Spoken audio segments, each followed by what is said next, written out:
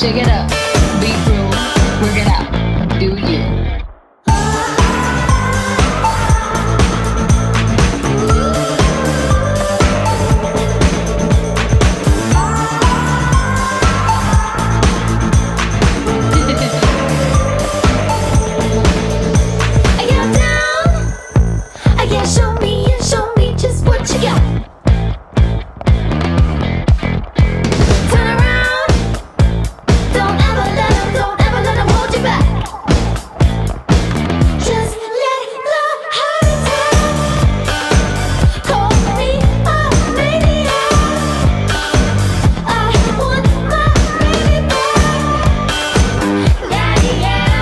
Shake it up, be through, work it out, do you.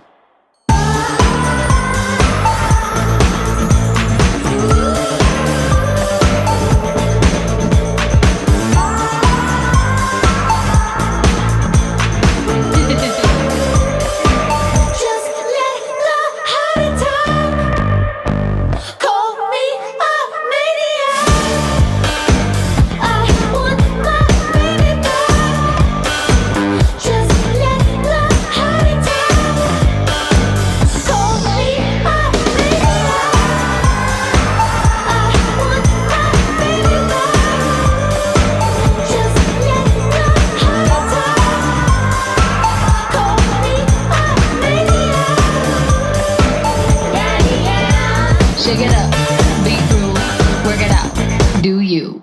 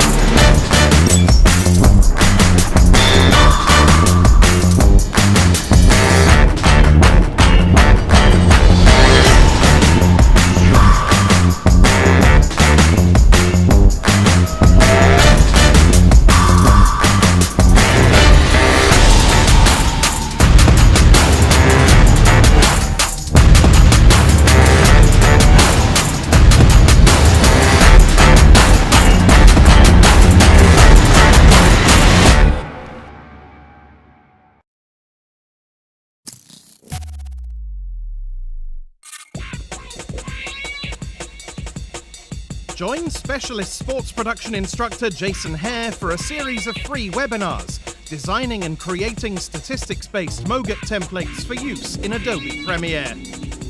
Using real-world techniques he developed for the 2018 World Cup and 2019 Rugby World Cup, Jason will show you how to build templates in After Effects, combining Red Giant Universe, custom expressions, essential graphics panel techniques, as well as data-driven graphic workflows. See how to share these templates with Premiere Pro, helping editors achieve more in less time.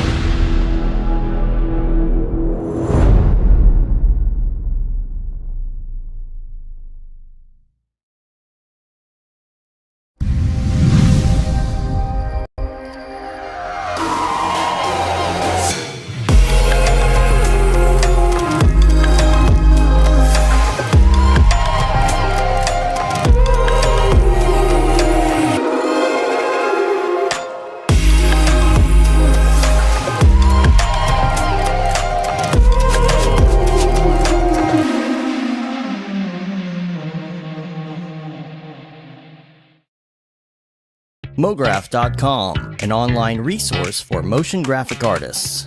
Start your week with the MoGraph podcast. Industry news, interviews with your favorite artists, and terrible humor.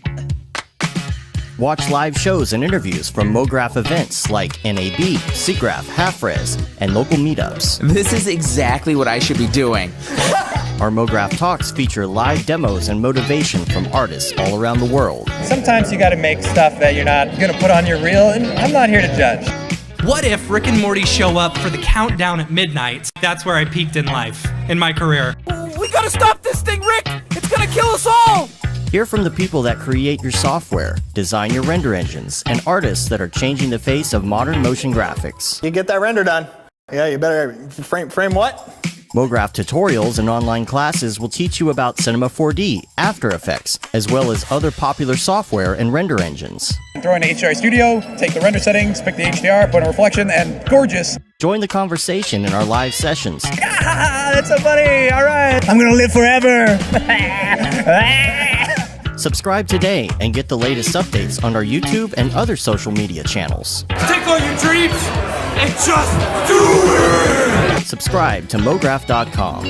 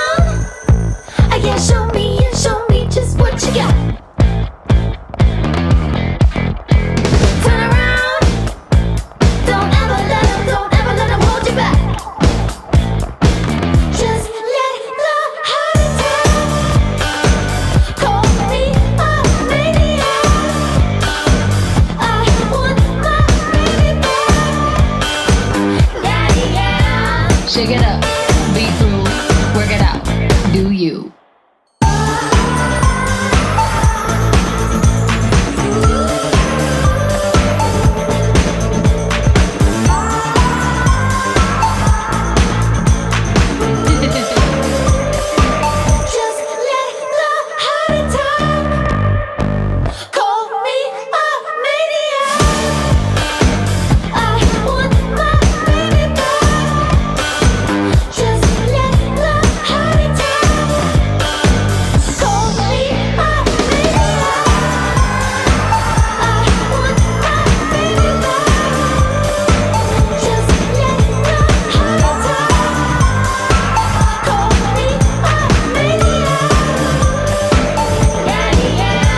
Shake it up, be through, work it out, do you.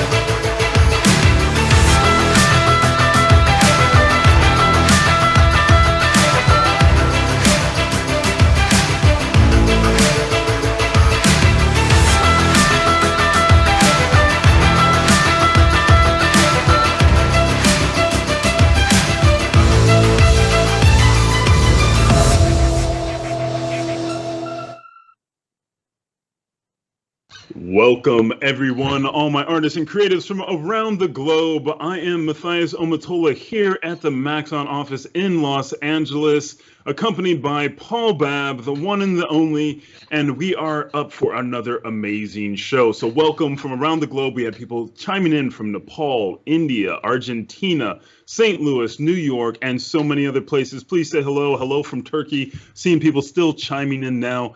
I have to say, we have an amazing show for you today. It's a big lineup. Now, last year we sent out a survey, and in that survey we asked you what you wanted to see, and we got a lot of different feedback. So thank you. Some of you watching the show right now might have actually gotten that survey.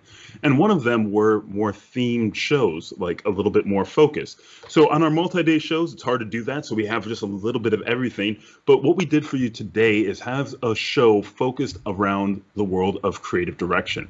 So what does that mean? So art, composition, cameras, lighting, what is it that brings a scene together and brings it to life? So the collection of artists that we have all have unique individual creative direction styles, art direction styles, and they're going to be sharing that with you today. So you're going to see cinema, but you're also going to get a lot of tips and tricks on how to just better arrange your scene, work with cameras, work with lighting to get a more impactful, dramatic, or creative style than what you're seeing out there. So these are some of the best out there. You're in for a big treat, and they're tuning in from all over the world too. So you're in for a treat. You have questions, get them ready. So they'll be answering questions on art direction as well as cinema and things like that. But first and foremost, we have news and announcements with the one, the only Paul Babb. Paul, what do we got? What's going on? Hey, buddy. Well, good morning to you. Good morning, good afternoon, good evening to everybody else around the world. It's great to be back on the show. I hear you've got some other great themes coming up in June, July, August before the big shows start kicking back in. Oh, yeah. I'm very excited about those coming up. Anyway, yeah, we've got some great stuff. There's a lot of stuff going on. If you haven't been watching the webinars that Simon and his team, Simon Walker, our head of training, has been doing on a regular basis, the demystifying series, the Ask the Trainer series, well, he's got more coming for you. On May 27th, Thursday, May 27th, our master trainer, Thanasis, Noseman Knows, is going to be doing a whole bunch of tutorials on how to create tutorials, as well as how to become a certified Cinema 4D trainer as an artist, or Cinema 4D, I'm sorry, how to become certified in Cinema 4D as an artist and a trainer. So please keep your eyes out. Coming that one, that's the May 27th on Thursday. He'll be covering how to create tutorials and become certified. We have the chat now for everyone, by the way, so you can take a look at that link. Thank you. Thank you. Yes. Anything that I'm announcing right now, our team will be posting some interesting links to you so you can see more information about it. Also, beginning in June 2nd, we will kick off a Cinema 4D Beginners 6-week workshop. So anybody who's interested in getting into Cinema 4D, if you know somebody who wants to get into Cinema 4D, they're going to be kicking off a great 6-week beginner workshop to get you started.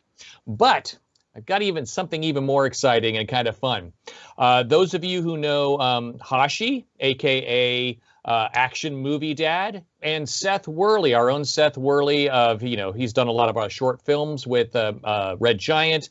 He's done tremendous amount of commercials, great movies, done work with Bad Robot, etc. Co-founder and creative director of Plot Devices. The two of them are going to be kicking off a weekly show, a Friday weekly show starting May 28th, so a week from this Friday. They're going to be kicking off a new show called VFX and Chill. Boy, I'm tongue-tied today. Not enough copy. VFX and Chill. It's going to be a weekly live talk show where Hashi and Seth break down visual shots from something you'll see in TV, a game, a film effect, a TV commercial, and they're going to attempt to show you how those effects were created on the fly. So they're going to break them down and create back and go on back on the fly, maybe take you through the creative process of what the thinking was in approaching that shot. Maybe exactly what the studio did, may not be, but I think it's going to be some interesting information. And you've got two major hotshots who can really break down great. If you've watched any of Hashi's short VFX breakdowns, there's great information in there, and of course our own filmmaker Seth Worley, who can bring that expertise to the table as well. They will also be including some guests on occasion, so there's so much content coming out of us right now between these shows, the webinars on Monday, the Ask the Trainers once a month. You got your 6-week workshop. You got VFX and Chill every Friday. There's plenty of opportunities for you to hang out with the team here at Maxon. Good stuff.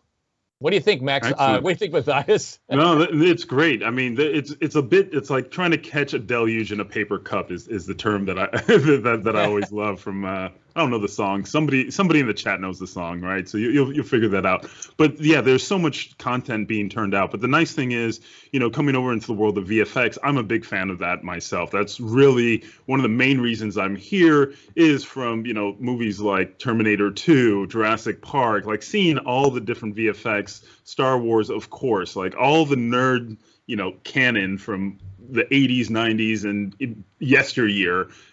Every one of those shows and every VFX thing has always pulled me closer and deeper into the industry. So that is extremely exciting, and we couldn't ask for better people to be doing the show. So that's super exciting. And if you can't watch it live, it's going to be available on demand, so you can go back and watch this stuff anytime you want. So there's a lot of opportunity for this content, and I can imagine somebody might see one of those breakdowns and get a job from a client, and 3 months from now go, oh yeah, didn't they break that down on the show? And then they'll be able to go back and have that as a resource for them. Yeah, so, having an archive. Stuff. Yeah, having an archive of the different VFX. Right. It's just like knowing what's on there. Like for me, a lot of the times from these shows, I'm trying to remember who presented on what, because often I'll need that, or I'll have another artist asking me about that. I'll be like, hey, you know what? So and so presented on that exact topic. So here's a really early tease for you. That's one of the things that we're doing as we're looking at redoing or revamping Cineversity, is actually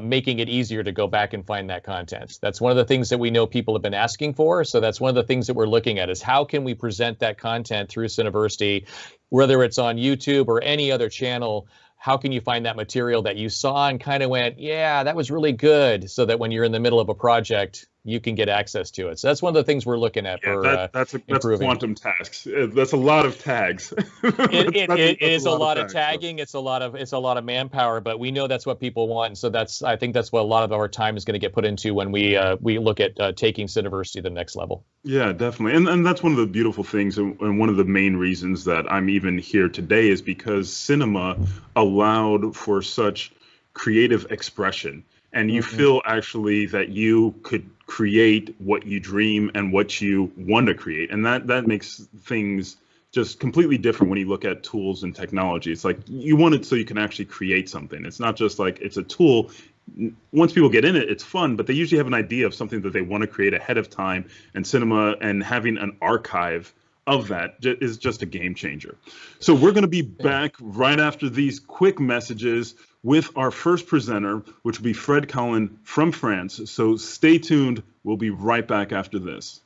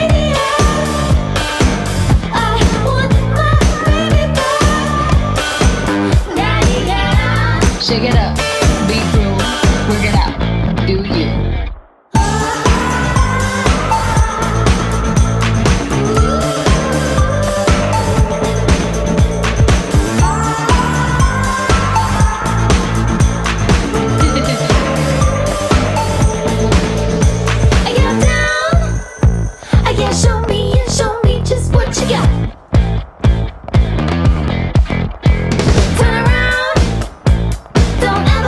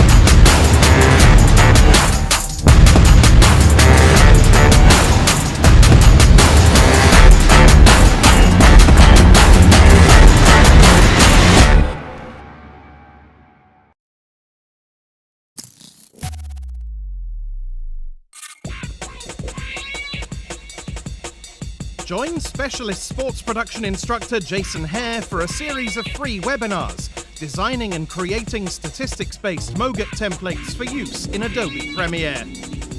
Using real-world techniques he developed for the 2018 World Cup and 2019 Rugby World Cup, Jason will show you how to build templates in After Effects, combining Red Giant Universe, custom expressions, essential graphics panel techniques, as well as data-driven graphic workflows.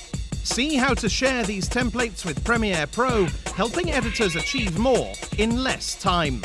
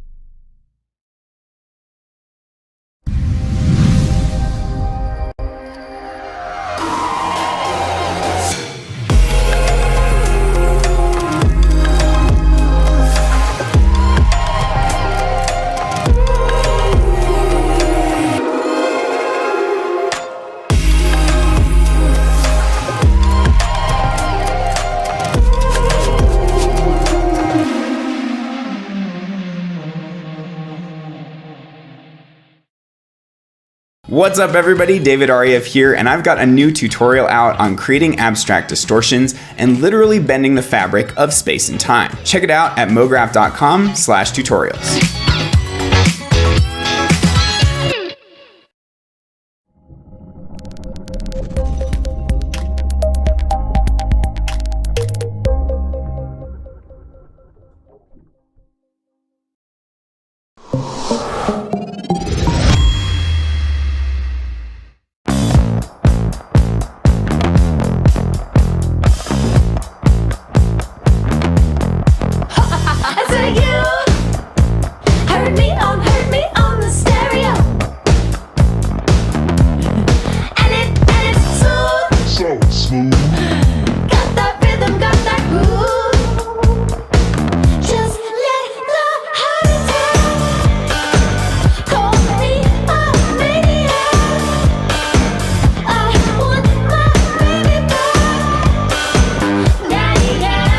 Shake it up, be cool, work it out, do you.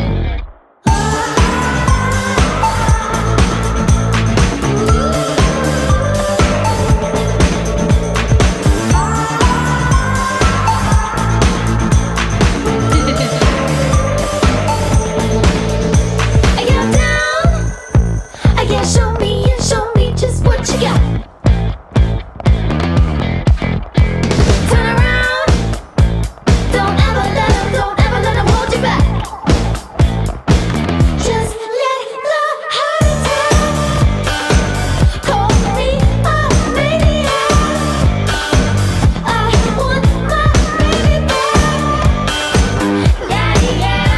Shake it up, be cool, work it out, do you.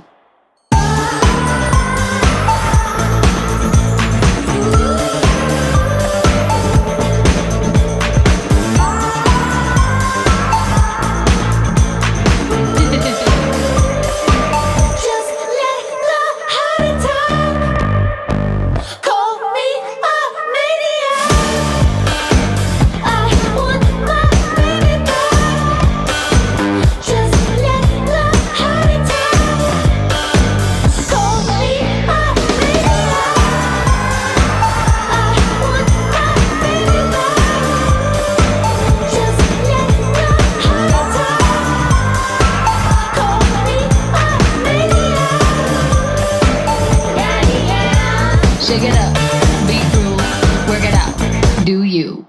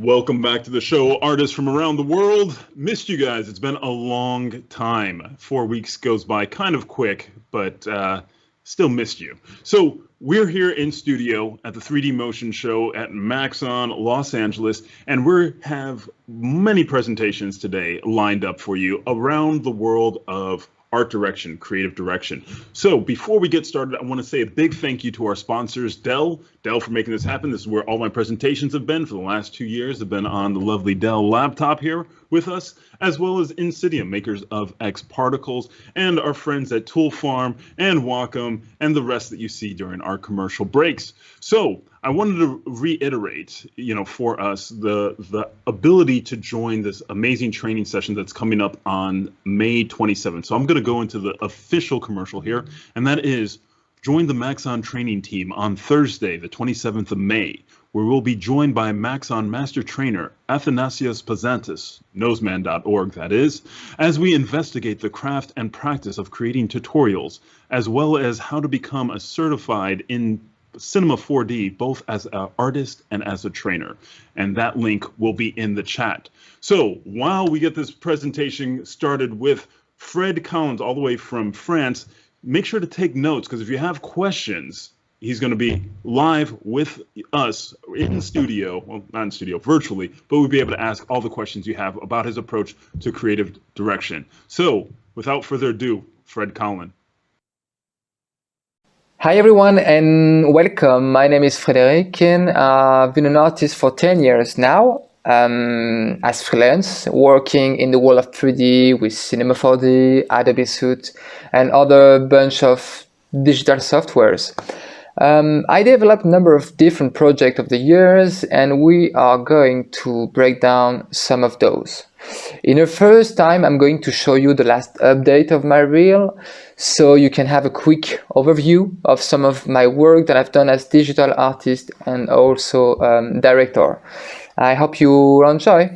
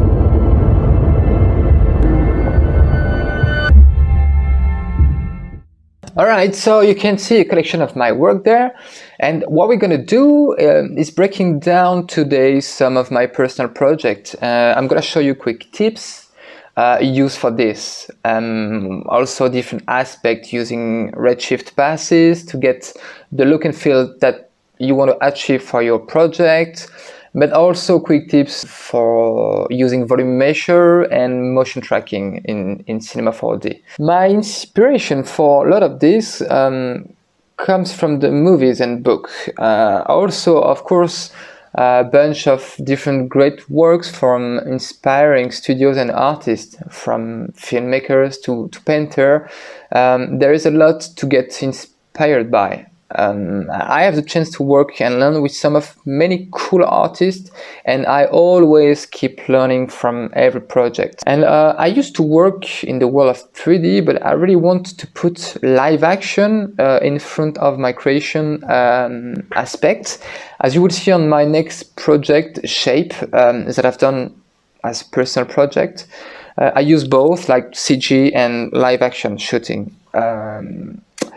But now we are going to jump into scenes that I've done for this project, and I'm going to share with you quick tips about face tracking method and to manage with X particles emitter for shot, and also compare between CG shot and live action to get the results that you want for any project. In terms of storytelling and mood aspects, I just wanted to share that with you to manage both situations. But yeah, first here is the short film shape.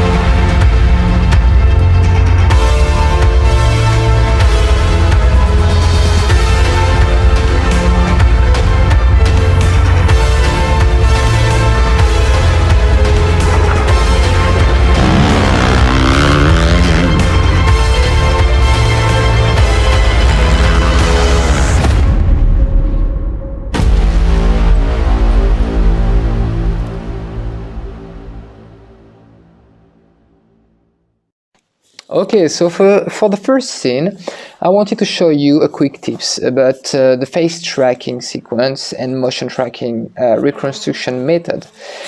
For this shot, I used X particle to generate my trails, and I had to track his face to have an accurate effect and to have the effect moving with his head.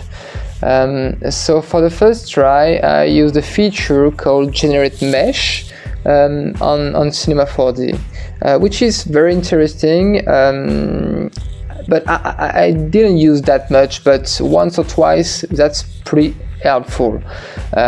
So as you can see, the motion tracking is done already. Instead of the emitter, the trails covering the face.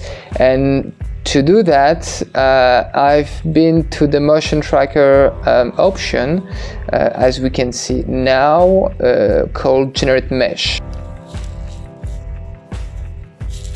So you can go to the attribute of the motion tracking feature, and on this one there is a Generate Mesh that you can see. This is a rough one, but still useful to emit your particles, as this example.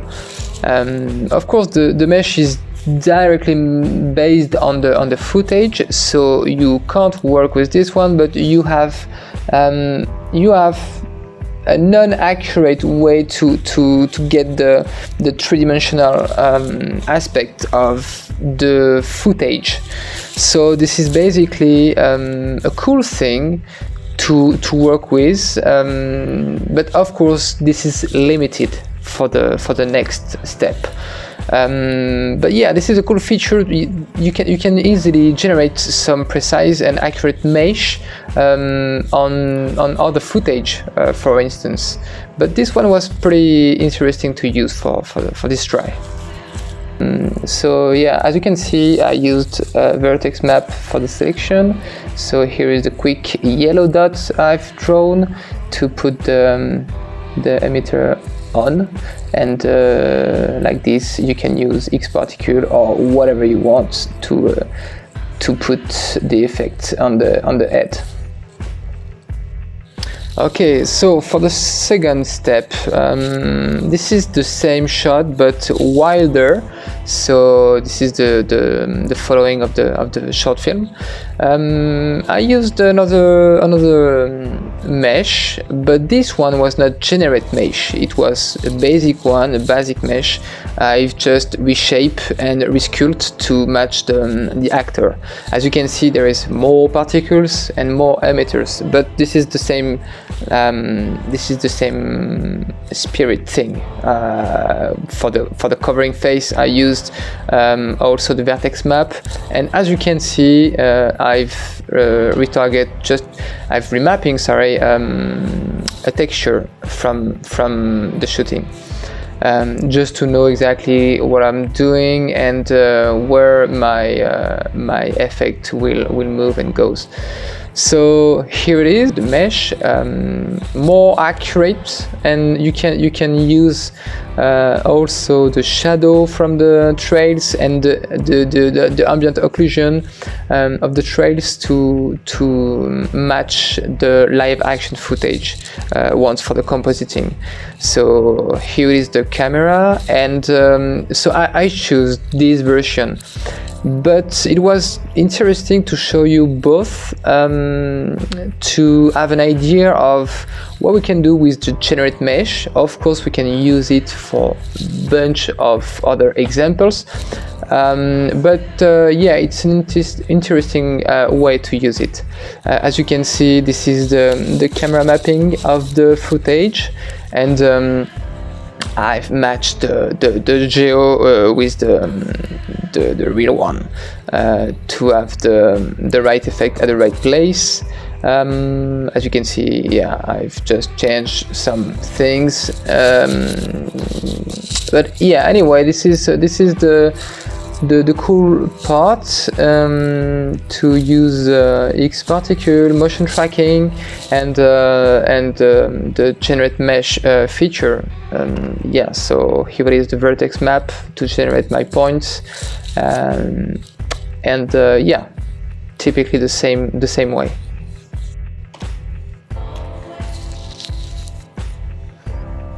Okay, for this shot, the POV motorcycle shot, I choose to make it in CG because it wasn't expected on the first edit of the film, and I just wanted to bring more intensity for this sequence, so I choose to do that from scratch, and I try to fit with the live action footage.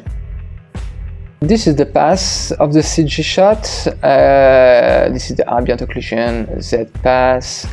I used light passes too. I used a lot of them, maybe 4 or 5 passes to reconstruct in the compositing in After Effects. So this is the scene. I start from scratch. So I've rebuilt the set from the shooting, and I try to rebuild it in a 1:1 scale, to have more accurate realism to mix with the real live action shots.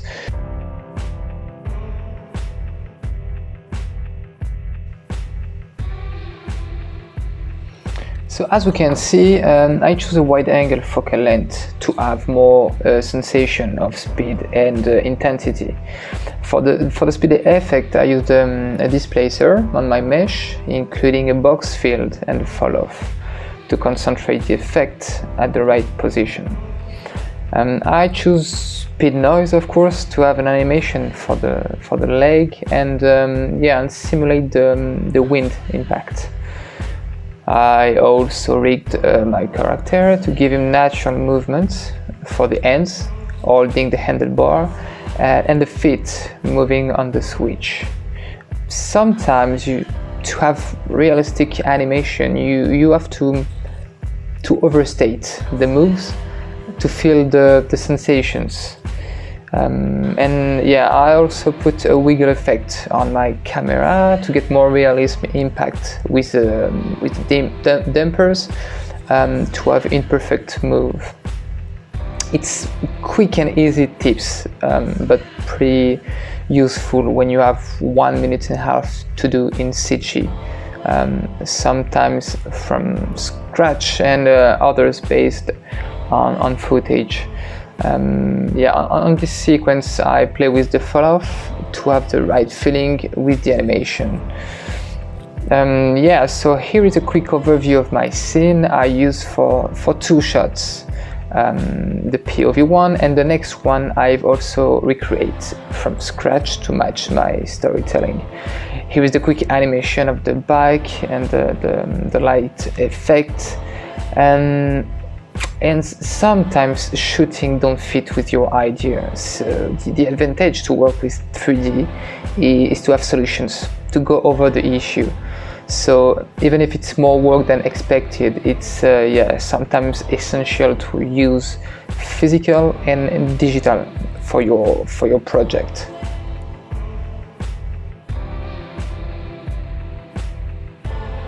Compositing is very important to match to a realistic picture. Basically, we just want to push it to a more stylized direction to match the other shots, and for that we need to make the render more efficient, using light passes and some effect to achieve a nice frame. For the final grade I used DaVinci Resolve to match the entire shots. So what we need now is to add the light passes together to have some brighter parts that we have to focus on, such the tank and the hero part. The background should feel more secondary to get the right direction for our eyes. So for that we need to bring more lightness in the foreground. As you can see, I did not use all the passes of the render. Even if it's still very important, sometimes you don't need to. The important part is to focus on the global mood first, and after we can add details and effects. My method is also to render with the depth field on. I've always seen a better result when it was included. For instance, if you take the reflection pass, we can add the specific detail to make the render cooler, using it in screening or adding mode, and you'll see tiny details, bringing more realism on the tank, make some adjustment with curves or level effects to reveal the highlights. For this shot I did not use the ID passes. Normally I always put them on, but for this shot I used the compositing to push a little bit further the 3D in terms of density. The pass will bring you also cool stuff, create cool glows and give very natural light leaks, as you can see. But manage to have this pass in very light opacity to see them, but not too much, not to catch too much attention. And for the end you can add the details for the lightning distortion and all the effect that brings more intensity for your shot. For the next shot I wanted to show you a CG versus live action, how to make the shot working with your idea. I spent almost 5 days thinking about this shot, asking myself how can I make this shot working. So I decided to make several versions of that shot until the last one I've put on the edit. I was confused about how to approach this one. So as you can see, I built a set from the shooting and add some assets from Quixel to bring more details. I also made different cameras to start finding the good one, and at the end the good one was the basic, to focus on the hero. I will show you the motion tracking feature for this shot, a quick overview of the feature and how to use it properly and to get a good result. So here is the footage used for the tracking. Once the scene tracked, you have to use the constraint option to calibrate your space in 3D. So first, you have to choose a position constraint for your grid and your origin. For that, you just click on the point track of your scene, and that will give you the right place of a grid on the set. When it's done, you have to select the planar constraint to focus on the alignment with the ground. And for that, as you can see, you have to select 3 point track minimum, which is the y-axis for myself. And the third part, the last one, is to define an axis, drawing a line with the vector constraint.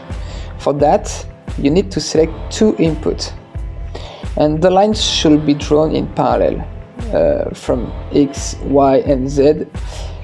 You have to be parallel from your elements. That's essentially crucial to match the grid. And you can also define the length of this vector at the end. That will give you the right position of your scene, and you can also click on the last feature of the motion tracker. This is the generate mesh button to create the rough mesh that I talked about earlier. Allows you to have more information to work with if you need to. And after all, you can also use it with Dynamesh or Remesher to use this geo properly, or even for something more abstract.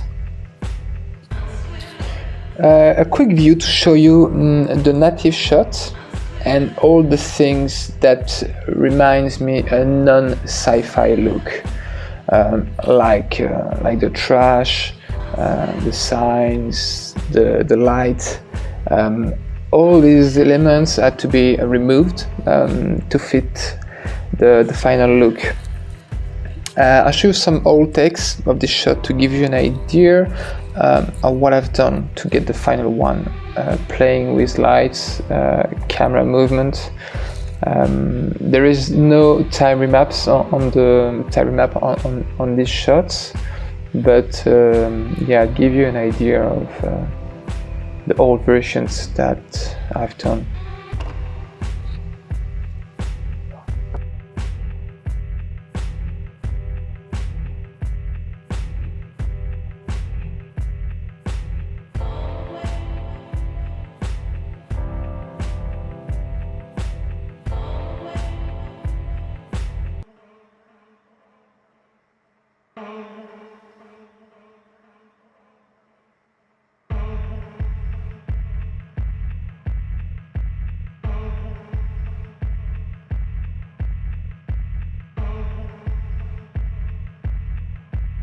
Medusa is a personal project done with friends, and during the 2020 weird year, we wanted to get a nice title sequence and for this project we will jump into Cinema 4D to get the VLB tips and compositing overview with After Effects.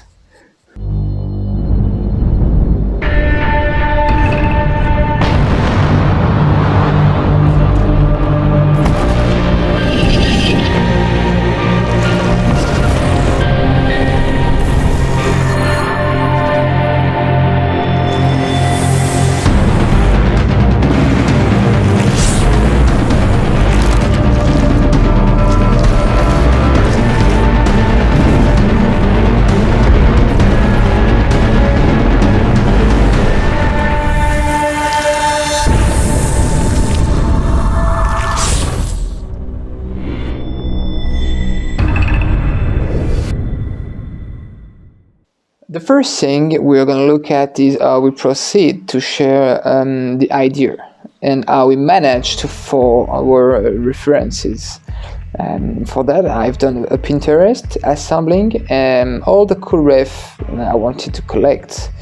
And once we had few elements to share, I start a Google Deck sharing with the crew, and we put all together the research, the concepts, the draws, stills, and even the look depth. And many of the shots were taken for the last edits, but some of these were just been off for storytelling reason. So for the first scene, we're gonna jump into Redshift and After Effects to have a quick talk about light pass. For this shot, the Sharon shot, I recreate all the cave, the clothes, the boat, and wanted to give a look assembling some blue and orange colors. So I guessed the blue was the moon and orange the fire. Even in the background I put an orange light, which is maybe out of the cave. But during the 3D work I didn't know the aspect of my final look.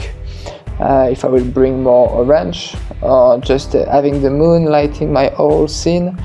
So I've decided to cut every light on different layers. So in After Effects, I applied the layer on a new sequence, and as you can see, lights are separate. I also did volume lighting layers to bring more smoky ambient for each light. And all the shots were done the same exact way. For the details, I basically add some smoke and a light effect, such the fire itself. And you can also see the smoke layers on the water. And we always need to create a little bit more of excitement after the 3D render.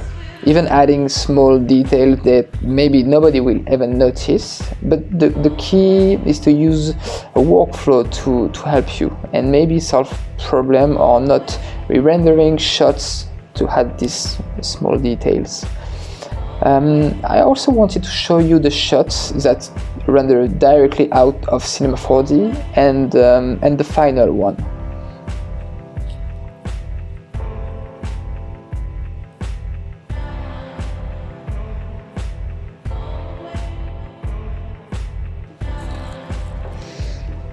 For Medusa, I also used VDB Mesher, a cool feature which can be very powerful for some effects. And in this case, I used it for some grounds and walls. I'm going to set up a quick scene to show you a way to create ground with random geo using VDB. It helped me to quickly make some organic elements with different mesh and that you can easily replace. I used the VDB to make some big scale assets, which gives a great look once we work with the shader. And for Medusa, I used different workflow from VDB to ZBrush to build some rocks and Quixel. And for this scene, here's basically I would set up in Cinema 4D using MoGraph and a simple cube. So make them random using an effector and put them into a volume builder to generate the voxel, and of course a volume mesher to create a geometry based on our cubes. We can play with the threshold to get a nice result and get something even lighter. The cool thing with this workflow is to remove or hide the part you want and keep an organic cut between the geo. And at the end, if you want to put a big hole with an abstract field or boolean, the hole will take care of the edges as long as you put the geo in the VDB feature. I always put a puppet to make the scene with the right scale. But pay attention of the size of your geo. VDB don't like high-res geometry. So the grounds start to be randomized, and I choose the cubes, but you can replace the form whenever you want. Simply drag and drop into your MoGraph. And if you think your stage is too square, do not hesitate to play with shape, adding your personal asset sculpted by yourself, for instance.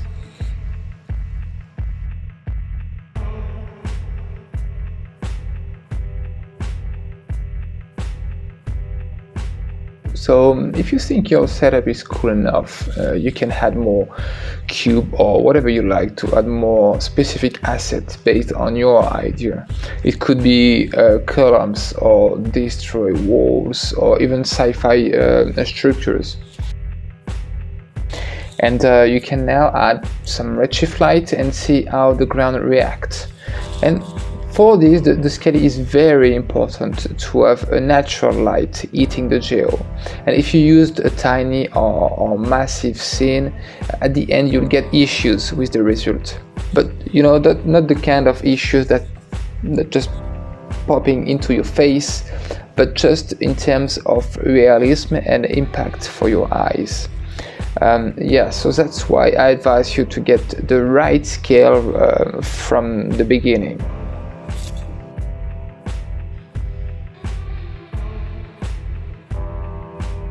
Alright, so it was my last scene that I wanted to share with you today. We are going to go over right now to close everything out and just different things, that quick tips and the methodology to achieve your project. From composition, be sure to get some references when you work, and for instance when you use some passes, make sure to play with them to get every detail that you're looking for. Even for the camera motion, do not hesitate to use an organic movement to get something natural, using the motion tracking to recreate a realistic camera. And I hope you enjoy my quick presentation. And if you want to find out more and follow the work that I do, here is some lines. Yeah, thank you very much to Maxon and Cinema 4D to bringing me on and inviting me out here. Thank you to Matthias for your kindness and the help that brings to me. Yeah, so feel free to reach out me every time, guys. Get the link, and of course, if you have any question, feel free to use my email and or whatever you like, Instagram or Twitter. Thanks again, guys, and have a good day. Thank you.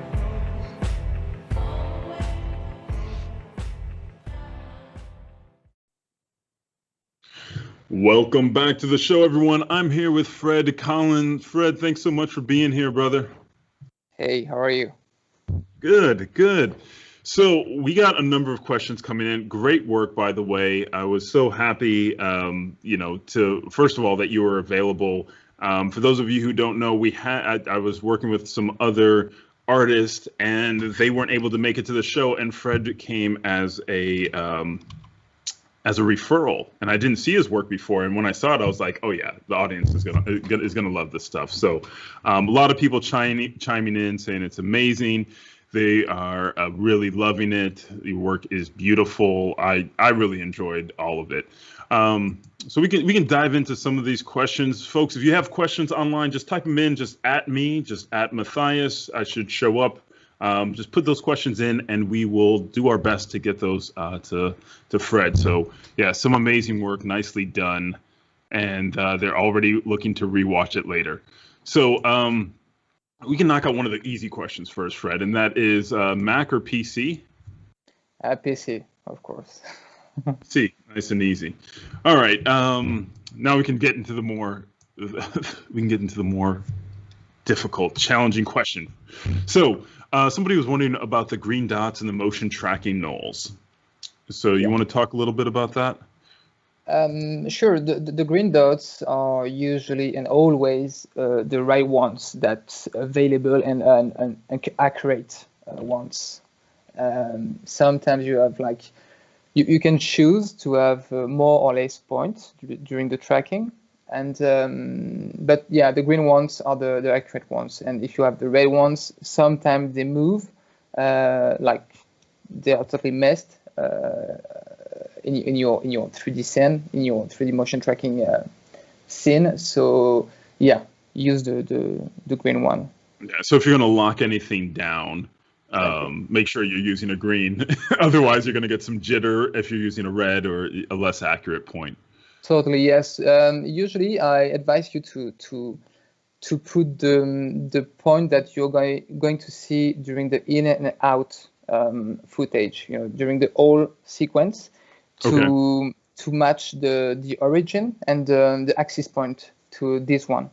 But yeah, sometimes this is in the middle of the scene or just right above the hero or the element that you wanna track. So you try and have one of the green spots that's in it for the entire scene from the in and out point of your shot, and then set the origin to that and build around that one. Totally, yeah. Yes. Okay, awesome. Take notes, folks. This is good stuff. You're getting pro tips here. Let's see here. Somebody was wondering, did you rig the rider model? Yes, and for this, sometimes I'm using the EK Max plugin used for Cinema 4D, and sometimes one of my best friends is a pro rigger, so I give him a call and he helped me to do that. But EK Max is a good one if you wanna rig and having some face rig and just having an auto rig. I've used it only for human being, so I don't know about the rest, animals or but I guess might works. Yes. Very cool. You know what? I grabbed that link as you were mentioning it. So folks online, if you're looking for the IK Max plugin, I'm just tossing that in the chat now.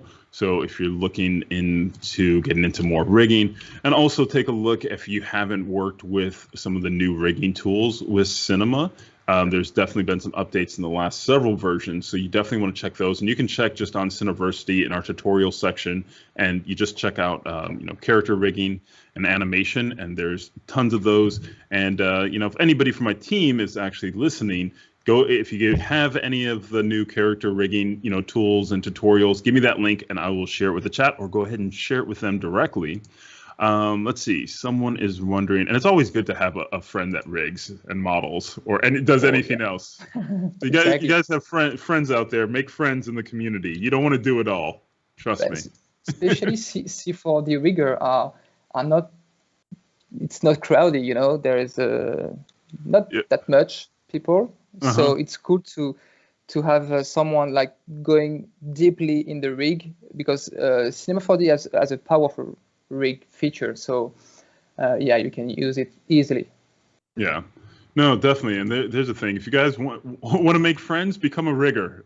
Someone will always want to be around you. Someone's always going to want to talk to you. You're never going to have any issues making friends here. Let's see. Eric Bauer asks, do you have any tips for rigging your characters from the other avatar? So is that more just using that tool that you talked about? It helps transfer rigs, or do you have any other tips? No, this is the right one. But honestly, I always rig human, so I don't want to talk about something that I don't use usually. But I think transfer mode is the right way to achieve the process, I guess. Yeah. Very cool. And I did get a link, folks. So here's a link to Cineversity on character rigging. So definitely check that out when you have a moment. Bookmark it. Don't leave the page. Come on, guys. Hang out. We got plenty more. Questions around megascans. Are you using megascans in your workflow? Yes. Yeah. Sometimes it's just so powerful to have quick stuff and magical stuff. So sometimes in the background, sometimes just put some plants or organic texture. So yes, it's pretty useful. Even if you use just 10% megascan for your shot, but I always have it on my left eye. All right, let's see. Somebody was wondering why use IK Max. I can't tell you, Mike. I haven't used it yet, but that's just something that Fred has used in his workflow. That's why I'm putting up some more posts for the rigging and the different tools inside Cineversity, because there's a lot and there's been a lot of updates. But if you haven't been working at it, a lot of people are already using tools, or they're already familiar with certain plugins. So that's why I share it. But the tools within Cinema for rigging, I mean, we'll have an entire show on that. Not this month, or not next month, but in July, we're going to be focusing on character animation. So you make sure to tune in for that, set your calendars. But until then, I'll be posting up all the stuff we have on Cineversity, so check that out. Somebody's wondering, where did you learn your wizardry? I'm from scratch. I'm an autodidact, so I used younger cameras to shoot short films and all the stuff. After that, I used After Effects, and I guess years after years, I don't know, I've just matched both, and I don't have any accurate answer for this question, but this is the way I see the things, the books, the films that inspired me. But honestly, I just do what I think. Yeah. So you started off with photography and film is where you started? Yeah, exactly. First, I bought like a whole camera, and we started to shoot like 30 short films in a garage, like to try to test, to have some fun, to work with footage, and after that I start to edit, and I said, like, why I can't just use After Effects to add more effect on my footage, and and this is just the following of all the training, I guess. Very cool. Yeah. All right. I mean, that's similar for me. I mean, I only did a little bit of film for a short period of time, and then picked up After Effects, and then came over to cinema. It's like every time you want to do something more, you find out you don't have the tool for it, and you just have to learn as you go as a creative, and that's been the path for a lot of people. But that's why I really wanted to have you on the show, is because the world of film and photography, and capturing something within frame is very different when you start there versus starting in 3D and just building. And I think that's one of the things that your work has, is a much more cinematic appeal. It has, it's more captivating or dramatic than somebody who doesn't really know how to range, working with cameras and lighting to bring out that dramatic feel. So thank you for sharing those. To add something about that, I think the important thing is to manage the composition of the shot, and to figure out the hero of your shot will be placed, and to have an accurate shot, and to bring your eye directly on the main subject. There is a lot of books about that. I don't have any now, but and even if you use concept art books, you can easily approach this way to create your own shot.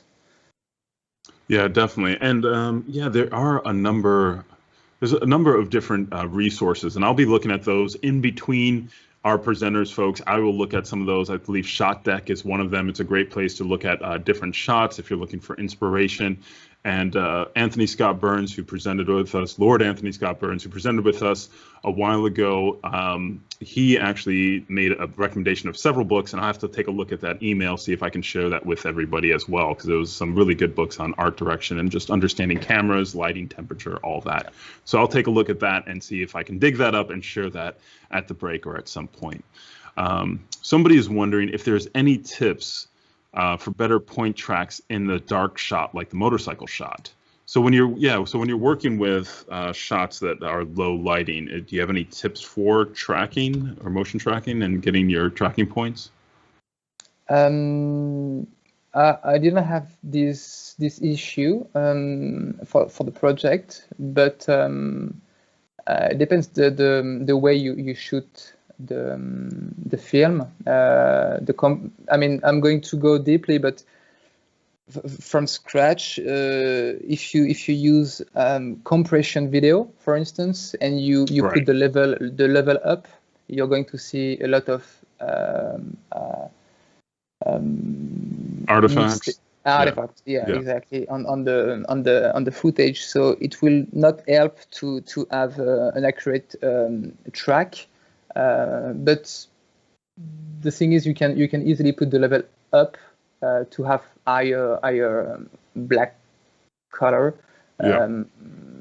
To turn it appearing on Maxon Cinema 4D. You can use, I guess, the brightness and contrast directly to on the shot. I think you can use it. Yeah, so just a little bit of color correction on the shot, or adjusting brightness and contrast exposure, whatever you can tweak to get a little bit more detail without the artifacts. Just make sure you're using high quality footage. Otherwise, welcome to artifacts, which are no fun. You get a bunch of little artifacts. Somebody's wondering, why not use EXR for compositing? So many PNG sequences. I've changed. You've changed? But totally, since Medusa, because I keep learning, you know, and sometimes you use PNG sequence and sometimes EXR, but from now exactly, I'm using only EXR sequence for the pass, and I kept wide because it's just more powerful, and you have more balance and higher. I mean, you can use the sequence more easily. Yeah, with EXR. So So that's why. He used to use PNG, because I'm still, I bounce back and forth, but I still use PNG for some shots. I'm not gonna lie. Sometimes. It's simple. All right. Somebody was wondering, how did you go about creating the water for the river in your Medusa sequence? The river Styx. Was it? No, it's not the river Styx. It's a different river, isn't it? I forget my history, which river that is. But the water, what did you do for the Styx? It is, okay. Yeah, totally. I used like a very complicated stuff using plane and distortion with a noise. And that's it. Very complicated. Complicated, right?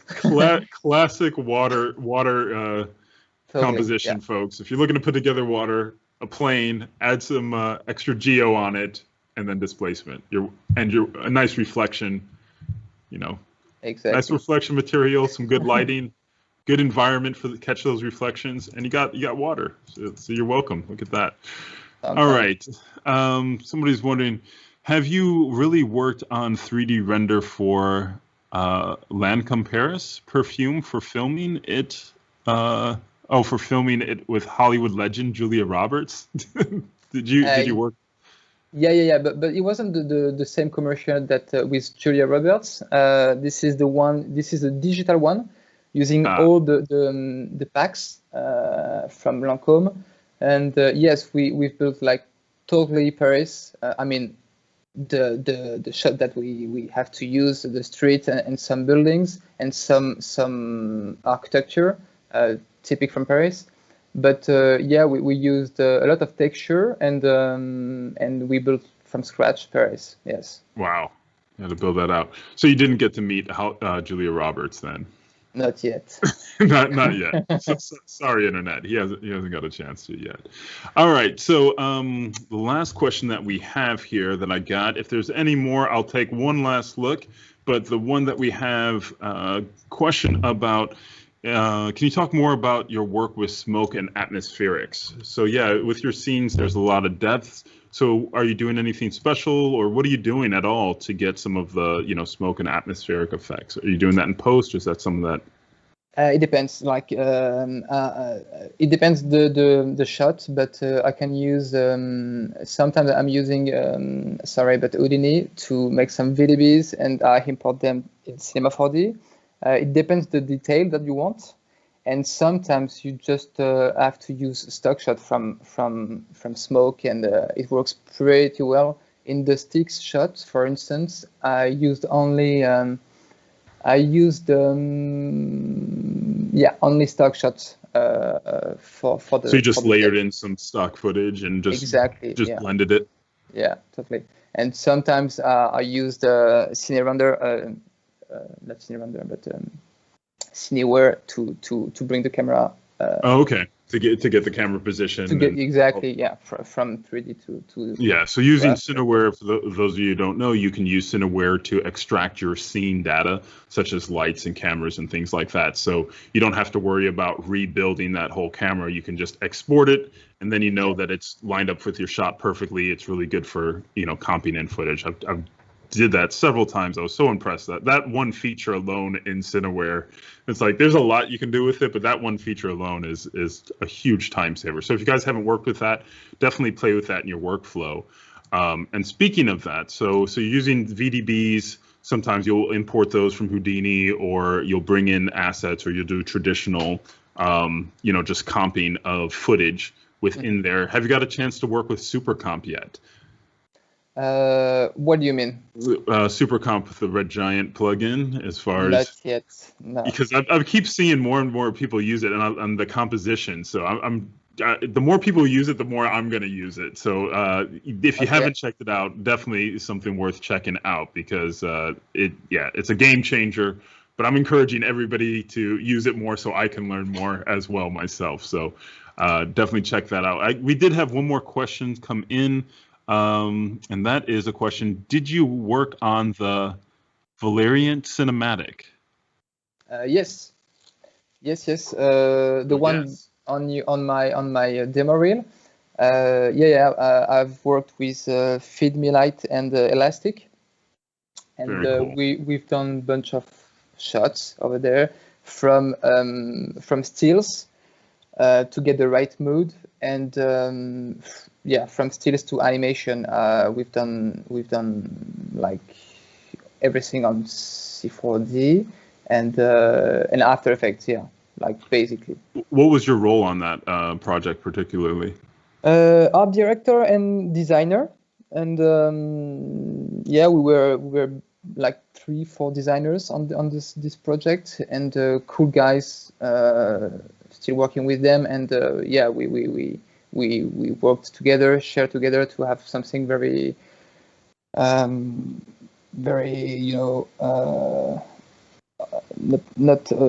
we worked together to have something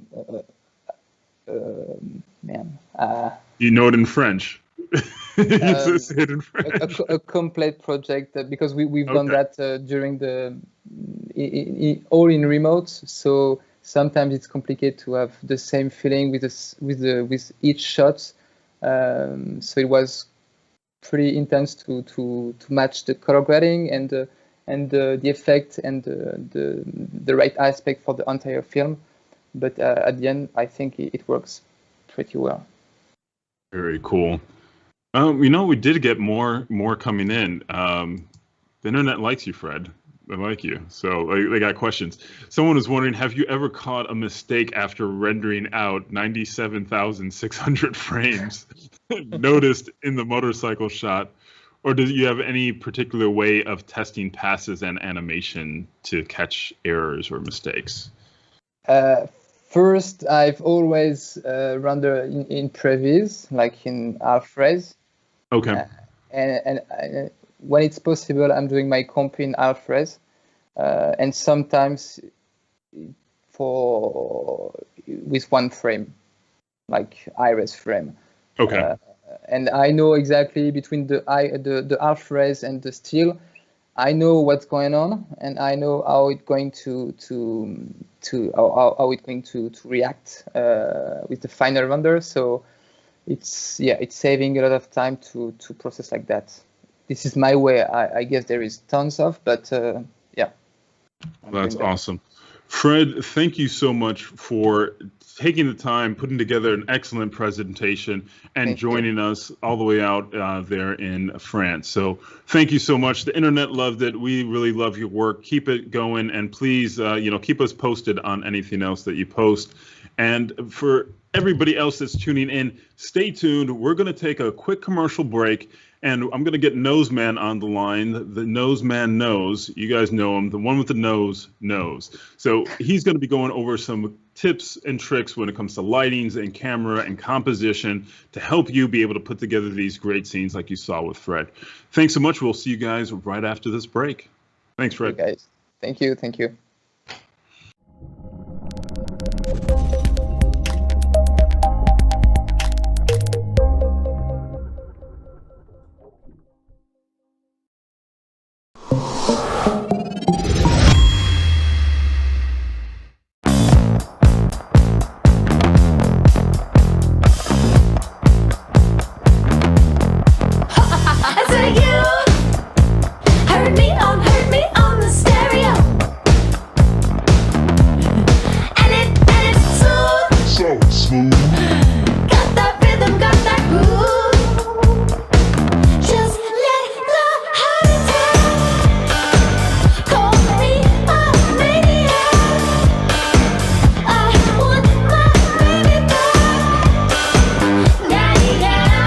Shake it up, be through, work it out, do you.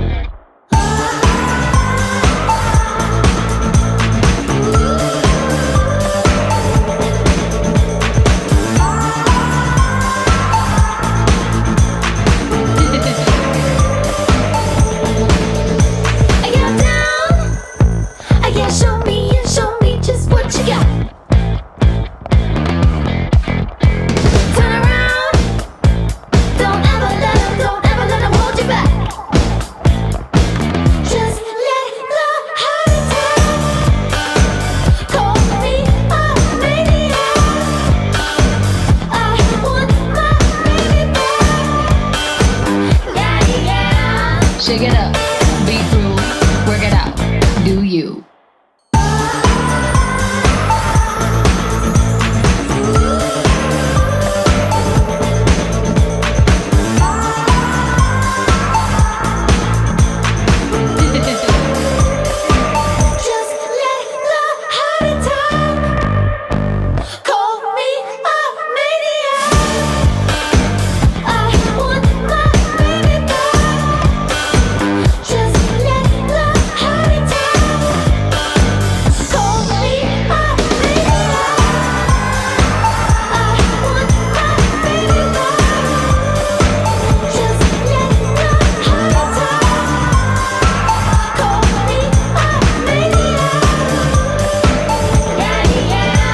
Shake it up, be through, work it out, do you.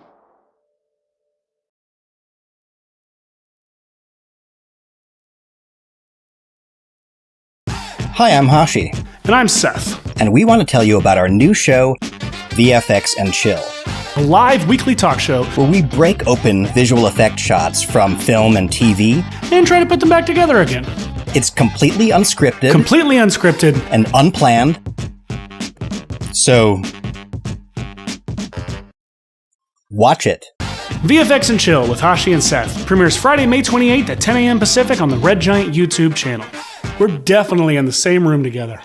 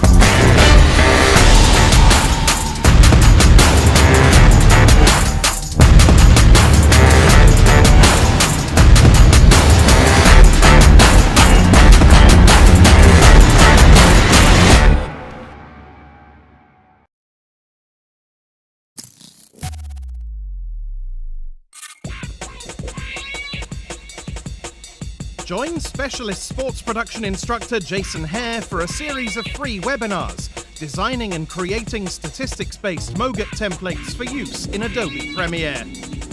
Using real-world techniques he developed for the 2018 World Cup and 2019 Rugby World Cup, Jason will show you how to build templates in After Effects, combining Red Giant Universe, custom expressions, essential graphics panel techniques, as well as data-driven graphic workflows. See how to share these templates with Premiere Pro, helping editors achieve more in less time.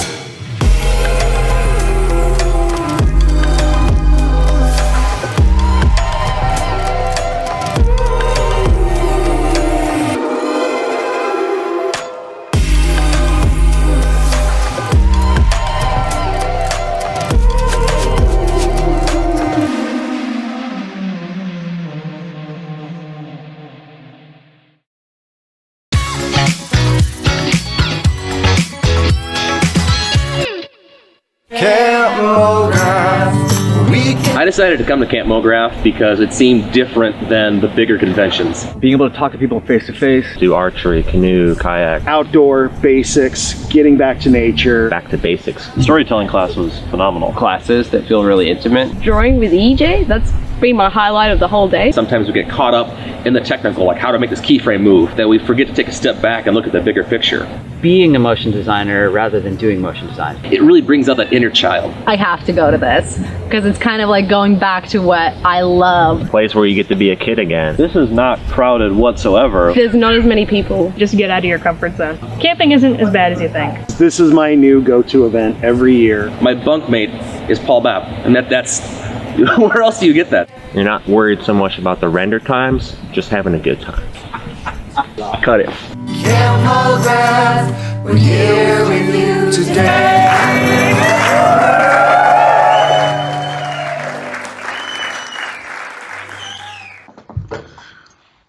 Welcome back to the show, everyone. Tuning in from around the world, I'm Matthias, aka Major VFX, accompanied by the one, the only, the man with the nose who knows things, the Noseman.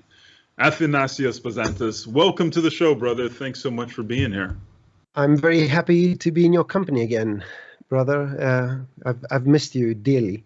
And this is, well, the closest we can get for now. For now. Well, I am glad to have you on the show. For those of you who don't know, Athanasios Noseman is an amazing educator and has been for years. I met him in Cologne, Germany, many moons ago at a Maxon event, a Cinema 4D event, and I was just amazed by his ability to transfer information into your mind in a very easy, relaxing, and fun way. So with this show being about art direction, I inquired if he would be able to share some tools and techniques around using cameras and lighting and scene setup in cinema. And I will let him take it from here because I have no idea what he's going to show. So What you got, brother? Surprise. Always a surprise. So, yeah, we're going to talk a bit about framing, some camera helpers for anyone that doesn't know them, how to create custom helpers, how to place lights using cameras. Now, placing lights using cameras. And if we have time, a few more things. I have something here prepared for overscan rendering. If you need to render footage that has a certain number of pixels, overscan, so you can go to post and add some wiggly jiggly motion without cropping out your image and stuff like that. So yeah, I mean, let's begin and see where this rabbit hole takes us. Let's adventure in to the rabbit hole with the Noseman. So this is a bust, right? But that's doesn't make any difference. It could be a cube. I thought I'd up my game today.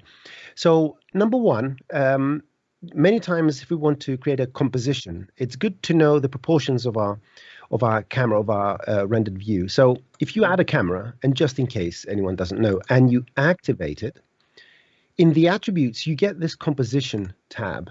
And this has some very handy things. It has these 6 different types of helpers. One is a grid, and for each one you have its settings down here. So you can set a grid and color, and this way you can divide your screen and see where you can place things.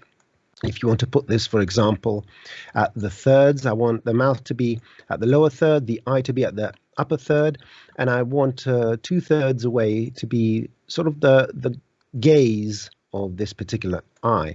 So these helpers, because they don't render as well, allow you to do that very quickly. So let's go quickly through these. We have diagonal lines, and you can change, you can flip them, and you can change their color. You have triangles, and the triangles have 2 modes, this away and that away, and you can mirror them and flip them, and again, change color. Golden sections. And again, it allows for nice placement. You can have different iterations, so you can focus parts of your screen more in the center or towards the golden ratio to the right or to the left, and so forth. And then we have golden spirals. Of course, you can overlay these. You have crosshairs, which you can go and make them bigger or smaller. You can even exceed that and just make a cross. Isn't that fantastic? But overall, these are very handy, and I have to be honest, I haven't seen a lot of people using them, but there you go. Now you have them, now you use them. Now the question is, what happens if I want to create my own custom composition helpers? Well, from an automatic point of view, we don't have an option, but alas, there are ways with this slight assistance of, let's say, very light math, to go and create something. So here's how this thing works. I'm going to exit the camera so you can see the camera object. And if we go to the render settings, we will see that we are at 1280 by 720, right? This is a 16 by 9 ratio. So what I'm going to do is I'm going to get a rectangle, and I'm going to make it 16 by 9, which is basically the ratio. Now I'm going to make it a child of the camera and center it here. And as I'm bringing it forward, if I go to the camera view, at some point this will appear in our frame. And because it's 16 by 9 and it's aligned with the camera, it will show us itself as the border of the camera. Now, if you put here the horizontal resolution in centimeters, so the rectangle is 16 centimeters wide and 9 centimeters tall. So if you go to the coordinates and set it, the Z position relative to the camera at the same distance as its width, so 16, it's actually absolutely perfectly in line with the camera plane. If you're wondering why that happens, because I always love to geek out, this is the reason. This is the camera, and the default angle of each camera for a focal length of 36 and a sensor size of 36 is 53.13 or 14 degrees. There's some change somewhere here which create this discrepancy. And this is a very simple trigonometry, because if we take a square, which is 1 by 1, for example, then if we put the camera in the middle, then this side here, A, is half of this. So this angle, because trigonometry, is 63.43, double that and subtract it from 180, and that's why you get this. And that's why this works in this way. Now, you would ask me, why would I need to know this? Well, if you know this very simple math, you can just take a screenshot and use these numbers for this particular field of view. Then you can actually calculate exactly how you want these helpers to be. But for now, we're going to we're going to work with 16 by 9. So let me find my camera composition helpers and show you how we can go about making some of these. Now, you can take this rectangle and you can move it forward to create some borders. And then you can make a copy of this and you can make it smaller. So now we have 2 different set of lines that allow us to focus where we want to focus. You can make this narrow. Let's say we can make it 6 and 6. It's square, and I can move it to the side. And I can use this now, if I'm in my camera, as a guide, because this follows the camera. If you pay attention here, when I'm navigating my camera, it stays in front of the camera. That's why they seem to be always there. And of course, you can go and colorize them and do all sorts of interesting things. So although we don't have an automatic tool to create our custom composition helpers, we can create our own just by using this very simple technique. So that's number 1. Of course, you can write whatever you want here. You can use text. Let me add some text just for the fun of it. So I'm going to take a text line, put it here.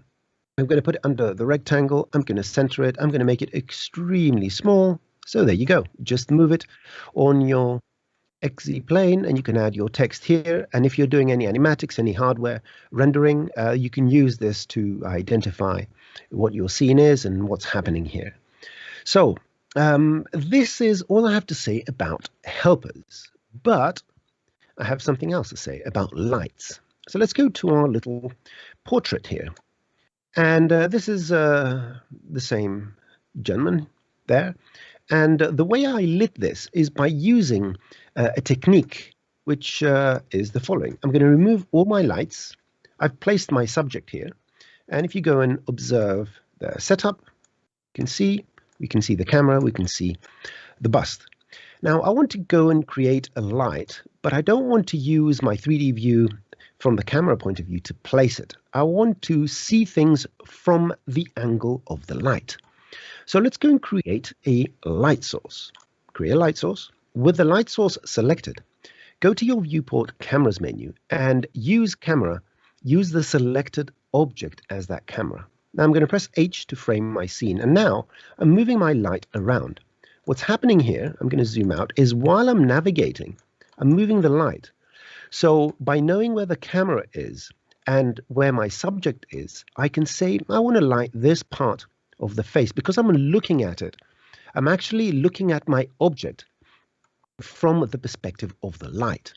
So at any moment, I can go and say, okay, I'm happy with this. Let me go back to my camera. And now I have that side of this gentleman lit. Now let's try something else. I'm going to make a spotlight. And the spotlight, I'm going to set it again to become the camera. I'm going to go here. I'm going to press H to frame. And you can see, because it's a spotlight, I can actually change where it's facing. So if I want to put some light on a very specific part of this gentleman, so I want to highlight the area close to the eyes, but from the side, a bit on this side. I can do it directly by just looking at it. So now I can go back to my camera and now I have that side lit. And of course I can go and add some nice little shadows here, maybe soft shadows, because why not? And so forth. I can do this for any amount of lights. And sometimes it's much easier to place lights if you become the light. I have a little city light placement city, for example, here. And I can see my camera is here. I've got a couple of lights placed and I want to focus on, let's say, this object over here. And because I don't know if that object is within the camera view, I can always go to the focus distance, press Shift and open this up quite a bit. I'm pressing Shift to make the speed of these go 10 times as much. So I'm going to go here and you can see I want to light, for example, this building from a very specific angle. Again, I can do what I did earlier. I'll make a copy of this light and I'm going to go and use it as a camera. And I'm going to go and find that nice little object there, whatever that was. Place this here go to object mode, make it smaller. I want it to just light the front. And now if I go back to my camera view, I have the front of that building lit. So this type of light placement is the equivalent of being a photographer, grabbing your tripod with your light on and moving it around and sort of assessing your scene from the point of view of the light itself. So in terms of lighting, I find this to be a very convenient way of lighting things. So let me see what else I have about lighting. I'm checking my notes here because These are all great, by the way. I'm glad you like it. So let me talk about its lighting, but it's a different type of lighting without lights. Well, it includes one light. So let me go to the sun position, right? This is a scene rendered with standard render. And what you see as an environment is an HDR panorama that I took from the asset manager. And the floor is a disk, and I'm just using this to create an environment that looks alive. There are two components here. I'm using a technique which I'm going to show you to identify the position of the sun. So this sunlight is placed exactly where it needs to be to imitate where the sunlight is coming from the image. And this is the way you will go about doing this. I'm going to copy this and I'm going to go to a new scene. I'm going to paste it in here. Oh, well, I need to save this in the same folder. Let me go and save it. 3D Motion Show. Sorry, let me find it here. And light, camera, composition, sun position. And let me do this new. There we go. So we have a new file and we have this here. Hopefully everything is fine. It's not. Well, so let me just go here and find concrete. I could have saved us all some time. And the concrete HDR, I think it's this one here. Let me just drag it here. I think it's the same, but no problem. So I'm going to go and get a sky object. I'm going to drag it on here. And always make sure if you want to see your HDR, go to the viewport and set the texture preview size to no scaling. This is something I found out a few years ago where I was trying as high resolution as possible. If you put no scaling, it doesn't do any downsampling. It shows you the image in its actual resolution.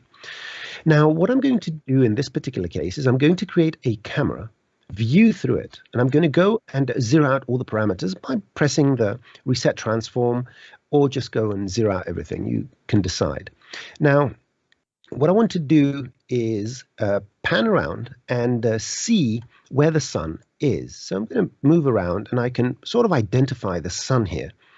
Now, it's too bright, so double click on your image, click on the icon and go to the white point and start increasing it until the sun becomes a very well-defined shape.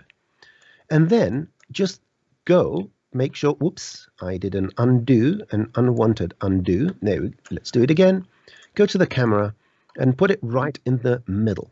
So now our camera, which sits in the center of the world, has been rotated to face the sun. Let's put this back to where it was. If I take this now and add an infinite light, make it a child, and align it to the camera. So I'm going to deactivate the camera so you can see what's going on here. I can turn off the sky for a second.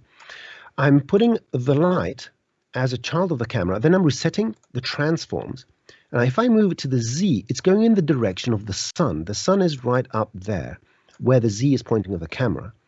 All I have to do now is rotate it 180 degrees so it faces all the way back and remove it from the camera. This light now represents exactly the position of the sun, which means that if I turn this on, and I'm going to start adding some objects here. Let's add a disk, which is going to replace our floor. And if I take any object, and let's put it 100 over here, and let me create a nice little PBR material. You don't need it to be PBR. I'm going to turn off all the lights. So what we will see now from the render settings, options, default light off. So all rendering is coming from our sky. Now, we need a shadow. So we need to go to this light, and we need to go to shadows and turn on area shadows. Infinite lights give you area shadows in degrees because that's what they do.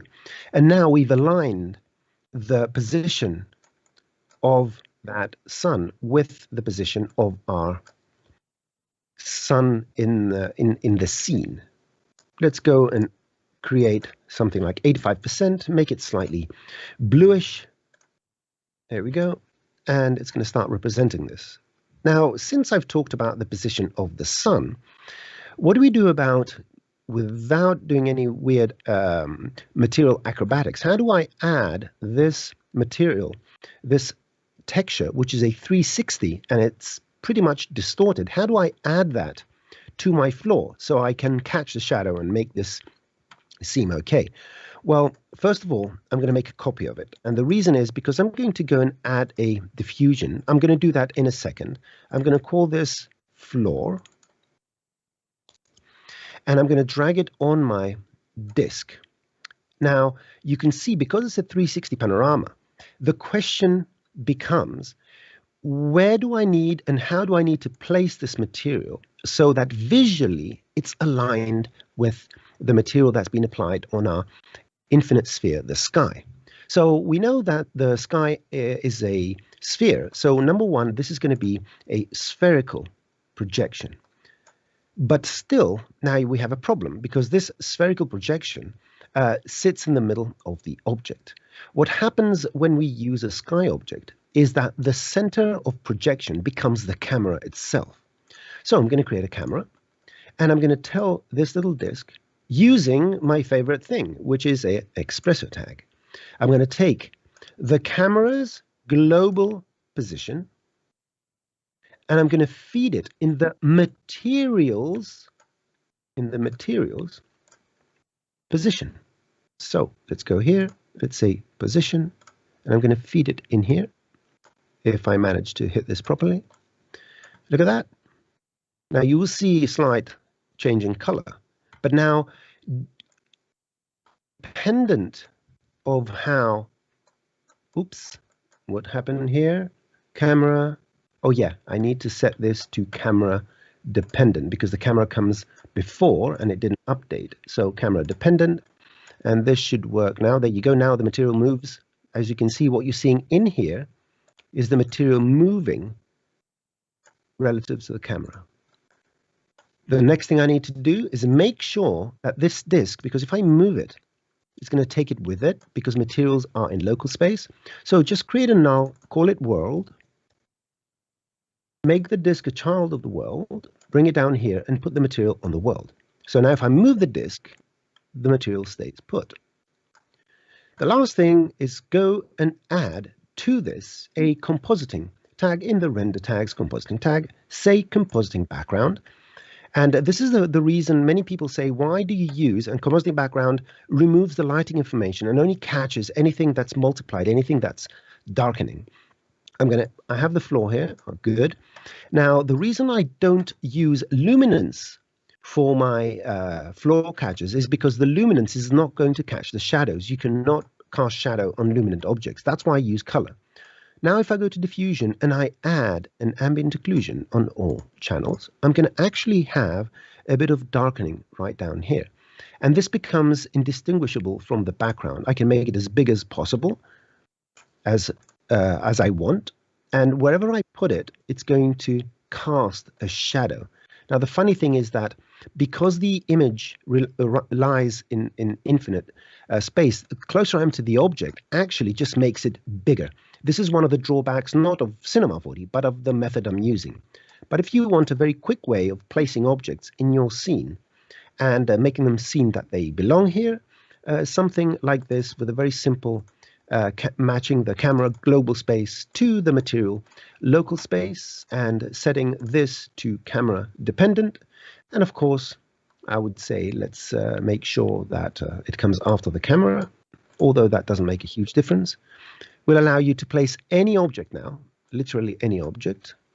And let me just do this, move it here.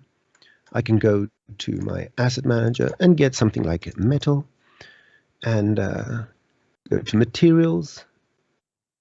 There we go, materials, and let's grab some metal here. Let's bring it in here, and I'm going to apply it to my text. And now I have some nice little text that catches all reflections, casts shadows, and is indistinguishable from reality. That is amazing. All these little tips. Look at that. Are you happy, internet? Applause. Applause. Applause. Yeah, the internet is very happy with this. For more, they should be checking you out on all of your grams, right? Where can everybody find you, Noseman? Where should everybody be following you? Yep. So first of all, follow me on Twitter to just read the news when I have to post something. Follow me on Instagram to not read anything. I promise I do not post. I've only got one post, and that's just because I had to have something there. It's a few years ago. But yeah, follow me on Instagram. Follow him anyway. For no apparent reason. Yes. I have a YouTube channel under my name, Athanasios Prosantis, where I try to do a weekly or every 10 days tutorials. There's some great content. Subscribe, get your family subscribe, pets, your barbers, your bots, and anything. Yeah, your bots. Yeah, but I love bots in that sense. And what else do I have? Well, that's mainly, if you go to noseman.org, there are links to everything. And I'm going to start focusing on, amongst other things, on how to use simple math, Pythagoras and trigonometry and so forth, to solve simple problems, because there are some very particular problems where it has to do with the rigging stuff, where you don't need to use joints and stuff like that, but a simple Pythagoras theorem will give you a very interesting rig. Now, a lot of people shy away from math, but once you understand some fundamental concepts, very, very simple concepts. I mean, you can Google them instantly and see all sorts of websites. I found this website, I can't bring it because I've got my scene maximized, where you put the sides of a triangle and it calculates the sine, cosine, tangents and all that. But these are very simple things you can know, because everything is triangles. If you're putting things together, then most of the stuff you have to deal with are triangles. And once you understand the ratios of triangles, or have 3 or 4 very basic methods of calculating things, actually your lives are going to be much, much simpler. And the learning curve is not all that massive. So yeah, expect some math-based tutorials, and maybe there's a surprise plugin coming next week. Maybe, yeah. I'll visit you on the training session on the 27th. Is that right? Oh, that's different. Yeah. So on the 27th, we're going to have a very interesting discussion with Simon about how to make tutorials and generally how to teach things like Cinema 4D and any kind of software, because one of the things that gave me a huge boost in what I do was trying to make a tutorial palatable for someone. Taught me the majority of things I know about Cinema 4D.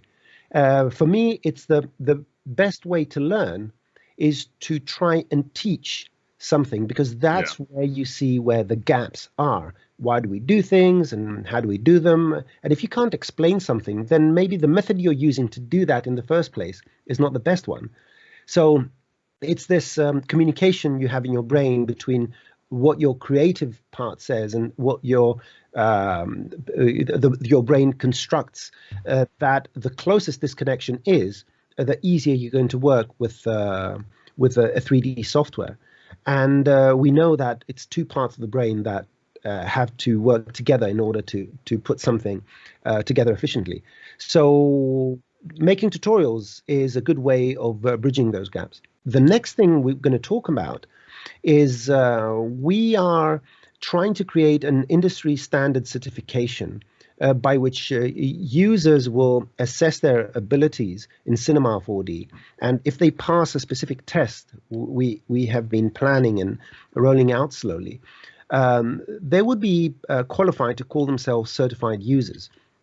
And at the same time, we are revamping the certified trainer certification. And I think the conversation is going to be interesting for everyone. And just follow the links and ask your questions. We'll keep them posted. We'll keep them posted. And for sure, thanks again, brother. I'm putting in, we have our tune rig for some of you who are looking about rigging. So I just posted that, and that was some of the different presets and information from Cineversity on the tune rig series.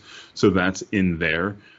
Math, if you're teaching math, Noseman, that's probably a math class that I would have actually enjoyed, because out of all the things that I don't remember from math, it's x equals negative b plus or minus the square root of b squared minus 4ac all over 2a.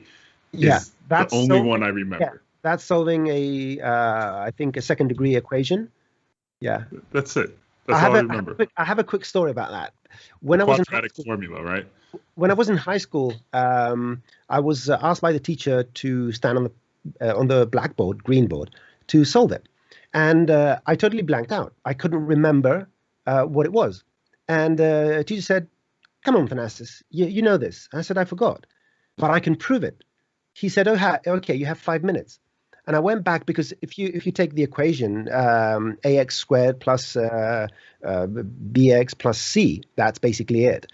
You can actually break it down and come to that conclusion. So I drew a square at the corner of the blackboard, but everyone else was waiting, and I did the solution, and I got the final the final formula, and I said, well, here it is, and here's how we solve it.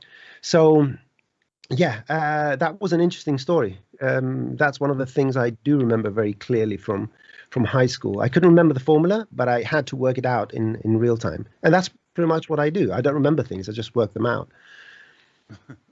That's awesome. Well, stay tuned, folks. We're going to be taking a quick commercial break. So we'll take a quick break, and we'll be back here with Martin. So we're going to just take a quick break, and we'll be right back.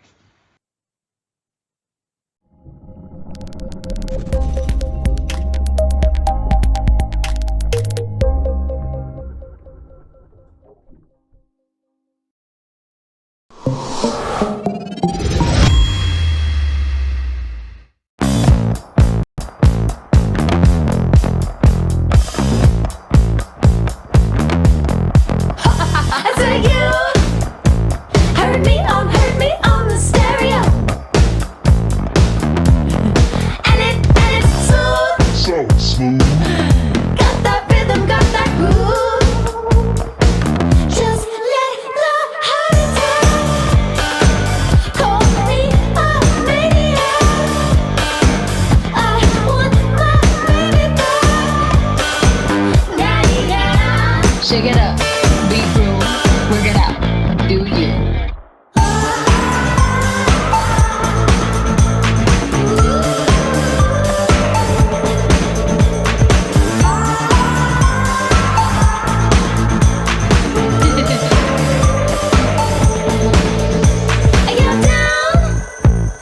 Show me just what you got.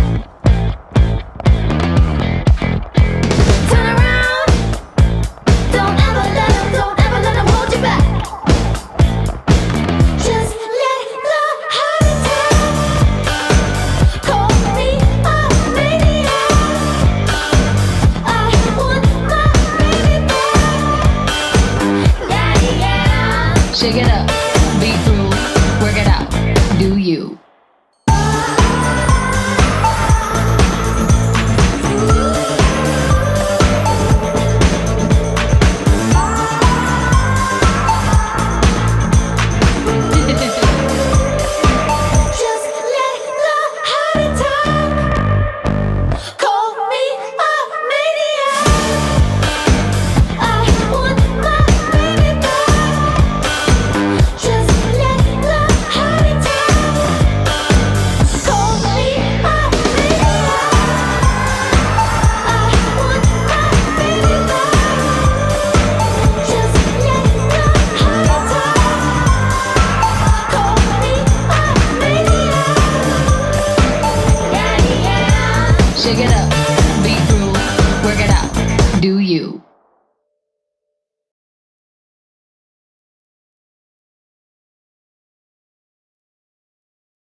Hi, I'm Hashi. And I'm Seth. And we want to tell you about our new show, VFX and Chill. A live weekly talk show where we break open visual effect shots from film and TV and try to put them back together again. It's completely unscripted. And unplanned. So, watch it. VFX and Chill with Hashi and Seth premieres Friday, May 28th at 10 a.m. Pacific on the Red Giant YouTube channel. We're definitely in the same room together.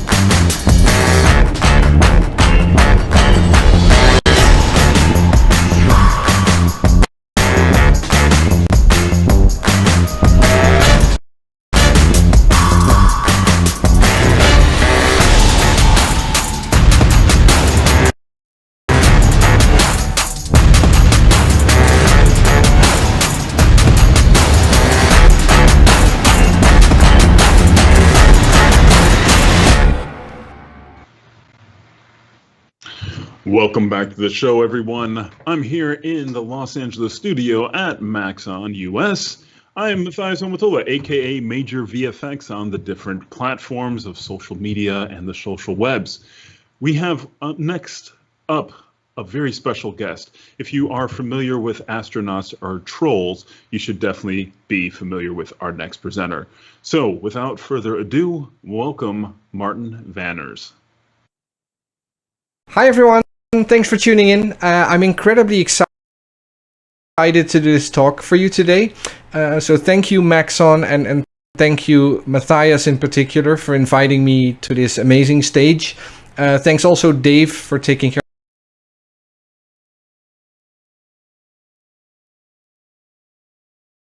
of all the technical stuff. A quick little idea that came up when I announced this talk. Red Dave suggested that we play a drinking game. So every time I say the word astronaut, you have to take a shot. If there's minors watching, do it responsibly. Take a shot of water or orange juice or whatever. Anyway, I hope you enjoy what I'm about to tell you, and feel free to leave any questions in the chat. We will be going through them after the talk. So here we go. So my name is Martin. I'm a 44-year-old Dutch guy, and I started my CG adventure exactly 1 year and 364 days ago. Tomorrow marks my second CG anniversary, so I'm pretty excited about that.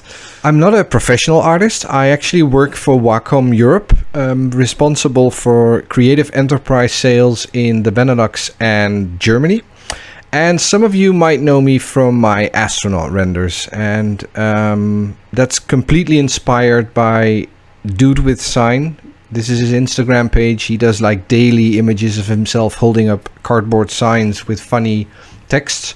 So kudos to him. Now, I know it's quite common to start off a presentation with a show reel, but I thought, if people want to see my work, you might as well just head over to my Instagram page. It's @Martin_Vanners, or to my Twitter page @MartinVanners. And you will see what I've been up to for the past 2 years there.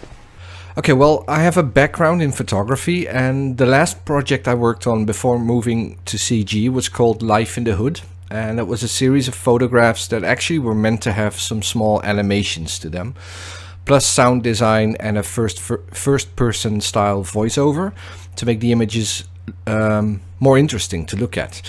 Now, I understand why some people are wondering why I would do a series on the Grim Reaper or death. I mean, death isn't the most fun subject to talk about, but around my 40th birthday, I got this idea where I would be starting the second half of my life when turning 40.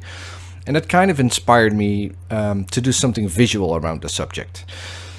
So me and my friends Andres and Wouter ended up only doing the first episode of this project. Andres dressed up as the Reaper and took care of the text and voiceover, and Wouter did the sound design. I shot the images and got to experience my first few frustrating hours inside After Effects, trying to make stuff move.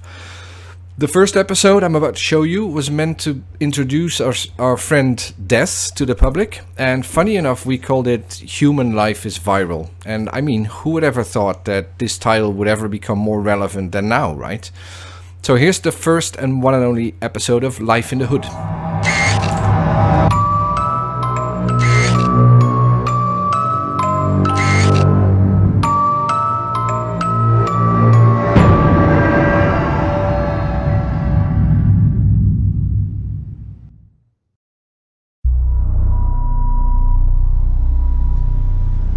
Who am I? Nobody has ever seen me, but everyone's dying to meet me.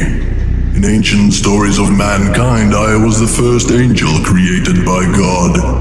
Mortals have named me Thanatos, Mot, and Samael. I am ever present, but never seen. You might feel a shiver down your spine as I lean over your shoulder, a tickle in your ear as I whisper your name. I've been here since the beginning, waiting for it all to end. But it never does. Everyone just replicates and multiplies and spreads. Human life is viral, never-ending. Like me. I'm not here to end it. I'm just supposed to be there when it does. I have seen the end of everyone, and yet there are more now than there have ever been.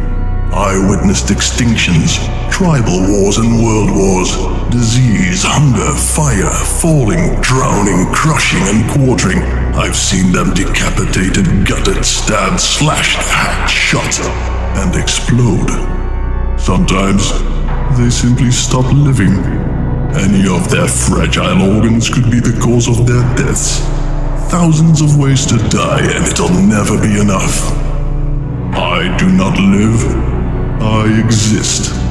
There was no human before me, and there will be no human after me. I am not human. I do not eat, because the food I touch turns to ash. I don't drink, because liquids run right through me. I smoke. I wish everybody did. It would make their whole lives hurry the fuck up. Another hourglass runs empty, another life will end. Every 2 seconds, somewhere, someone is dying. My sighs will cut their connection to life, my piercing gaze will set their souls ablaze, and my fluffy slippers will keep my feet warm. I'm dying for some time off, but only I can bear this task. It's a dead-end job, but such is life in the hood.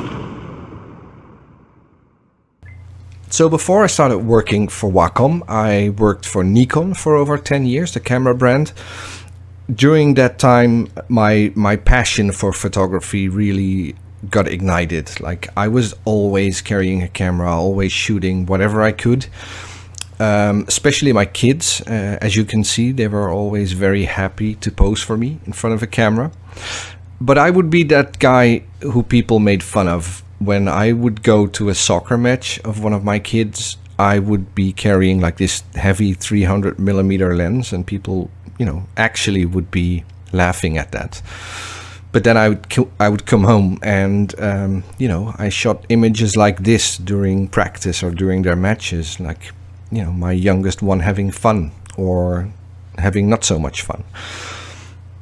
Like I said, I was always carrying my camera. So when my daughter came home after a long day at daycare center, fell asleep on the couch, I would shoot an image. Or my youngest one brushing his teeth. There would always be opportunities for me to just grab my camera and capture what was going on in front of my eyes. And basically capturing the beauty of my kids' childhoods. I feel very lucky and blessed to have experienced so many beautiful things thanks to my photography. Like, I've seen babies being born into this world through my viewfinder. I've been on stage shooting gigs for some amazing bands and DJs, like this gig during one of Europe's biggest EDM festivals. I also captured countless wedding days. And speaking of weddings, if you want to train your brain on how to quickly decide on composition and lighting, I suggest shooting a wedding every now and then. It's one of the few photographic experiences that forces you to make irreversible split-second decisions, and it's super scary, but also incredibly valuable.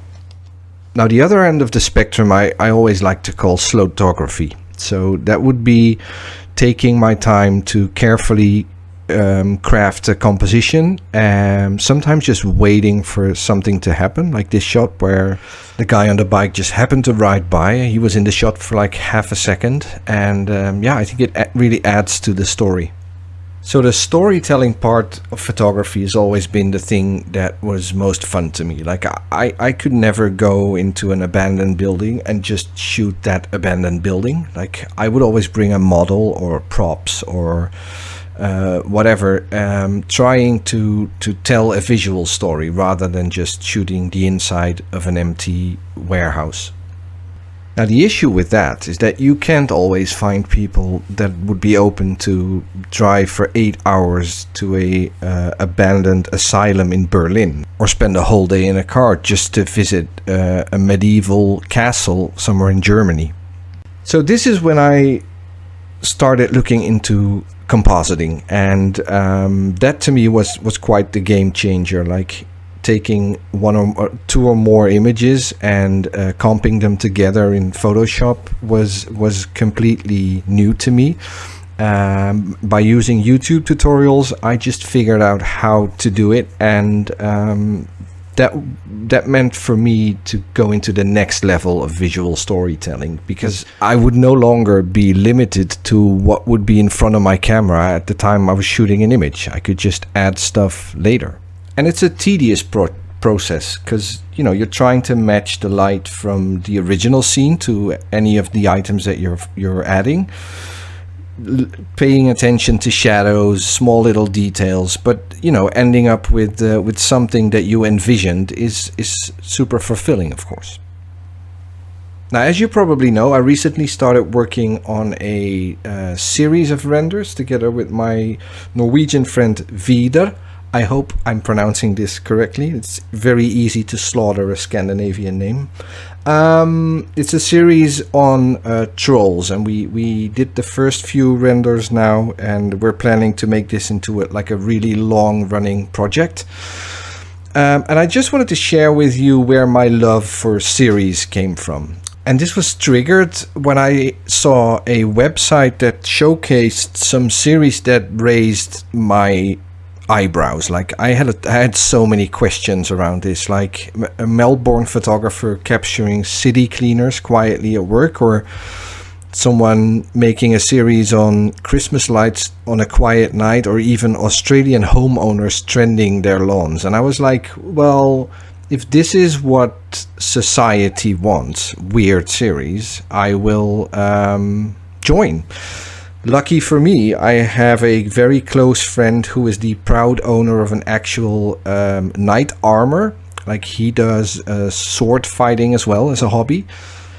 And together we came up with the idea to start a series around a modern day knight, just a knight living among us and having trouble adapting to our current society. Part of the idea was adding narratives to each image, like written text, because we figured that photography was rapidly becoming like a fleeting medium, right? With social media, people posting their image, and it will be viewed for like half a second, and people would scroll on and forget about it. So we decided to add a story to each photograph. So we ended up putting him in all sorts of crazy situations. Like we had him cook meth in like an actual RV. We had him bury 6 of the 7 dwarfs that he had working for him. Of course, then you end up in jail for killing people, and in jail getting a jail tattoo, making new friends. So yeah, that was just a crazy photographic adventure that me and my friend Andres worked on. So if you want to check the full series, then just head over to Google and type in Wolfram and my album, and it should be the first link there. So after working for Nikon for 10 years, I decided to change jobs, and lucky for me, I got hired by Wacom. As you probably know, is the most incredible pen tablet company in the world. And part of my job at Wacom was visiting festivals and events, such as Playgrounds Festival. And I had never heard of Playgrounds before. I had never heard of concept art or character design. Like the whole 3D universe or CG universe was completely new to me. So I was completely blown away when I was looking and listening to speakers on stage during those festivals, like Sava Sivkovic and Gilles Ketting, who's a Dutch guy. That's why I'm pronouncing his name in Dutch. And, I discovered the work of Cornelius, and here I was thinking that photographers had always been the creative heroes of this universe. But boy, was I wrong. Like, here I was looking at guys starting with just a blank screen, and then a couple of hours or days or weeks or months in some cases later, they would have created something that wasn't there before. Like I said, with photography, you're always limited to what's happening in front of your camera. But these people would start with a blank screen and just create. So I was completely blown away by the process of seeing people do like concept art and stuff. And I think it was the universe that was trying to tell me something when very shortly after my first Playgrounds experience, I got reached on Facebook by a promoted post by Kitbash 3D. and I opened the link and I see like all these pre-made assets being dragged into a scene, and I thought, well, you know, that's something I could probably do, like drag and drop, and you drag some sliders, hit some buttons, and concept art. That doesn't sound too complicated at all. So this is actually how I started my 3D adventure. YouTube, how to make a 3D render. And you know, I don't think I have to tell you how many hits that gives you. And I would just watch as many as I could. Like I wasn't paying attention to what software were they using. I was just looking at the process of creating something in 3D. But then pretty soon I found out that from the tutorials, of which I loved the end result most, they were like almost all of them were done inside Cinema 4D. So that to me made the decision to start using Cinema very easy, because I liked the end results of the tutorials that were done inside Cinema 4D. So I installed the software, and I think you know how it feels when you first install new software and you have no idea where to begin. So what I did was go back to those tutorials of which I liked the end result best, and I would just follow along step by step. So I would literally have my laptop standing on the left of me, and if someone in the tutorial said, and now you press this button, I would hit pause, press that button, and see what it does. And rewind, and you know, over and over again, just repeating the steps. Even like before going to bed, I would always spend like 10 to 15 minutes watching tutorials. Like it became something that I would spend all of my free time on within weeks after installing Cinema 4D.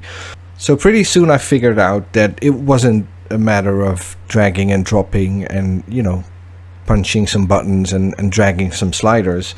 Like the learning curve, for me, it wasn't even a curve. Like I made this drawing to show you that I think the word learning curve doesn't apply to learning CG or learning how to do 3D.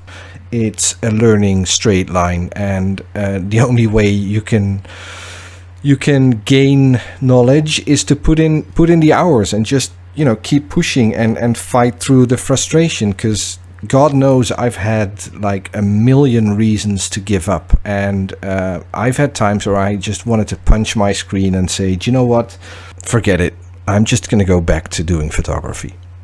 But I'm so happy that I pushed through, because after a year, like exactly a year after doing my first render, I came back to the same scene. I redid my very first scene using the skills that I had acquired over the first year of learning CG, and this is what I came up with, and it made me pretty proud to see, you know, coming from nothing, from no knowledge, and just by following tutorials on YouTube, I was able to create something that wasn't low poly anymore, and it actually had an astronaut in it. So I think this is where it started.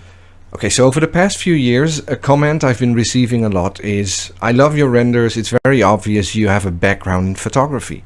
And at first I figured they were talking about my lighting techniques, but then again, lighting a photograph isn't a difficult concept. I mean, you really have only 3 things to take into account.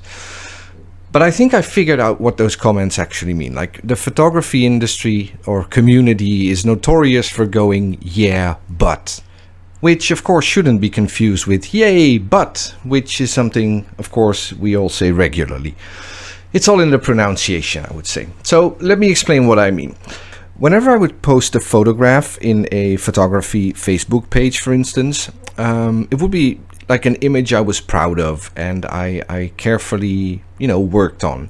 And there's always this one guy that says, yeah, but you centered the character, or, you know, what happened to rule of thirds, or you didn't level the horizon, or your highlights are blown out. And I could get really annoyed by that. Like, dude, do you want to speak to the manager? But looking back, I think people going, yeah, but actually improved my skills. And in 3D, that's still the case today. Like whenever I'm working on a render, I subconsciously ask myself the question, what are the yeah buts of this image? So I guess catching your own yeah buts helps you grow as an artist.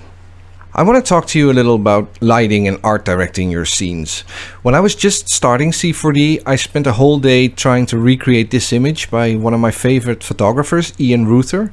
And if you don't know him, be sure to look him up. Like, he creates incredible images using the oldest photography technique there is, called wet plate photography. And he actually uses his van as his camera. It's a really interesting process. So the process for me of recreating this image not only taught me more on how to use cinema, or maybe even model a thing or two, but the most interesting part was learning how to better control light in my scene. And I know the end result is far from perfect, but again, it's a very interesting process. A process I repeated just a few months ago when I decided to start a small series called WH Hollywood. Images that would show what famous Hollywood scenes would have looked like if they had been recorded during a pandemic. And I figured if it was up to the WHO, the World Health Organization, they would probably look something like this.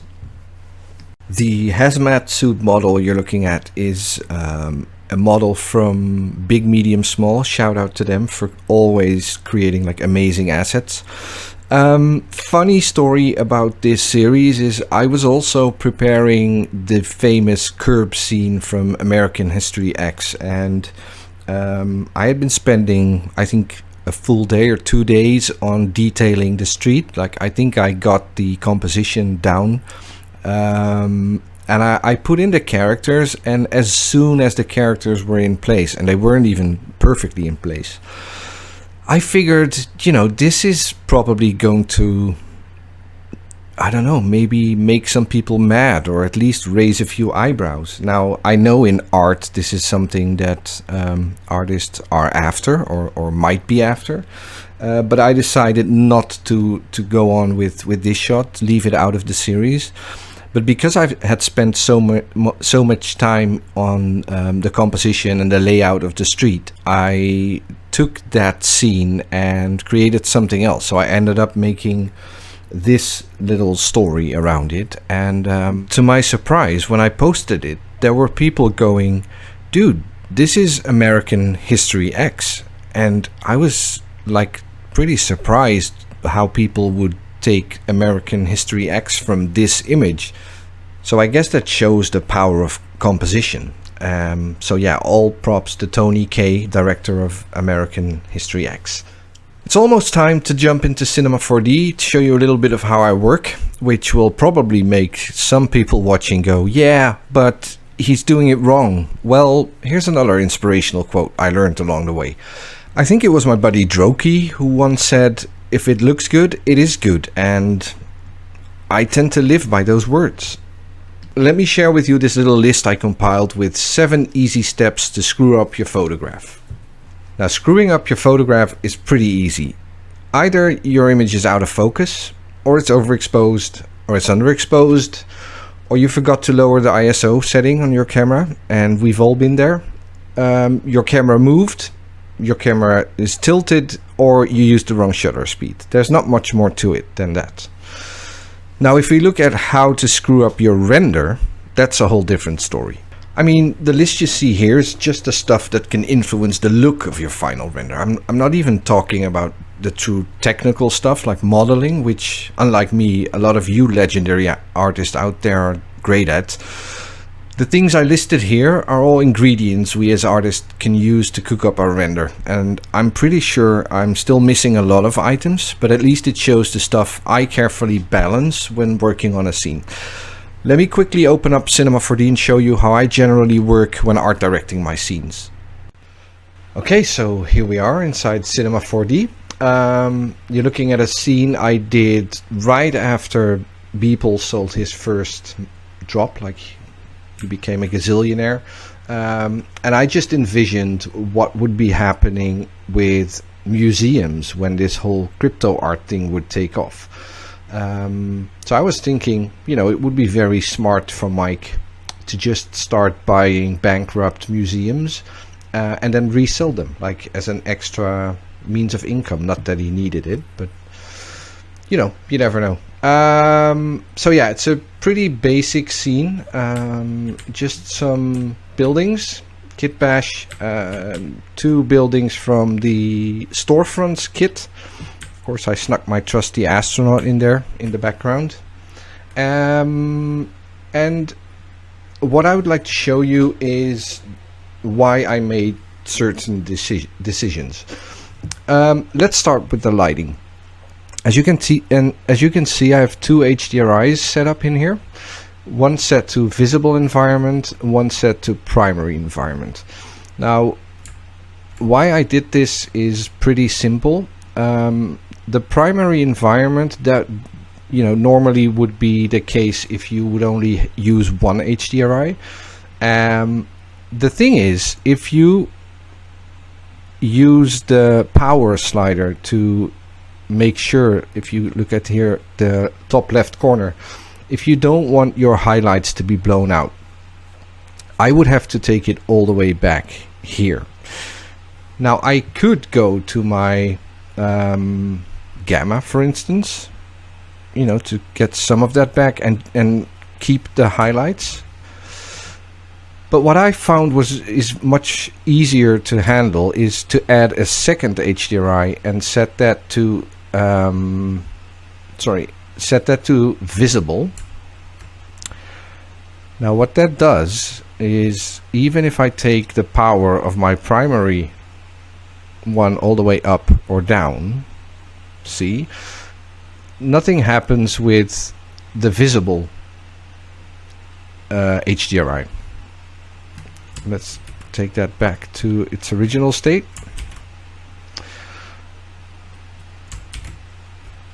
Whoops. I'm not quite sure what I did there. Yeah, so something around there. So if I wanted to change the look, like take another HDRI, again, whatever I would do with the power, it wouldn't influence the levels or the exposure of the whole image. Like I can even tone it down, which wouldn't make sense because there's also a sunlight in there. But this for me is proving to be a very successful way of lighting, or basically lighting my scenes. Funny thing here is that if you look at the tree, the left there, it's part of the HDRI, and I really like it in there. Like most people forget to rotate their HDRIs to see what happens, and I'm all about experimenting. Like I can just spend hours and hours rotating HDRIs, rotating suns until I see something I like. But without the tree, it even feels a little bit, I don't know, empty up there. So combination of visible and primary environment. Then of course the sun itself, that also makes for some fill light. Speaking of fill light, I added this little light right here because if I didn't have like an additional light source in front of the museum, this is what it would look like. So very dark, there's not much detail in there. Actually the shadows have been completely turned black almost, and I spent so much time doing the plants and all the dead vegetation in here that I wanted people to see that a little bit better. So that's why I added a fill. And one of the things I learned from doing David Ariev's Lights Camera Render course is, and I will never forget this sentence, he says, the eyes are very forgiving when it comes to light. And I think this is a good example, right? Because no one will pay attention as to why there's an extra strip of light on this pillar, right? If I turn it off. Now when I look at it right now, I would even probably make sure that in the final version that wouldn't be there, because I like the pillar better when there's not much light on there. Okay, so daylight, like I said, it always plays a role in what I do. Like if you rotate your sun, it can completely change the look of your render. And again, I can just spend hours and hours just rotating, trying to find the sweet spot between let me just rotate it back, sorry. Trying to find what works and what helps sell the story. Now, what I also did here, and you all know there's a couple of ways to add fog or fog to a scene. This time I chose to do it from inside my daylight. So there's this little tab here that says medium, and normally it's set to this. Now look at how much difference that makes, right? This is the scene without fog, and let me just go compares to render buffer. There we go. This to me really helps sell the photorealism of this, because if you're outside on like a gloomy day and the sky is showing that it's quite gloomy out, then you would always have like atmospheric fog. I'm probably using the wrong word for it. Like the atmosphere is always filled with stuff. Put in the chat if you know what I'm actually trying to say. It's not called atmospheric stuff. It's probably called something else. But this to me helps sell realism as well.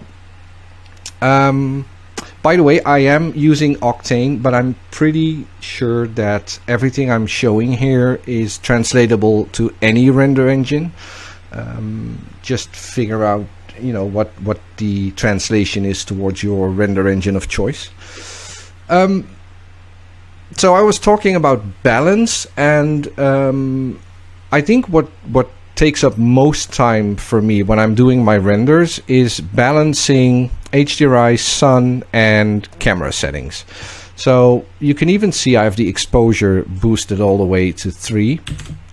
It always begins here. So if you put in a camera and it's set to exposure 1 and you think it's a little dark, then there's of course a couple of things you can do. Like you can, whoops, not there. You can increase the power of your sun, but that's already at 4, so that might be a little bit overdoing it. Or we can go for the primary HDRI and go, I want you to boost a little bit more, but then the balance is gone between HDRI and foreground, so that wouldn't work for me either. Then of course there's gamma. So boosting the gamma will do stuff. So this is what I'm saying is it's a very fine balance in what setting do you use to reach a certain result. What you're also seeing is there's a little bit of lens distortion I put on here, and this is something I just found out by going through all the camera settings. So there's this little button. If you standard camera is set to thin lens, but if you change this to universal and you go to the distortion part, it's standard set to 0. Now see, this could have worked, but I just wanted a little bit more of the scene in my render. Now I could have gone, all right, let's take a 24mm, which looks okay, but for some reason to get to a point where people go, hey, I'm not sure if that's a photograph or a render. I think I like this much better. Like you can go nuts with these settings. Like if you're feeling very creative or you had some mushrooms, then I don't know, I think you can play around with this for hours. Alright, let me open another scene and show you something else. So second scene, another black and white render. Let me quickly show you how I go about turning my renders into black and white, because I really started enjoying working in black and white even. So the easiest thing would be, this is the normal way of looking at your live viewer. Saturation at 1, and the easiest way would be saturation down to 0, and there you have it, a black and white render.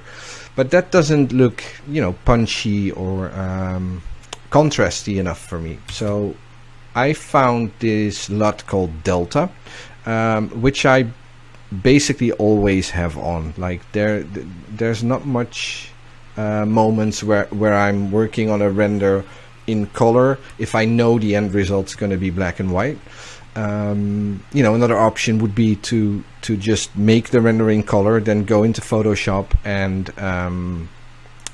do the processing into black and white there. But this is just my preferred way of working. So a little view inside my weird little brain. Speaking of inspiration, like I get a lot of inspiration by just walking around in this case a Kitbash 3D kit. This is the Wasteland kit, one of my favorites. I just choose a focal length and you know, start wandering around, and sometimes changing the focus point to something else to see what that does. And this kind of felt like back when I was doing photography. I would drive for like 30 minutes and I would be in the harbor of Antwerp, just looking for places where I could do my next photo shoot. And you know, this is kind of what I would be seeing all the time. Now what makes this extra fun is if I go for like a classic 36mm, but I do that thing with the distortion that I showed earlier. Look what this does to buildings when I come real close and tilt, or I think it's tilt. I always forget what the proper word is. Tilt the camera up, like it's immediately giving you some super interesting points of view. So you know, this for me could be the start of like an interesting composition, or focus on the cable there. So yeah, this is something, again, I could just do for hours on end, and this is eventually how I ended up with this composition, just by, you know, walking through the digital harbor. A couple of things I want to show you here. One of them, and this is something I didn't talk about in the previous scene, which is the under composition in your camera, composition helpers, and there's a couple of them. So this is the, you know, to show rule of thirds. You have triangles. You know, everyone loves a good golden spiral. No one knows how to properly use it, but you know, people seem to enjoy it. I basically never have it on. There's diagonals, there's a golden section, and there's crosshair. Now I think this is a prime example of me not paying attention to any compositional rules, maybe apart from the fact that our main character, because I focused on this guy, is on one of the intersecting points, or around one of the intersecting points of the rule of thirds. So these were all deliberate decisions. Like I put this guy here, but then these guys, they're almost like dead center of the composition. Like, you know, you see the horizon is almost in the center of the composition, which would be a yeah but, right?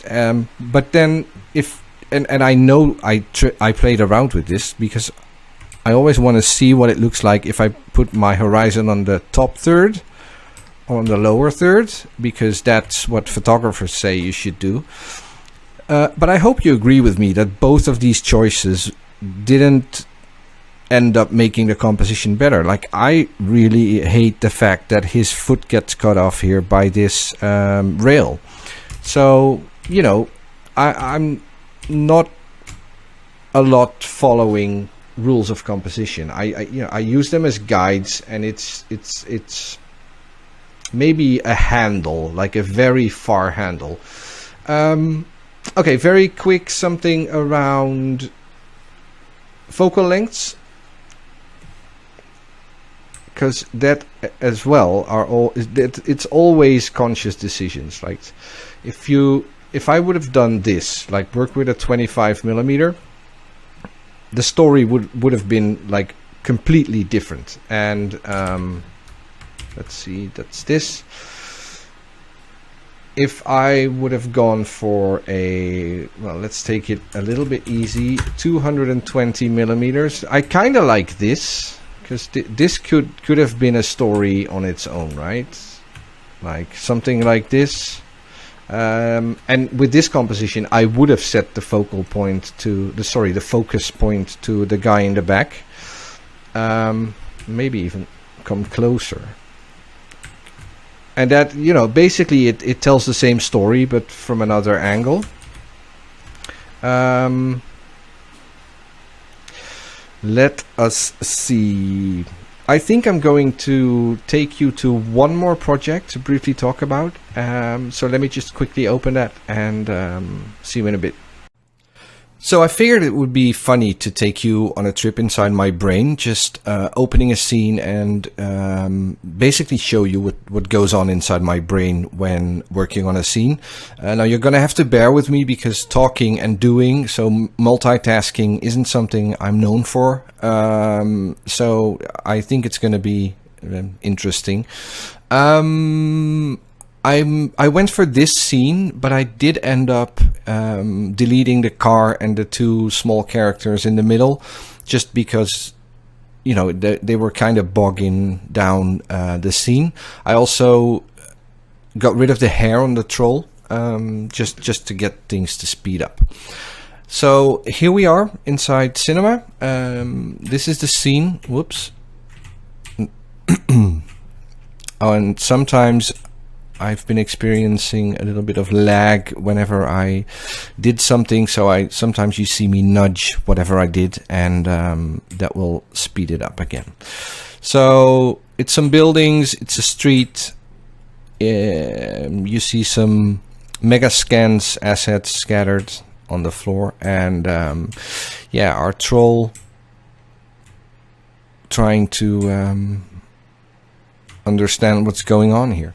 The reason I made this render is because I've been doing the the astronaut holding up the cardboard sign for like 8 months now, and I've seen a couple of other artists come up with the same idea. So an astronaut holding a cardboard sign, which for me was a sign, pun intended, to move on. And lucky for me, I met Vidar, and we can start doing the trolls.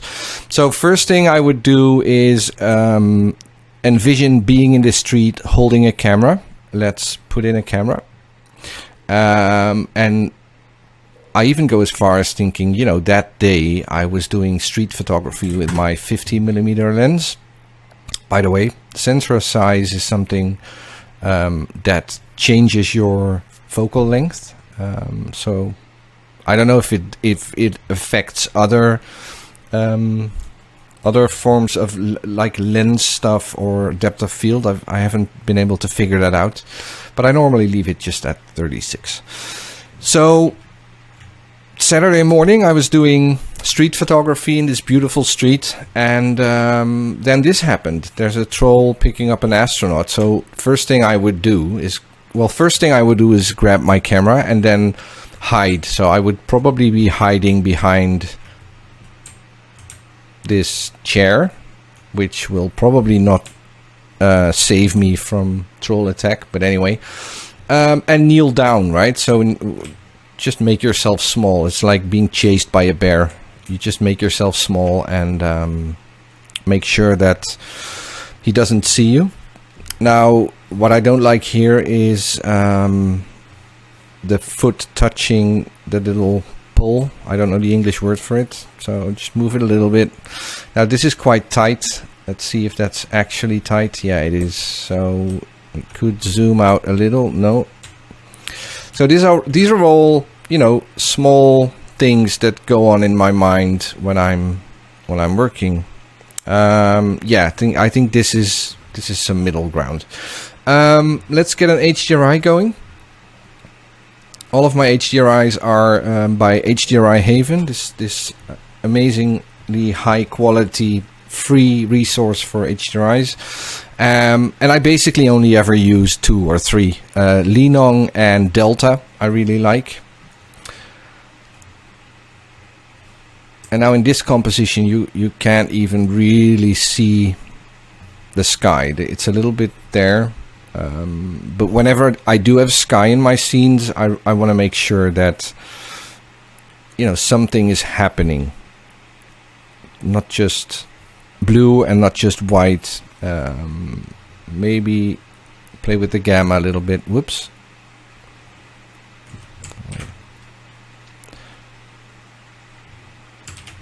Yeah, sometimes playing with the gamma gets you a little bit more contrast.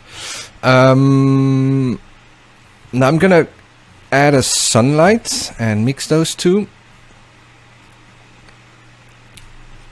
And get my sunlight into the scene.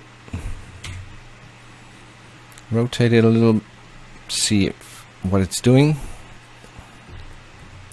See? A nice summer evening doing street photography. And now I'm just looking at where I want to position my sun, because what I'm after is getting some nice hits of highlights around my characters. But the most important thing is that the viewer can read what's happening on the sign. All right, there you go. I think this looks interesting. And it also shows why I like to add trees in my city scenes. Like if I were to get, let's see, who manages their scenes, right? Who names their objects? It's all a waste of time. Although it could have come in very handy. So let's just get rid of this tree and see what happens.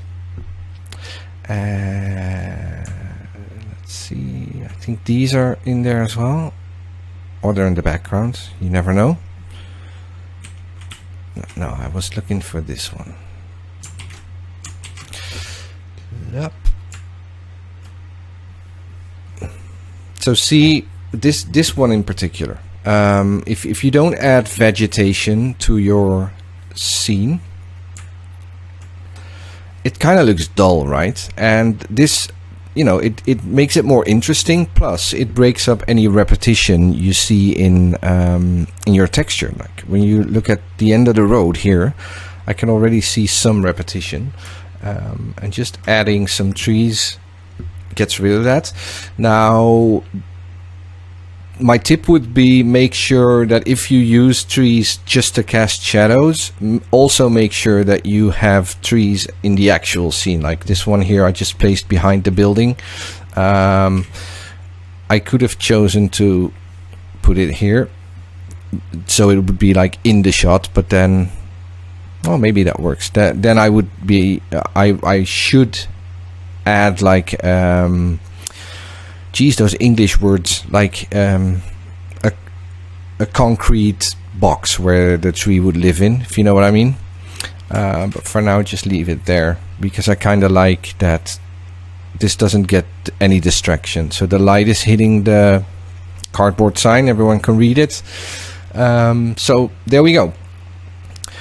Where was I? Light is done. I also have the fog volume in here. That was left over from the original scene. Let's see what happens if I boost this a little bit more. Yeah, that might work. So we have the HDRI going, we have the sunlight going. Let me try one more thing, because adding another or the same HDRI, and as before setting this one to visible and then boosting the primary. So what this does is it acts like a fill light. So if you look at like the dark parts here and this sign, it's very visible there. Let me just exaggerate this, move it to 10. You see I use this technique to create some fill in the whole scene. Now there's different ways to add fill. Like if I wanted this to light up a little bit more, I could end up putting a light in front of it, which I think I'm going to do with our little troll here, just to get him. No, before deciding on that, let's go to our trusty Delta. Yeah, see, I really like how this is looking, except for the shadows. Like for me, the shadows are too deep. So again, in my primary environment, let's go 5. That kind of picks up the shadows, but does it also negatively affect my highlights? That's always something to keep in check. Yeah, because I do like the highlights like this better. So what I would probably try now, or do now, if it wants to cooperate, ooh, thought I was gonna experience a stall there, is add a fill light to my troll.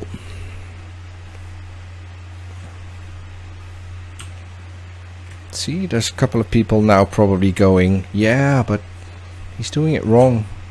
Why isn't he using top view? Or I don't know. I just started doing it like this, and it's how it's always been for me.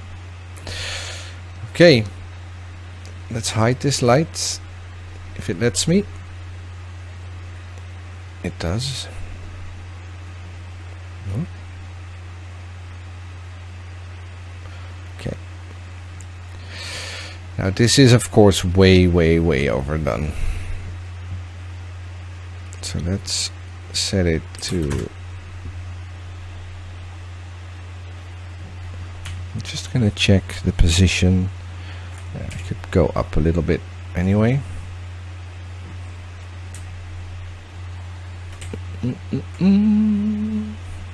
Oh yeah, sometimes I hum.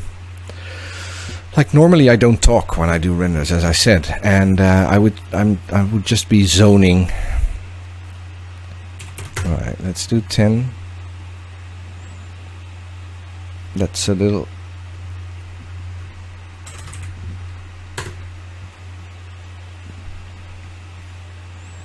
Right, so I think this helps. I think. See, now he's all in the shadow. And this is focusing on the character. Now what I don't like is two things. Of course the light is now also affecting the sign. But even worse, it's showing up in this guy's visor. I think I'm running a little bit short on time. So I'm just going to tell you that normally I would go and do some light linking, so to exclude the visor and the sign from being affected by the light. Not going to show that now. Let's see, maybe another thing would be, oh,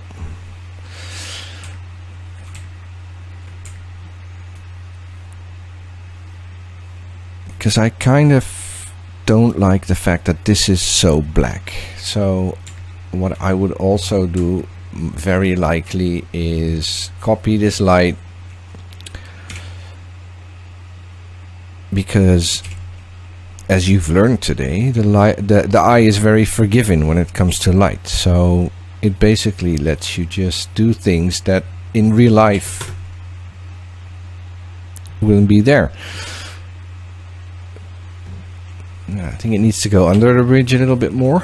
Let's see. Yeah, I thought so. It's not under the bridge. Here we go, under the bridge. Let's see if that gives me a little bit more detail in the ceiling of this thing. Now that's pushing it.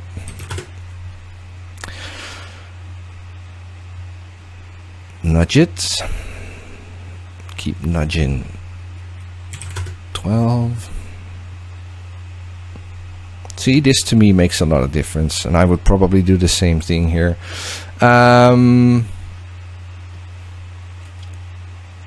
So while I'm looking at the image, something I would also do very probably is, oops,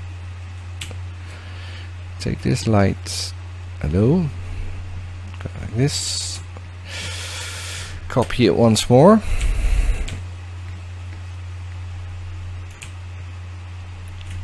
curious to see how many people are getting annoyed by the way I work. But you know, I'm not doing this to get paid, it's just for fun. So I don't mind spending a lot of time on my projects.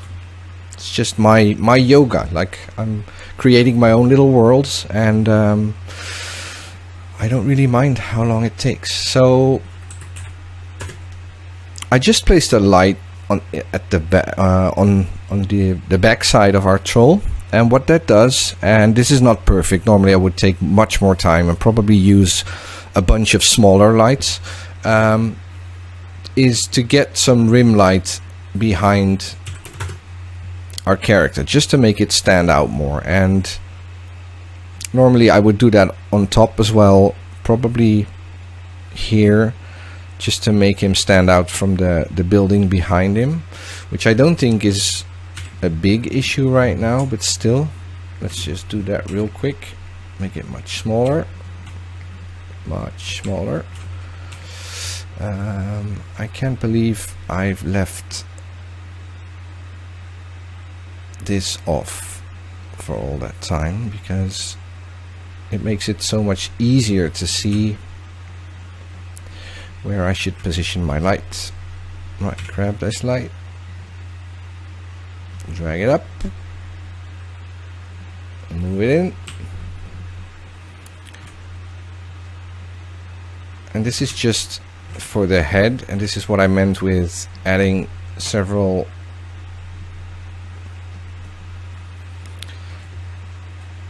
different lights in your scene.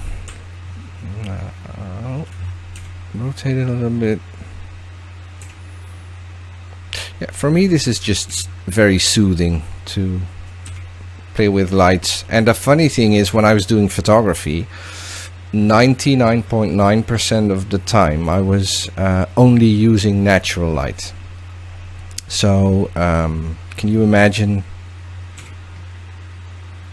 let's for the sake of it, make it bigger.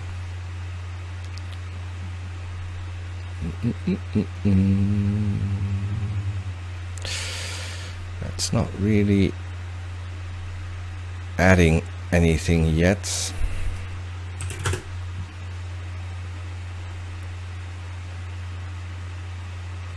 But I do want it to work now, because otherwise this would have all been for nothing. Ah, I see. Maybe it's because I need to rotate it a little bit. Wow, dude, you're spending minutes on a light and it's not doing anything. What are you doing? Well, I'm trying to show you that even spending a lot of time on a single light can have its effects. Dude, do a render region. Yeah, good idea. Alright, so this is now starting to annoy me, because for some reason, did I rotate the lights? Maybe. Let's see.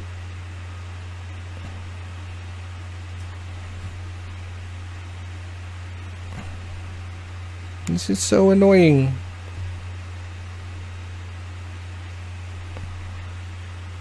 Yeah, now I rotated it, I can tell. Put it back. There we go, finally. Alright, let's get Where is it? Hot pixel removal in there a little bit, because it's having a hard time with the nose there. Okay, so this has taken way too long. I apologize for that, for wasting your time trying to show you something that I would probably end up getting rid of in the final render. Although, no, I think I would leave it, because this is what I wanted to show you. Again, I apologize this took like 10 times longer than normally. So yeah, this is a quick little view in what's going on in my head when I'm working on a scene. And again, I'm working on this scene for like 15 minutes now, which is, you know, too little time to make something really cool.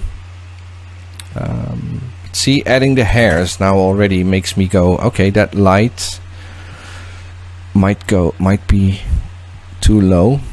And now normally I would add stuff here, add light here to show the hairs on his body, like all these lights, like the similar lights I did with his head.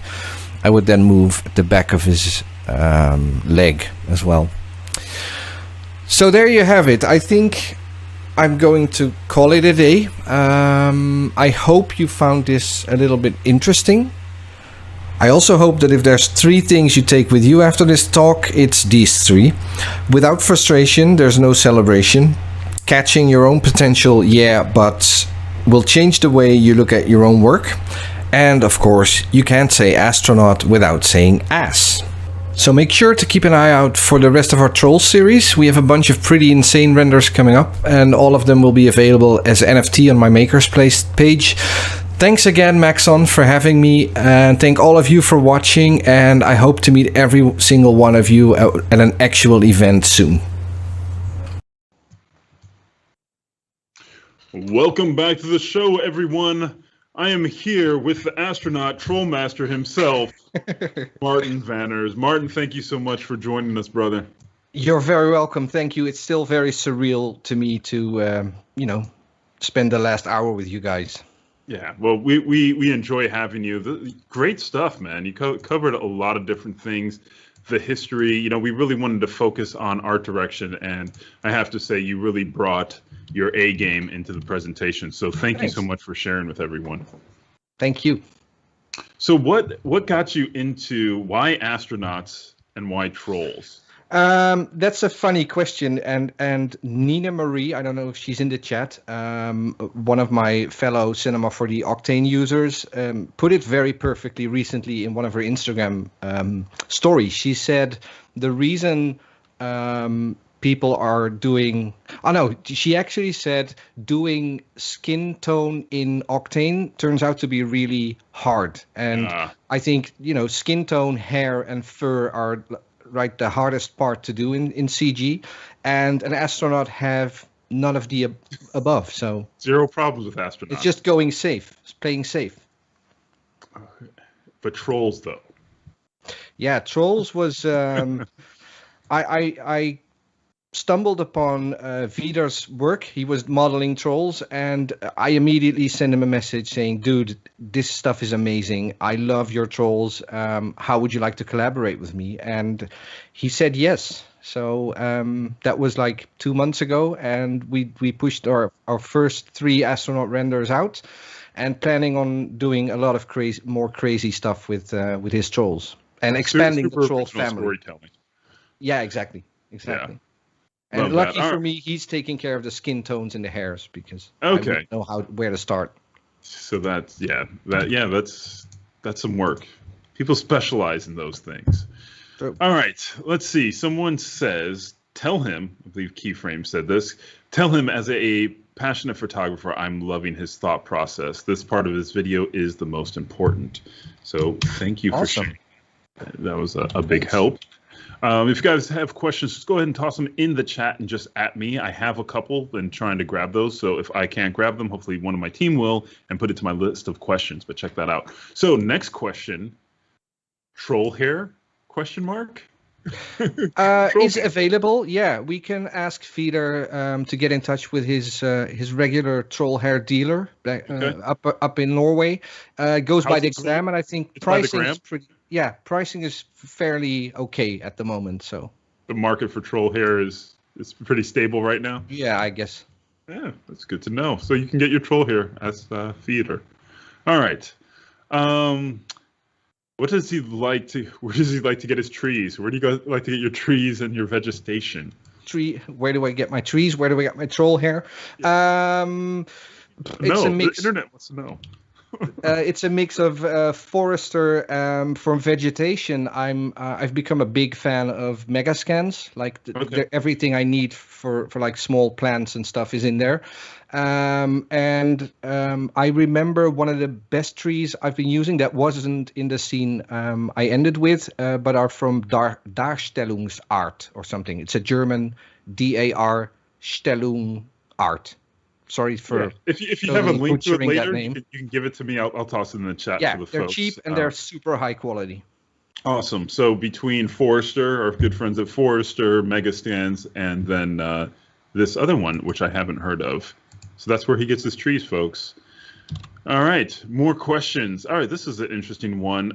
Does Martin ever composite things he's made in Cinema 4D into images you've already taken, or somehow combine the workflow? Is that something that you do at all? That's an interesting question because having that photography background and starting doing compositing in Photoshop, it did cross my mind. Like when I started doing 3D, I thought, well, it would be cool to combine the two.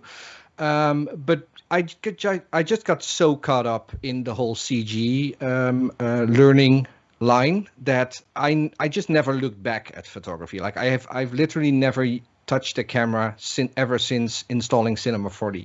Oh wow! So there you go.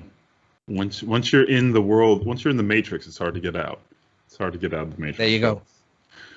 Oh, this is a big one. So we get this question a lot. You know, people use this in their workflow. They really like it, and you know, we get this probably every show. So has Martin thought about incorporating ACEs into his workflow? So Martin, have you thought about it, incorporating ACEs?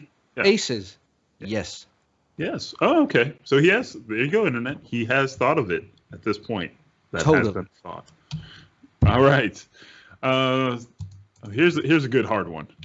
How does he decide when an image is finished? How do you say, okay, you know what? It's done. Well, ship it. I guess the answer to that would be whenever I keep adding stuff to make it better, and then there's a point where your image doesn't get better, or if I just enjoy the process as much as looking at the end result. Well, even more than looking at the end result. Like when I have a piece finished 2 days later, I think it's like the most ugly piece of art that's ever been published on the planet. Every 2 days, it's a 2-day time frame. Yeah, sometimes 1 day if I turn out to made something really bad. But I guess it's when you just change stuff that makes your work worse, makes the render worse, then I call it quits. I think it's a hard question. Like how do you know? How do you know? So if you're doing more and it starts looking worse, then you basically give up on, like, okay, anything else I'm doing is only making it, or if I tweak anything else, it's just making it bad, or it's moving in the wrong direction when it starts moving in the wrong direction. Plus, up until a couple of months ago, I was running two 2070 graphics cards, and the end of my render would then be if my computer would just say, right, this is enough. Like, you're not adding a single tree anymore, or I'm just gonna stall now. Do you know what I mean? Like, yeah. Okay. Let's see here. More questions. We're not going to go into faith-based questions. Not going to do that. Let's see here. How does... we already did that.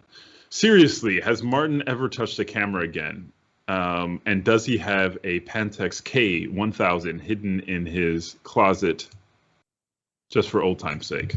I don't. Actually, my first camera was a Pentax. I think it was a K10. I still have it, but no, I haven't touched the camera since. And To be honest, the last 2 years of doing photography, I wasn't getting any creative energy from it anymore. Like I was putting way more energy into it than I was getting from it. And then add to the equation people going, yeah, but you know, your horizon is in the middle. I'm like, yeah, I'm over this. I don't need any more negativity in my work. Photo critic if you're a photographer, like. Sorry? I said everyone's a critic when you're a photographer. Yeah, basically. Yeah. So have you done any film as well instead of just still photography? Do you do any motion? No.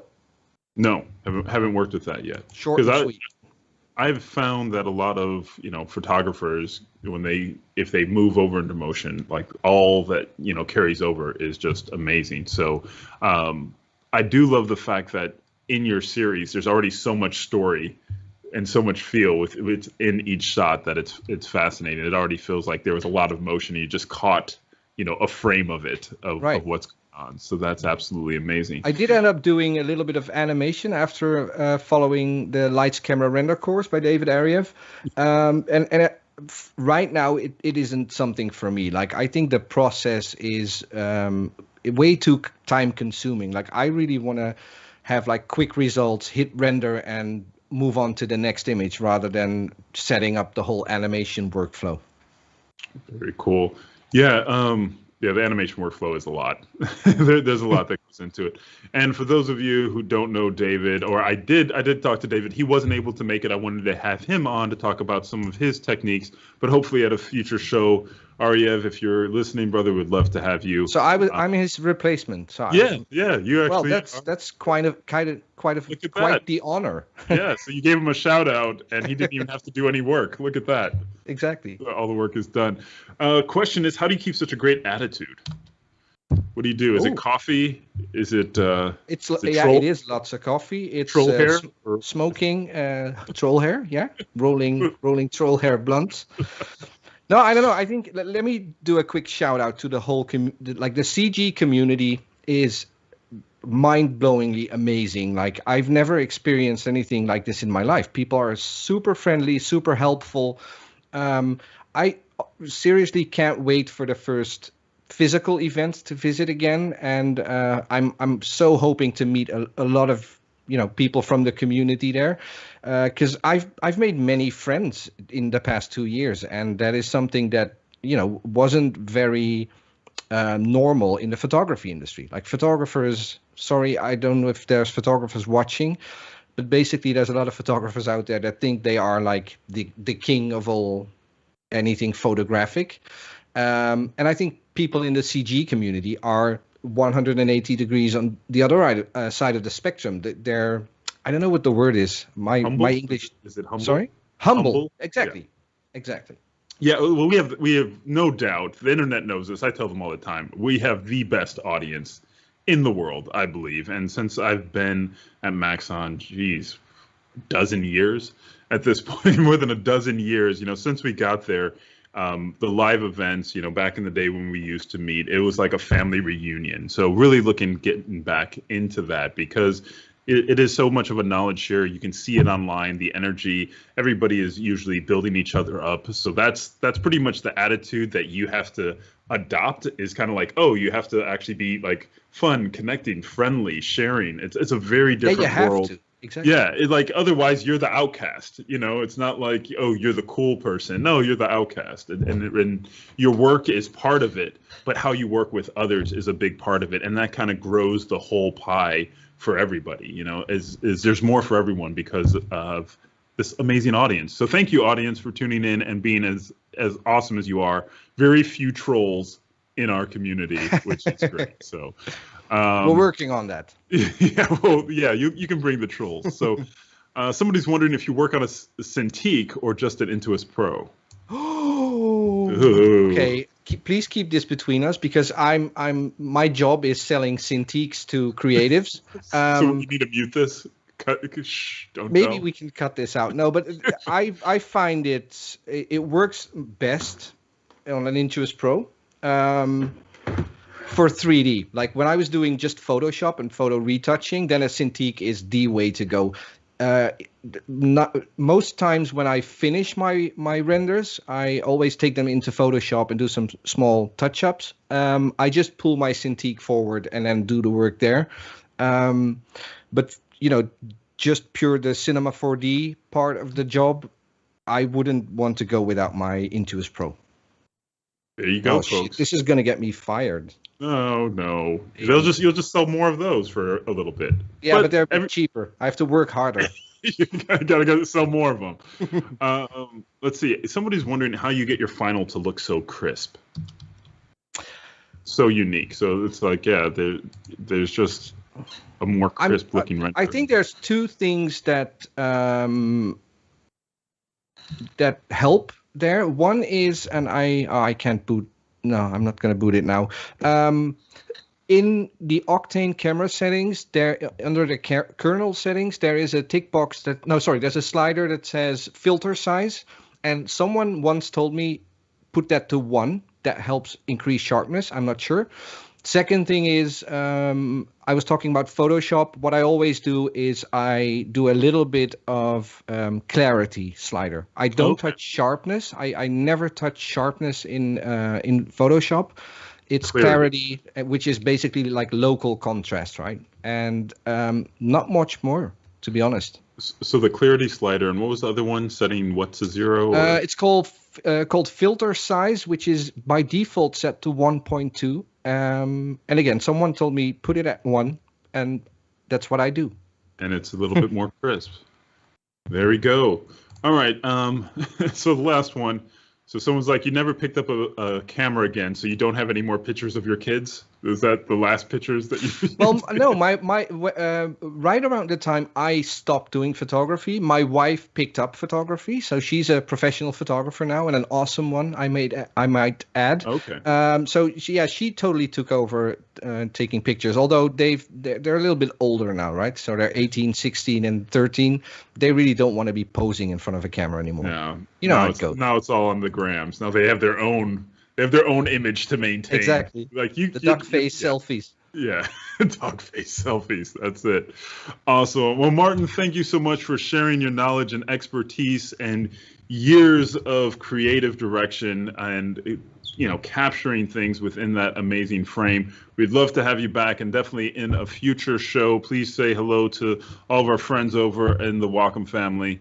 Awesome. They're sponsoring, they're helping out, and there's a big giveaway. So for those of you who don't know, where you have some major giveaways, so make sure you go to the 3dmotionshow.com. If you're on YouTube or anywhere else, under the little player, you'll see a little link that says sign up. That's where you can sign up for your chance to win prizes, and Wacom has a beautiful prize that they'll be giving away as well. So make sure you sign up, because we're going to be giving those out throughout the year. We will be back after this short break, and next up will be Chris Biah. So don't go away. We'll see you right after this. Thanks again, Mark. Bye.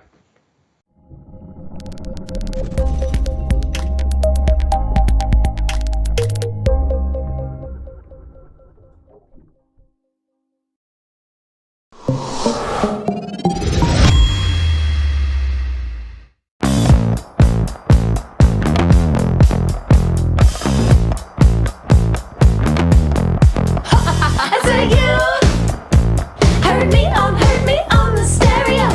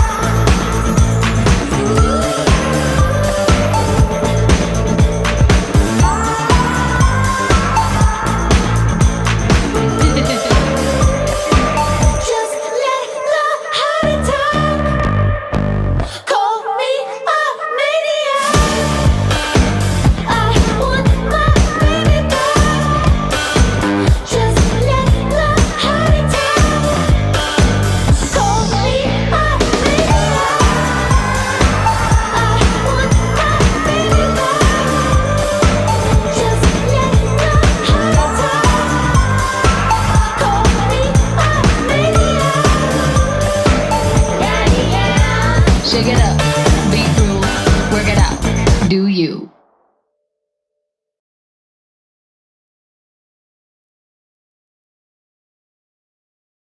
Hi, I'm Hashi. And I'm Seth. And we want to tell you about our new show, VFX and Chill.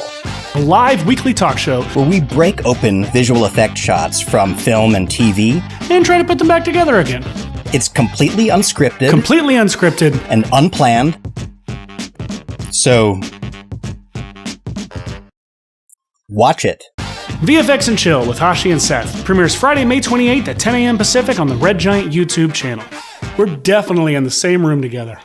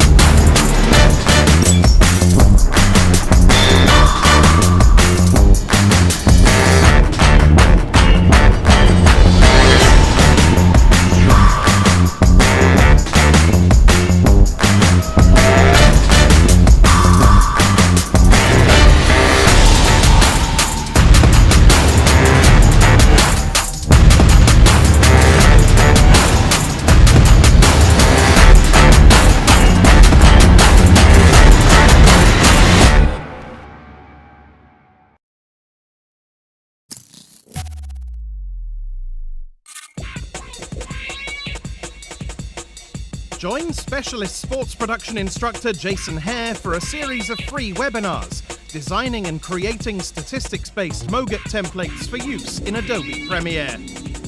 Using real-world techniques he developed for the 2018 World Cup and 2019 Rugby World Cup, Jason will show you how to build templates in After Effects, combining Red Giant Universe, custom expressions, essential graphics panel techniques, as well as data-driven graphic workflows.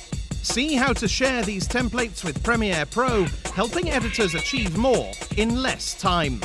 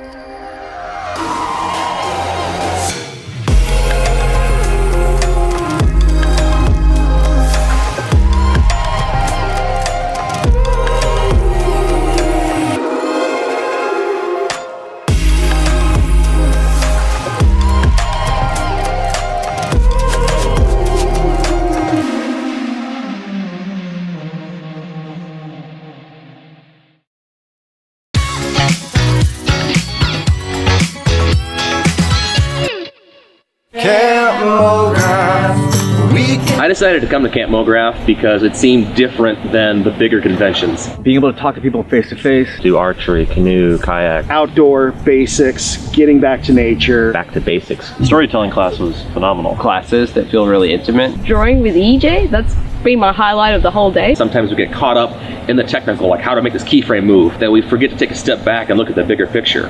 Being a motion designer rather than doing motion design. It really brings out that inner child. I have to go to this because it's kind of like going back to what I love. A place where you get to be a kid again. This is not crowded whatsoever. There's not as many people. Just get out of your comfort zone. Camping isn't as bad as you think. This is my new go-to event every year. My bunkmate is Paul Babb, and that's where else do you get that? You're not worried so much about the render times, just having a good time. Cut it. We're here with you today.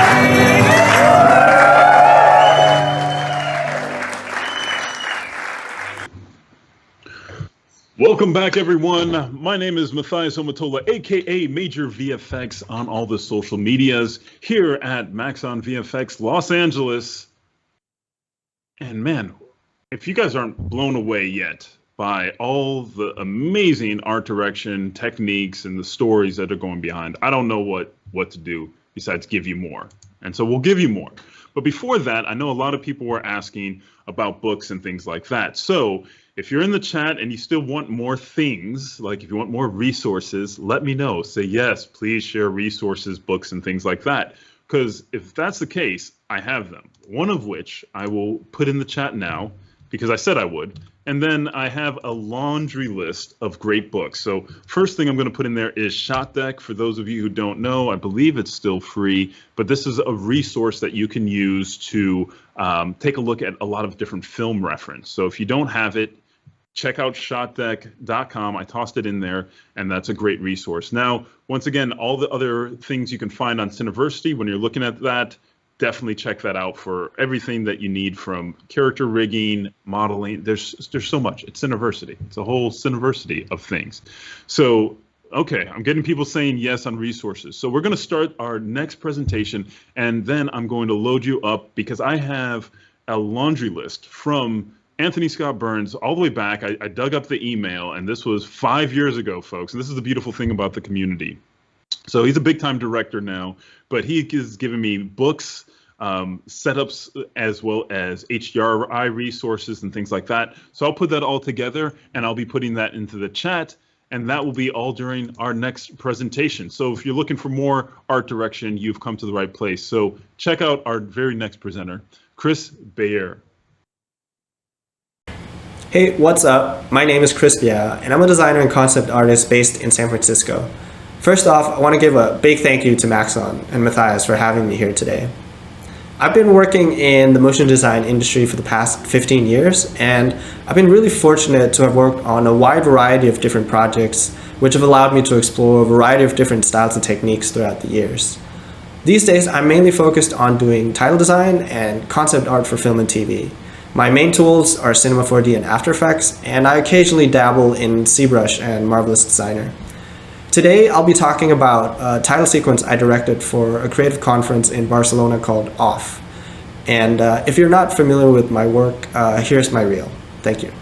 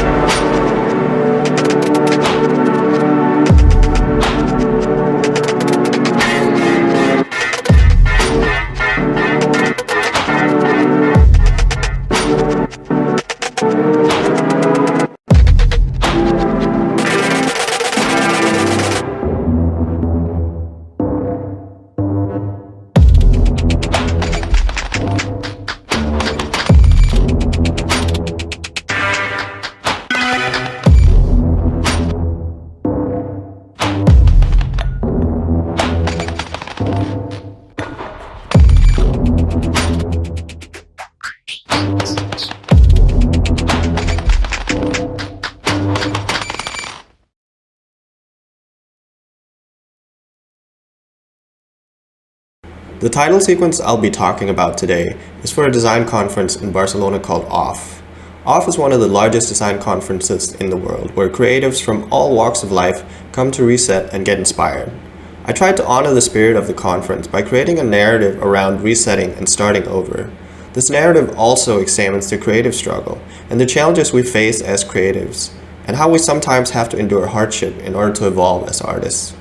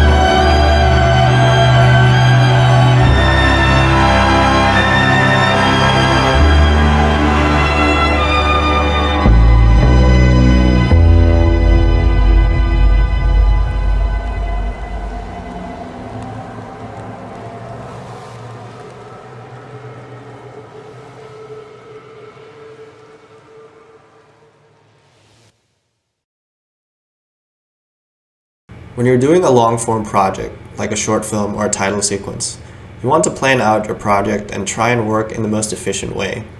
Often creating a scene or an environment can take a long time, and in the meantime, while you're crafting your narrative, you want to make sure that all the effort is going to serve your story. That is why when I'm working on a longer project, I always try to block out my scenes and reduce the elements in my shots to the most basic shapes. That allows me to quickly iterate on my animatic and swap shots, while I can still work on my detailed style frames in tandem with this process. At first, I'll go over a few of the references that inform the visual language of this piece, and I will then talk a little about how the scenes were structured and the thought process that went into making them. An overall aesthetic I wanted to create for the piece was to have elements and environments that were rooted in the real world, but that would also have a natural sci-fi element to them, or would look somewhat otherworldly. One of those things to me are electrical poles and cell towers. You see them everywhere and they're bombarded with wires. They are old and they're patched up, and we just keep adding things to them as time goes on. They're this perfect representation of these pillars of our society that we can't live without. They often look old and weathered, and they're a great representation of something transitioning from something old to something new.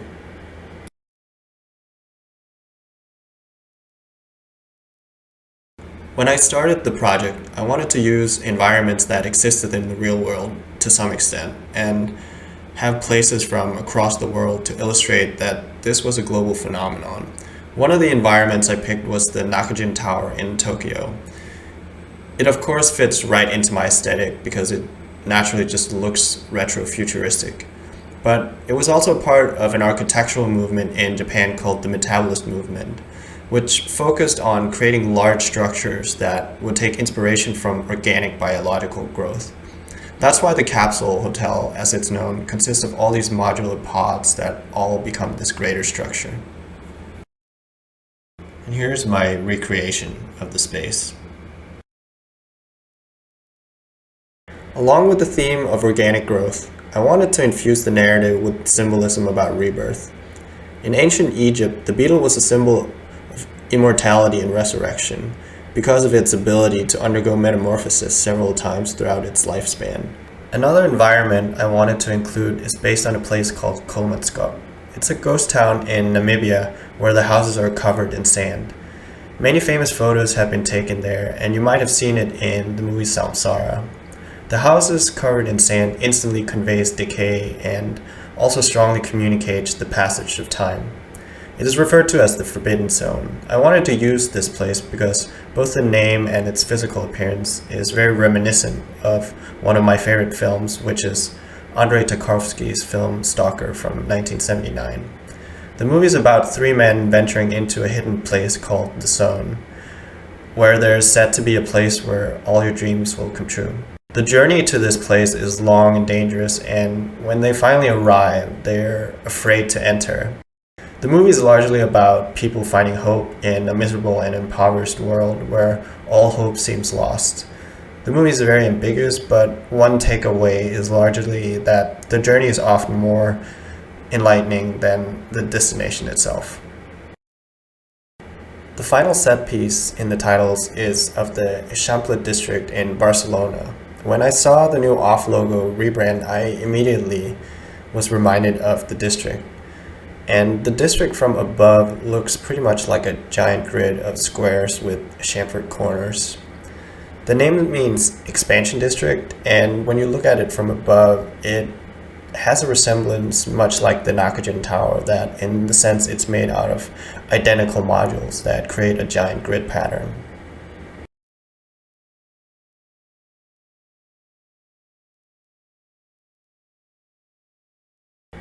With all the symbolism and contextual references in mind, we can then go into a little bit about how the environment looks. For instance, most of the outside shots and the nature-related shots have a symmetrical composition. Symmetry almost seems artificial at times because it's too neat and perfect, but it alludes to a sense of balance and proportional harmony. I wanted to make the distinction that the positive forces were coming from the outside. And when I first started creating these concepts, I reduced most of the frames to their most simple form.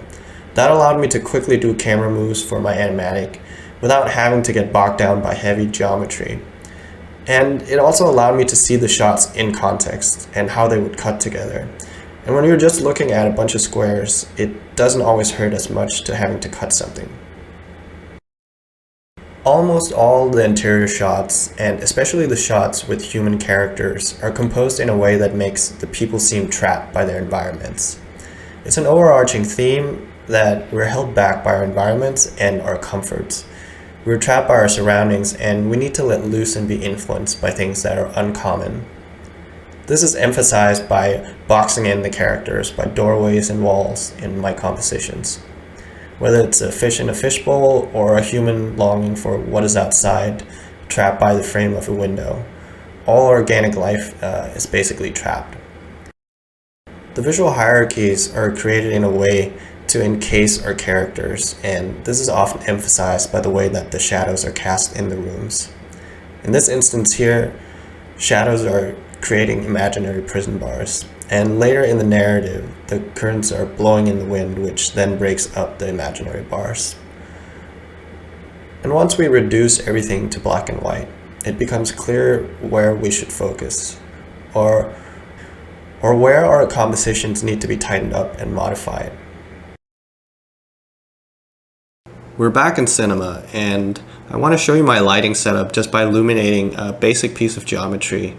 And right now we have a basic sphere here. Often when we do commercials, we tend to do lighting setups that are fairly bright because we're selling something and we want everything to be illuminated and obvious. And sometimes hyper-real even, where every crevice and edge is bright and sparkly.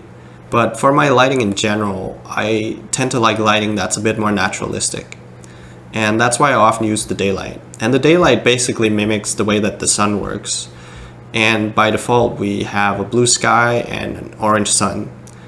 And I tend to like my sun a little brighter, so I'll just make it a bit more yellow, and I'll make the sky completely dark.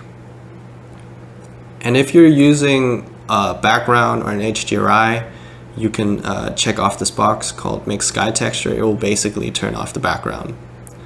And because this light is mimicking the sun, you can basically turn it 360 degrees around your object. And if you set the X and Y coordinates to 180, your sun will basically be right in front of your object and illuminate it straight on. And you can see if we move the light on our Y axis, the shadow will move accordingly, and same on the X axis. And here you can see the sun actually crossing frame. And what I like about this type of lighting is that the shadows are easy to control and they're generally very sharp by default. So by default our sun size is set to 1, and if we increase that size or that number, you can see the shadow becomes more gradiated and has more of a fall off. So if we have a smaller number, our shadow becomes sharper that way.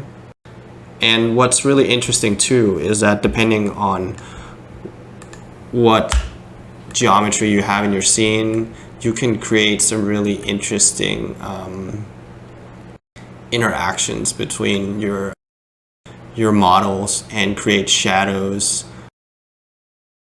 that create negative space across your models, and that creates some really interesting interplay and creates lots of room for interesting experimentation. And next I'd like to show that setup applied in one of the actual shots from the sequence. This shot is one of the final scenes of the title sequence, and at this point in the narrative, humans have transformed and become these more enlightened beings. And in our scene here, we have our basic daylight again, and we have an area light as well. And the area light is basically just right above her, and it's set to a very low value, so all it's doing is just breaking through the shadows a little bit and showing a little bit of the skin detail. I like that the shadows are really sharp, and it's also basically putting half of her face and body in darkness. And again, if we go in and change our X values, you can either cover her entire face in darkness, or you can make it all bright if that's to your liking. I like it to be half in darkness because that plays into our narrative as well, because the shadow symbolizes that things are still in the dark and in flux, and the future is basically unknown, and it creates this nice duality in the frame.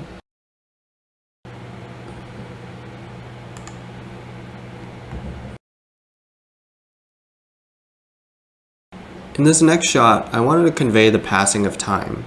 We often associate flowers with growth, and we think about blooming flowers in spring times and new beginnings. So in this shot, I wanted to animate the light in order to have the shadows move across the surface of the model. And in our scene, we have a basic daylight here. And because the flower is symmetrical, I have the X coordinates of the light set to 180. And you can see if we move across the X axis, the shadow breaks up this nice symmetry. But what's really interesting is the patterns that we're creating on the petals because our geometry is so intricate. So we're going to set that back to 180. And what I have happen in this scene is across the timeline, if we go to the end here, we're animating the light over the y-axis, and we can see that the shadows have moved all the way down the petals, and we get all these nice patterns here. And because the scene is a little heavy, it's going to be a little hard to scrub through, but if we rotate the light, you can see how it would be moving basically. And I like the interplay that's happening here, and it's really interesting just depending on what you have in your scene, like what type of shapes you can create with your shadows just by having intricate geometry in here. And next we're going to take a look at another scene where that really comes into play as well.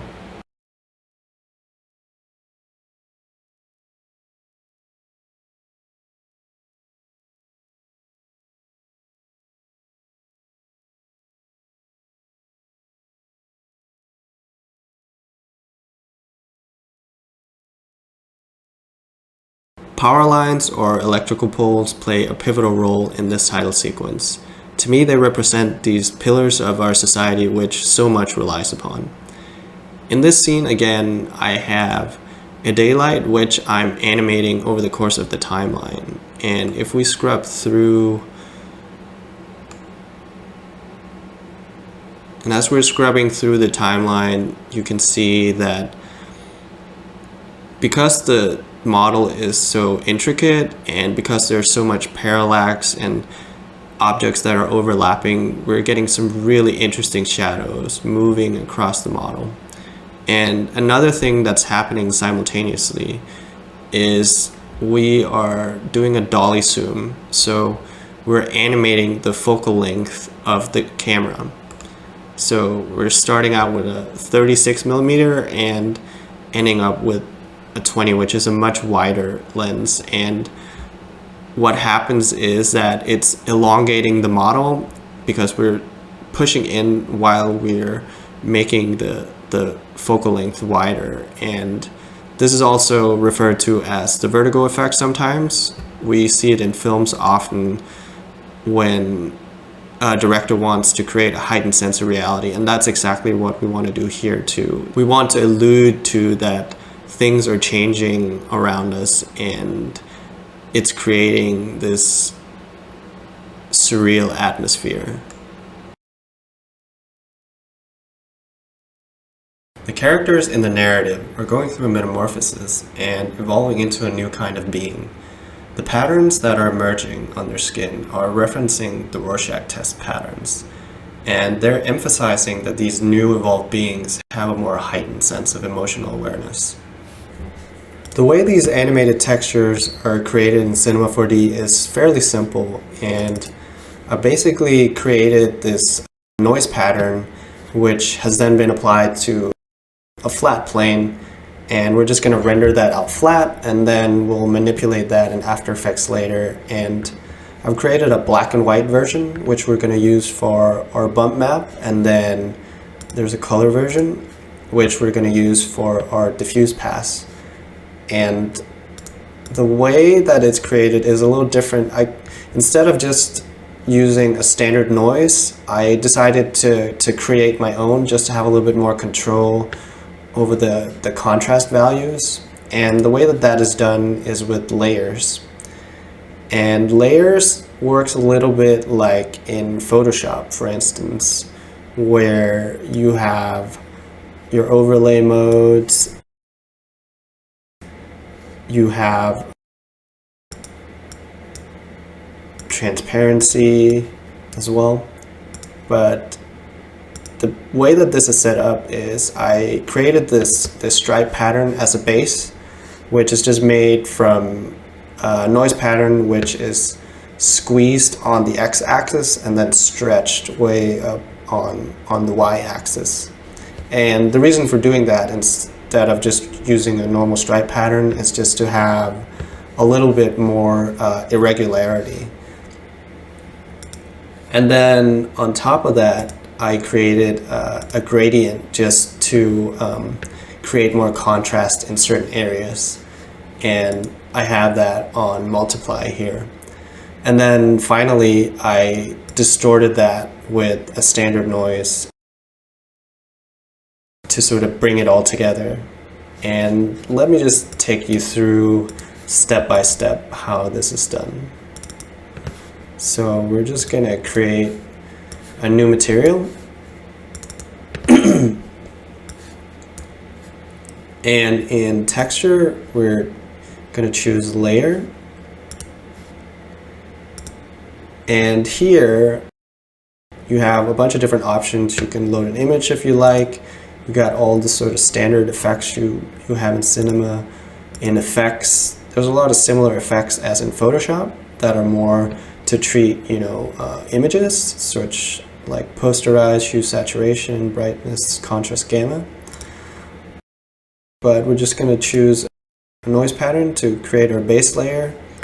And first, we're just going to up our resolution a little bit to make sure we can see what we're doing, and we're also going to check animate preview because things are going to be animated. So first we're going to choose a noise that that has a lot of detail, so we'll just choose this one, and we're just going to up the contrast a little bit, and then we're going to squeeze it on the x-axis and then stretch it way out on y. Maybe not this much, but we can see now we're getting fairly irregular values, which I like. And then to save us a little bit of time, we're just going to copy this gradient here because it takes a little bit of time to create, and we're just going to paste that on top. And then we're going to put it on multiply because I want it to be dark and contrasting. And then finally, we're going to add this distortion effect. You can see it instantly gets distorted as we apply a noise. And I'm going to choose, we have all our standard noises here, and I'm going to choose fire. Let's see if we scrub through it. You can see that it's animating. If we scale down the noise scale, we are going to stretch out the pattern a bit. And if we then increase the strength of the noise, we're going to get more detail. And octaves will control, again, like how detailed the distortion is. So if it's a low number, things will be fairly smooth and round, and if we increase that number, it will sort of get very detailed and distorted. And by default, time scale is set to 100. So time scale controls, we're just going to decrease the resolution a little bit just so we can see what we're doing. But so by default, time scale is set to 100. And time scale controls the speed of our animated pattern. So if we set it to a lower number, our animation is going to be a lot more chill. Maybe a little too chill. But basically that's how it's made. And if we just up our resolution once again, we can see all the detail that we're getting.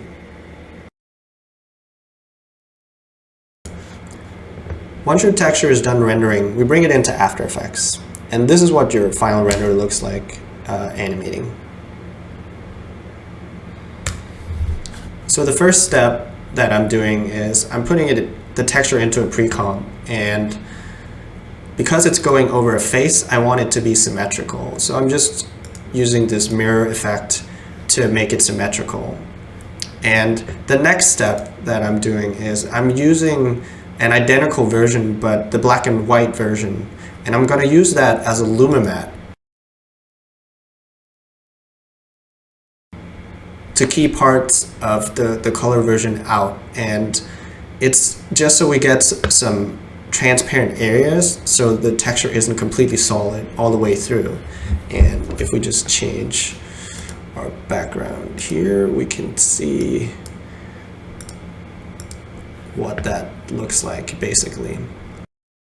And just before the final step, I've created this other lumimat, which is going to be our reveal. And it basically just consists of these pieces of ink footage that are then combined to this big texture. And this is basically how it's going to be revealed over the face. And with all these combined, this is what our animation looks like. And because we keyed our original color version through the black and white version, we can see we have these nice transparent areas here where the texture isn't completely solid. And we can see how the ink bleeds are sort of nicely dispersing the animation over our face texture.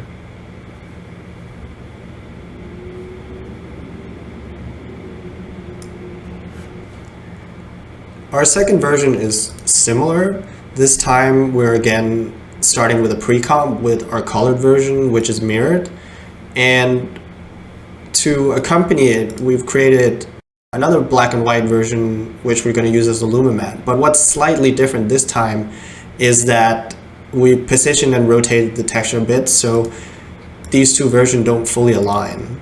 And here, where we have the two textures, where we're using the black and white version as an inverted lumi key, because they're not completely aligned, once we key through it, we get these nice pops of color, and it makes it a bit more varied, the pattern, which is pretty interesting. And once we go to our final comp, where I've applied this texture, I put it on add and screen mode to make it pretty light and transparent, we get these nice pops of color. And this is what it looks like animating.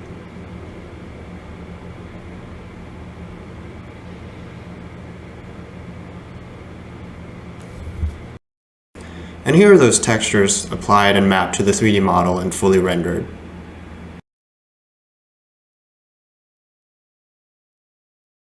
In the final stage of the title sequence, humans and organic life are going through a metamorphosis. They're transforming into a new, more evolved being, but the process itself is quite gruesome. This is supposed to reflect on the creative process in general, and that our creations often have to go through ugly stages before they become beautiful. And we ourselves, as artists and designers, often have to reinvent ourselves in order to evolve. I created this effect by first cutting out pieces of the skin geometry by using bools in Cinema 4D. And in order to animate the skin, I chose to use the post-morph tag because it would allow me to morph between two pieces of similar geometry, and I would still be able to keep my scene somewhat light, and I also wouldn't have to get into developing complex simulations. The way that post-morph works is basically it allows you to morph between two pieces of geometry that have an identical amount of points. So if we take a cube here, for instance, and we're just going to make it editable, and if we duplicate that, then this second cube here, we're going to change up slightly, just so it has a slightly different shape than our original cube.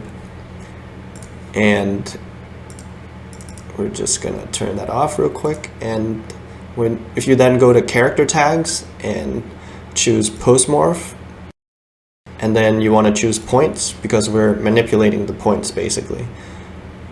Here in the target, you want to place your second piece of geometry. It instantly morphs into that shape. And for this to work for animation, you can check this box here, animate. And it basically gives you a slider where you can go from one state to the other. So fairly simple. Next, we want to apply this method to some more complex geometry. So here we have our face, and we're just going to duplicate that real quick. So we're quickly going to manipulate this a little bit, and we're going to do it using the sculpt tools here. So we're going to use the grab brush. And again, like when you're doing this at home, you might want to spend some more time like noodling this, like get into the details and make this nice and intricate.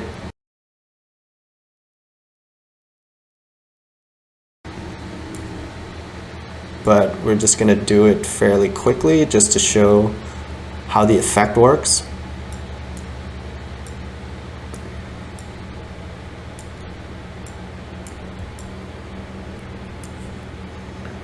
And we're just going to make the brush a little bigger.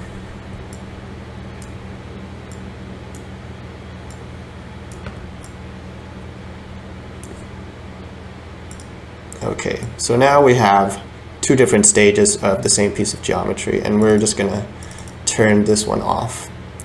So we're going to apply our post-morph tag now. And we're going to choose points. And then apply our target geometry. And if we hit animate here, you can see now we can quick and seamlessly morph between these two pieces of geometry. And just to make it a little clearer, we're just going to animate it over the timeline real quick.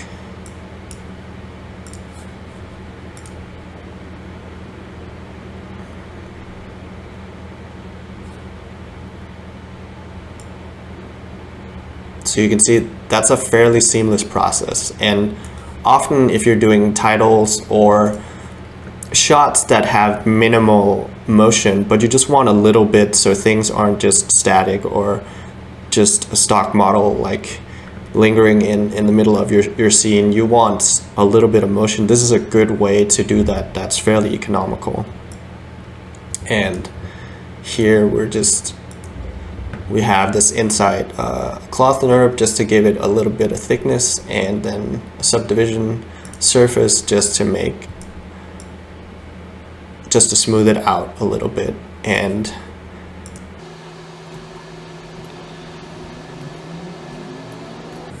okay, we're just gonna turn this down a little bit, but again, you can see a method that's fairly simple, that doesn't take too much and is fairly both easy to render and doesn't make your scene too heavy. Another part of this shot that I decided to animate with the post-morph tag are these liquid tendrils. I made them in X particles, but I quickly realized that complex particle and liquid simulation isn't my forte. Animating them with the post-morph tag would be a much more forgiving way, and since my scenes were rather long and slow, it would be more forgiving to do it this fashion. Let's go back into Cinema. Here in Cinema, we have our X particle setup used to create the liquid tendrils. And we're just going to play real quick so you can see what it looks like.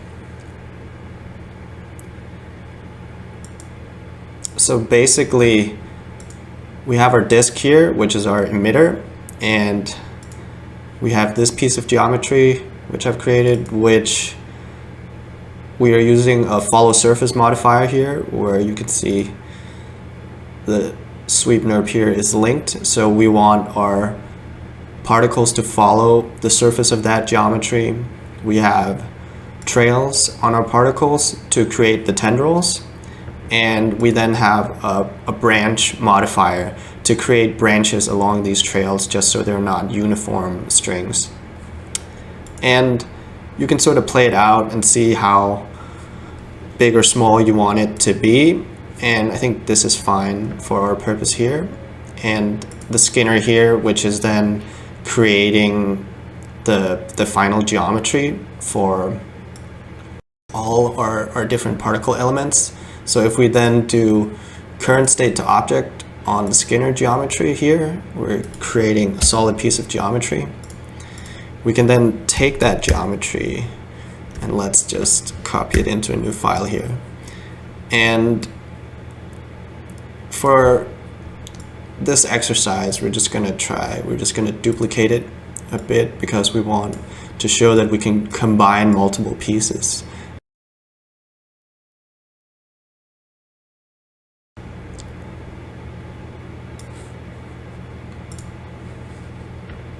And what I did in this process was then export my particle geometry as an OBJ, and I would then bring that into ZBrush.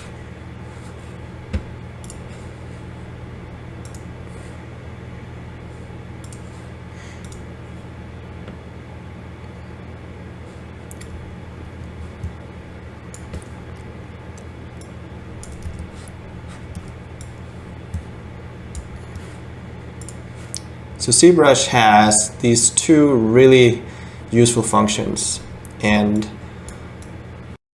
one is called Dynamesh.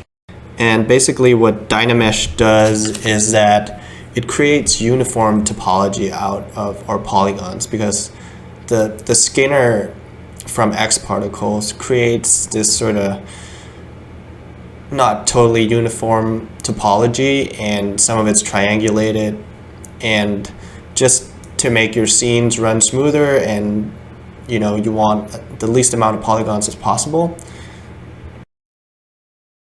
If we then use the Dynamesh real quick, we can see now we have uniform topology, and then if we then use the C remesher subsequently,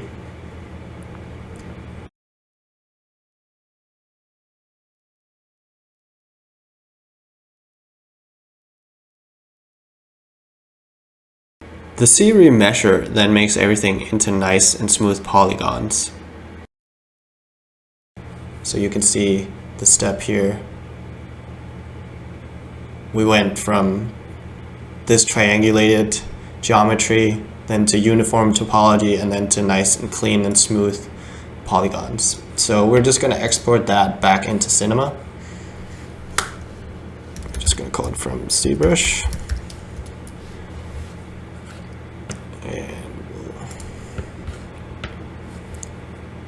And we will just say merge object and see from ZBrush.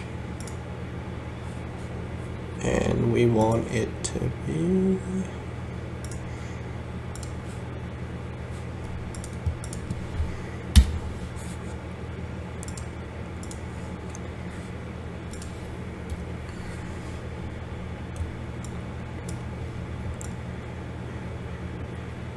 so now we have our nice and clean combined retopologized geometry here, and we can again then do the similar trick where we'll create two stages, and we can then use the sculpt tools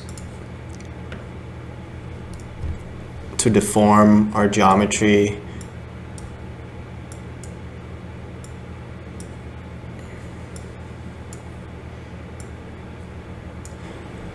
And you can try as best possible to sort of mimic what you would think liquid flowing animation would be deformed like, and shape it that way.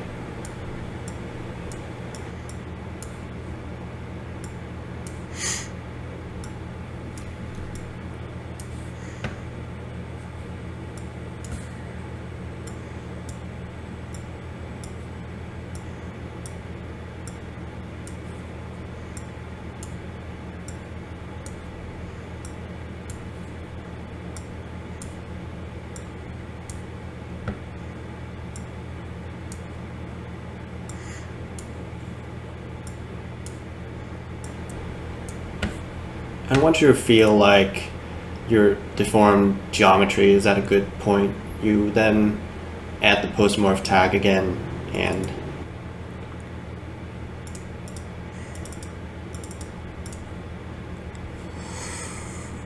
you make sure you set it to point mode and then add your target geometry.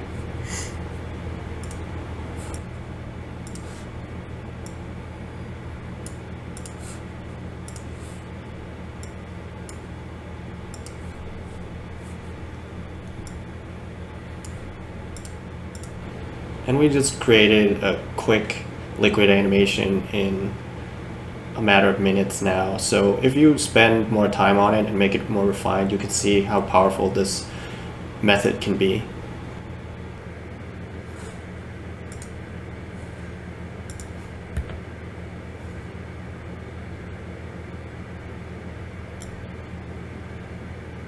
And here lastly, I'll just show a scene where we're combining all the different steps that we just went through.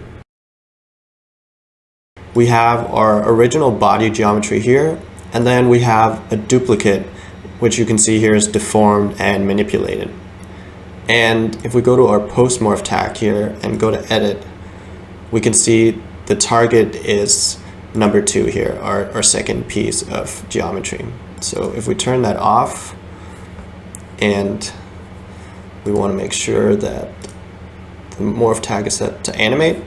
So if we scrub through our timeline, we can see that the skin is slowly expanding.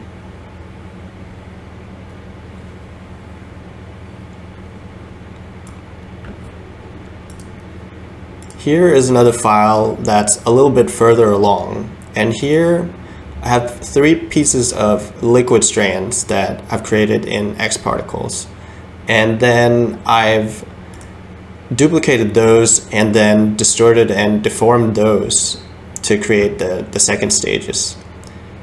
And again, if we scrub through, we can, so this is a little too heavy to just scrub through, but I have made a pre-render, so if we play that back, you can see how that's moving. And again, the reason for doing this is that it's a more economical way of making a complex particle animation instead of having to cache millions of particles. You can get away with manipulating a piece of geometry and then just morphing between 2 shapes.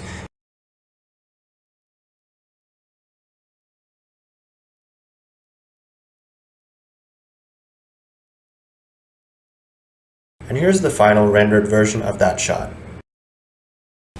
Thank you so much for tuning in today, and big thank you to Maxon and Matthias and Heather. If you want to find me elsewhere, here are my links. Thank you so much.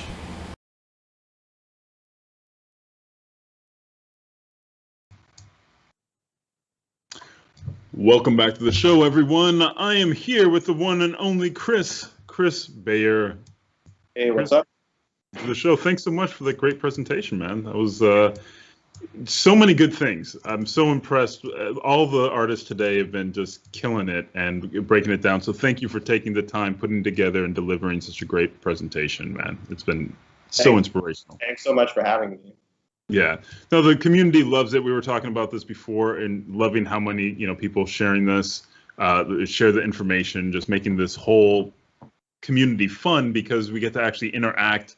And the one thing that we really like to do on this show, a lot of people might be broadcasting and talking about, their software and what they're doing, but we like to actually put the spotlight back on the artist, right? It's like, okay, focus here. What are you guys actually doing? And sharing that. And that has been our focus for a long time. And it just works out great for the community and us. It just creates a win all around. So really appreciate you taking the time. People are saying this was awesome. This was amazing, sick, great job. Brilliant. So gold stars all around, brother. Great job. So we got your Twitter and Instagram going up there now, and we do have some questions. Folks, if you have questions for Chris, go ahead and toss them in the chat. My team or I will do our best to get to them so we can actually ask them. And we can just kind of jump in and get started. We already have a couple here. And one of them is, what do you use for humans? So are you building your models from scratch? Do you have a couple key places that you go to? What are you doing for your humanoids? I'm just using DAS like everyone else. I'll sometimes modify them a little bit. Like in some shots, if I need to get like in really close, like sometimes I will get like textures or like bumps from textures.xyz to sort of, you can get like more detailed like skin textures there that have a little bit more pores and stuff. So you can just sort of enhance the bump maps or, your displacement maps with these textures. But yeah, generally just DAS. And I think a lot of, making them look as good as possible is sort of in how you texture them and just sort of tweak that a bunch. But definitely. So yeah, if you want to shoot me in the in the Skype chat, you can hit me with any links or something. I can get them to the rest of the crew after this. So you said that it's XYZ or something for additional. I think it's called textures.xyz. Yeah, I mean, it doesn't have to be now. After we're done here, I'll get that to the web, right? Because they've been loving the resources. So a lot of people have been handing out different resources. So we'll be doing that. Let's see. Someone's wondering if you have tips. So I guess this also goes like hand in hand to that. So tips for skin shading. Is there, beside those texture bump maps, are you using any, subsurface scattering, or what's your do you have a formula that you like to use for skin formula? What are you doing for your skin? How do you glow? Well, no, I mean, I made this a couple of years ago. So Octane has definitely gotten a bit better since then, but I was using a blend texture where one is a diffuse texture and another is has a subsurface. I'm blanking on what it's called, but yeah, one has subsurface scattering, and it's I think texturing is the thing that I'm worst at. So really.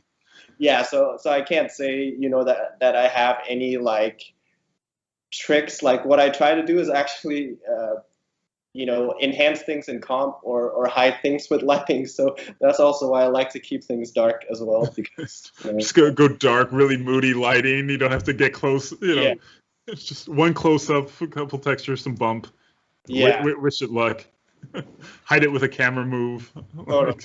I mean, I think whatever you can do in comp definitely helps a lot, So what would you say if texturing is not your strong point? What are the points that you really like to focus on? What do you love doing?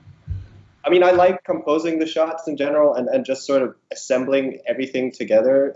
That's why, like, normally my day-to-day work is a lot of just doing concept work, and I work on a lot of pitches. And the nice part about that is you don't always have to worry about how things have to get made afterwards. You just have to sort of focus on creating, and I think the complicated thing about doing 3D sometimes is like you spend a lot of time in this gray world where everything is gray, and you're looking at wireframes and all this stuff, and then the final part is sort of bringing things into life and giving it color. But I think that last step is sort of what I don't know. It's definitely the thing that I'm worst at in general. I wish I could give that the same amount of time sometimes, but I just haven't, just because rendering in itself is something of a skill. Like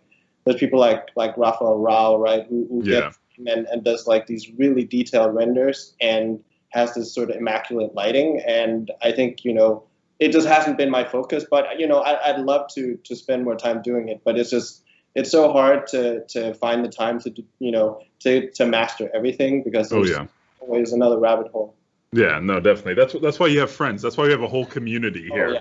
Yeah, it's like do the things that you're really good at, know what you're bad at, or the things that you don't love, and then make friends, and then make friends who can fill those gaps.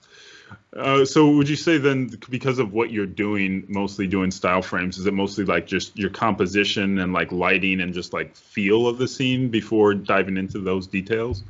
Yeah, definitely.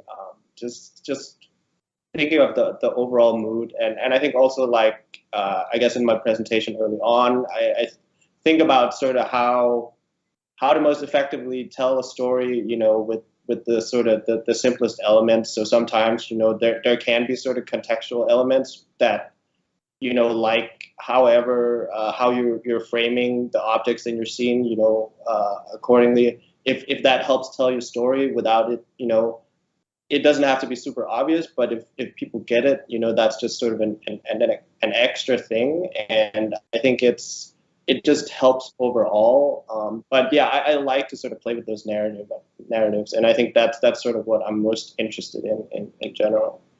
Very cool. Now, when you're doing this different concepting, what is one of the biggest challenges when working with clients? Is it like trying to extract a solid idea or concept from them, or is it a lot of it they're just like, hey, we want something cool? What is that, what is that interaction like in that world?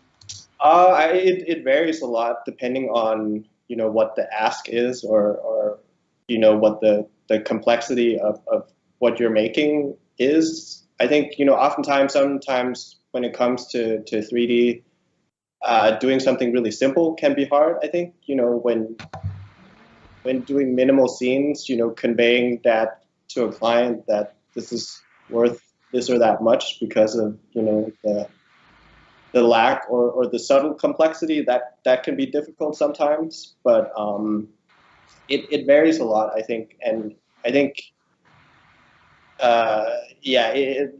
communicating what you're doing is another big part of the day-to-day work, just sort of explaining how easy or difficult it is to create something. And I think what's nice about cinema and the community these days is, there's so many resources available, things like, like whatever scans or kit bash packets and all this stuff, where I think previously, or maybe, 10 years ago, you would have to create a lot of those elements yourself, where now you sort of, you can easily, create a library of things. So you just sort of have to assemble it. Yeah. So that takes a lot of time. Yeah, no, I can say for sure within the last, 10 years, and I've been here, I guess a dozen years.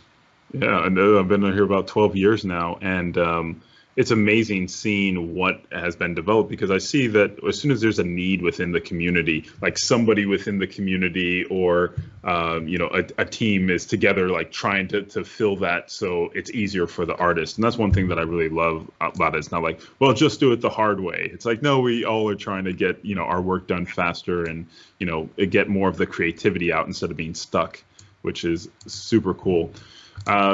Speaking of tools and techniques, somebody's wondering why not use the smooth geo in C4D? You totally could too. I think, again, I created this a few years ago, so also the tools in cinema have gotten better as well. I've been trying to teach myself ZBrush in the past 3-4 years, and I find that that workflow is sort of interesting. I go back and forth a lot, and I think it's just the way that the C-remesher works, for instance, is just very seamless, and it will create sort of nice and smooth polygons out of your messed up geometry sometimes. And it works for a lot of different purposes. For instance, if you're doing, often if we're doing holograms or something, and you're using a model to create a point cloud where you're cloning around the vertices or something like that. If you have a messed up model that's, maybe it's a scan or something, you can just quickly just, sort of retopologize it that way and create sort of smooth polygons. So it's very efficient in that sense. That makes a lot of sense. Someone was wondering if you use, when it comes to rendering, are you using a render form for some of your longer shots, or what's your setup like? No, currently I've mostly just been rendering at home, and PG&E is constantly reminding me that I'm not an efficient home, but I need to upgrade soon. Actually, at the moment I only have 4 980 Ti, so it's a pretty old setup. Oh yeah, okay. Classic mode, not even the 10s, the 9s. I mean, I think my machine is maybe 5 years old now, so I definitely need an upgrade. Yeah. So if anybody has any 3080s or 3090s you want to donate to Chris, he will happily, I'm sure, accept those. I'm sort of in this fickle state where I need to upgrade both my software and everything, but I just haven't because I'm doing client jobs and want to make sure that everything's working. But yeah, I both need to upgrade everything, and I definitely want to check out Render or the Render token. Yeah, the whole network render with Otoy. Very cool stuff. Let's see here. Someone's saying they really love the breakdown on the boards, pre-production, composition. Is that something that you came from school or an earlier career path? So yeah, what was your path like a little bit into this world and your skills around that? Well, my career has pretty much been happenstance. So the main reason I got into motion design was because I got rejected from the art college I wanted to go to. And I originally wanted to be like an illustrator or, I don't know, like a traditional artist, but I didn't really have much of a portfolio, so I got rejected. But so I'm originally from Denmark, and in Denmark you actually get money from the government to study. So I just moved into a new apartment with my girlfriend. That's a great idea. I love that idea. Money to study. What? And instead of getting a dead-end job, I decided to do this like 2-year multimedia design course. And there I learned Flash and a little bit of Final Cut. And then I had a guest lecturer from San Francisco who got me an internship at the small motion studio in San Francisco. And I interned there for 3 months and learned enough After Effects for them to offer me a job. And just in 3 months coming over from Flash. Yeah, so I was just amazed sort of seeing how it worked. I'd never really experienced motion design before, and I was just really hungry too. So, I just sort of studied a lot and just started making a lot of, watched a bunch of tutorials and just started making a lot of things. And so when I started working, I was very green and was totally learning on the job for the first, few years. But I started at this company where we're basically 5 guys doing After Effects. So by being in a small environment, back like 15 years ago, I got to try to do a little bit of everything. So in that process, in my early years, I got to do everything from, like 2D animation, type animation, roto comping, to eventually doing 3D and even like on-set, visual effects supervision. So I've been fortunate to get a lot of experience in a lot of different areas, definitely not mastering, any of them, but just I've just been fortunate to sort of experience a lot of different techniques, and that sort of informs, or at least I can see like when a technique is appropriate or more efficient sometimes, and that helps a lot. Yeah, no, I mean, coming over from mixed media and being able to blend and know where it's going also makes a big change when you know that, some of this I can take care of in comp. I'm not trying to get it all in camera, like, okay, smoke, atmosphere. And, that's something that you definitely have to know multiple things to know how you can actually cheat it. Like, where can you cheat and fill in the gaps faster? But that's definitely a learned skill. That's not just out of the box learning. That's something that's, that's much harder. So Chris, thanks again. Great presentation. Would love to have you at a live event whenever we can get one of those going. But those were the questions for the community. Once again, they really appreciate it, and we really appreciate you sharing all of your knowledge and techniques. We will be right back after these quick messages from our sponsors with our final presentation of the day. So stay tuned. We'll see you soon. Thank you so much for having me. Yeah. Thanks.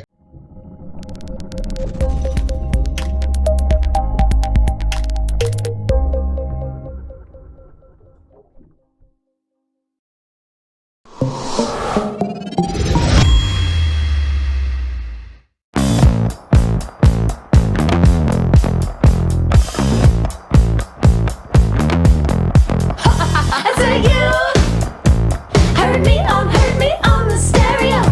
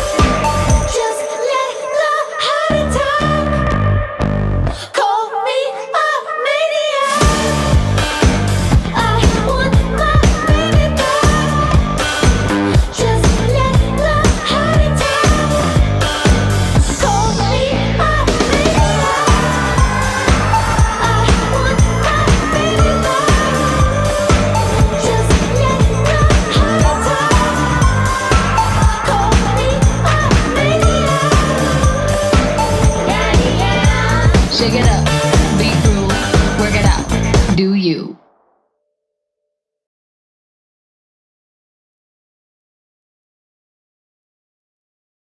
Hi, I'm Hashi. And I'm Seth. And we want to tell you about our new show, VFX and Chill. A live weekly talk show where we break open visual effect shots from film and TV and try to put them back together again. It's completely unscripted. And unplanned. So, watch it. VFX and Chill with Hashi and Seth premieres Friday, May 28th at 10 a.m. Pacific on the Red Giant YouTube channel. We're definitely in the same room together.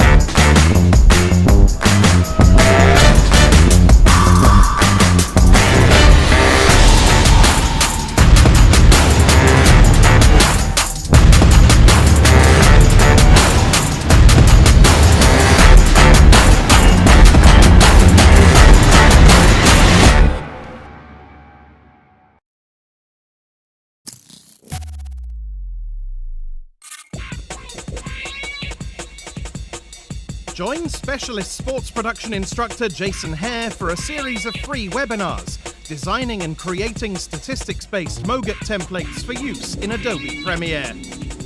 Using real-world techniques he developed for the 2018 World Cup and 2019 Rugby World Cup, Jason will show you how to build templates in After Effects, combining Red Giant Universe, custom expressions, essential graphics panel techniques, as well as data-driven graphic workflows. See how to share these templates with Premiere Pro, helping editors achieve more in less time.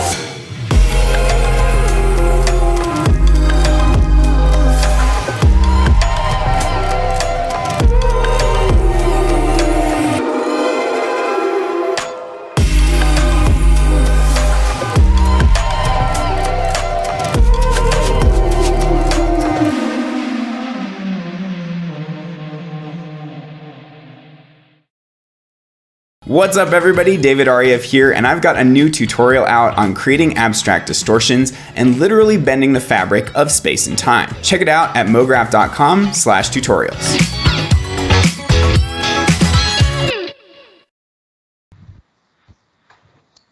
Welcome back to the show, everyone. Tuning in from around the world, my name is Matthias, aka Major VFX, here at the Maxon VFX Studios in Los Angeles.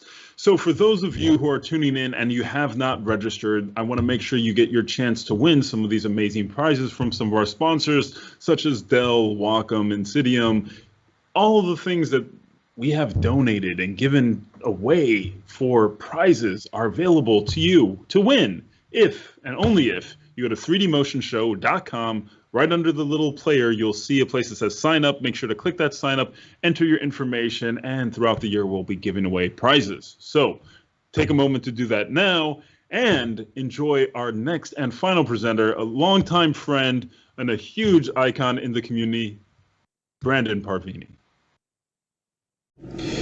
Hi, my name is Brandon Parvini. I'm a design and technical director based out of Los Angeles, California. I've been doing this or this general body of work for probably about the past 15 years or so, and been a 3D artist at some level since about 2010, specifically Cinema 4D. It's my first real major foray into 3D in general, after being just kind of an AE comper for the most part of my early days. Let's take a look at kind of a somewhat recent reel, and then we can kind of dive into some hopefully fun stuff to talk about today.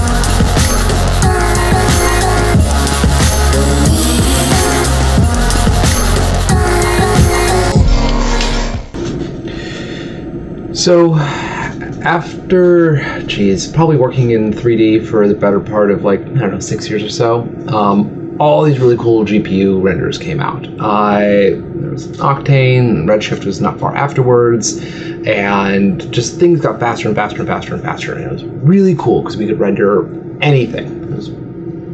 It was a really fun moment because all these kind of struggles that you'd kind of had early on in 3D work of waiting overnight for renders and hoping that there'd be no GI flicker and all this kind of old grandpa gray hair stuff was all gone. New problems, but largely gone. And there was this ability to render stuff that you saw these big studios making, and that was really, really cool. And then for me, I kind of started getting bored doing it, and I don't know if it's just because I don't know if there's maybe an undiagnosed ADD, or I just like making things hard for myself. But I kind of went and started realizing that I was just kind of falling out of love with 3D in a kind of a certain degree. There's still so much to do. I still don't know what I'm doing, but I was kind of looking for inspiration, where I wanted to go to next. I wasn't really doing glitches, but it wasn't doing a whole bunch of different things that I was starting to rule out what I didn't want to do. And then I had this really cool opportunity to jump into a project with Adult Swim and this group that would end up becoming an incredibly fun group to be part of, BMO. And the show was Dream Corp LLC. It's a really rad show, a ton of creative liberty that we were given, and a ton of insane constraints. The show was based around this vector work that came from the guys who had worked on Scanner Darkly, and it was all this automation, and there was no specular, and all of a sudden, like, I kind of got back to this almost like art school kind of game of like, okay, what do I, can I make a good looking image if I don't have, reflections and GI bounce and this, that, and the other, and like, can you make something that looks interesting? Can you make something that looks like it matches everything else? And it was an incredible wormhole that we spent kind of diving down into for the better part of past, for about 3 years or so. And I've talked about it at some length in previous talks with Maxon, because cinema was a huge, huge part of that process of being able to help realize that world. And it did something really interesting for me at that time. It kind of rejuvenated my love and my roots as being a comic book fan and, someone who loved, cartoon animation. And then all of a sudden you had found this kind of other place that had been left kind of dormant in the illustrative world. You have people like EJ who have done incredible work to help kind of create a vernacular and a great way to kind of jump in to, sketch and tune and illustrative kind of works. But there's so many ways to do it. And that's what I think for me was really fascinating, was that I was back into a place where there wasn't a prescribed way to do something again. You could go back to experimentation, you could go back to treating software or mistreating software and get like a really interesting result out of it. And just being back in a place where there's no real rule of what was like the best way to do something. It was just what is the right solution for the look you're going for. And I want to take you through a couple different approaches that I've found as I've been trying for the past few years now to kind of regenerate the artist's hand and recreate a little bit of that analog inside of Cinema 4D.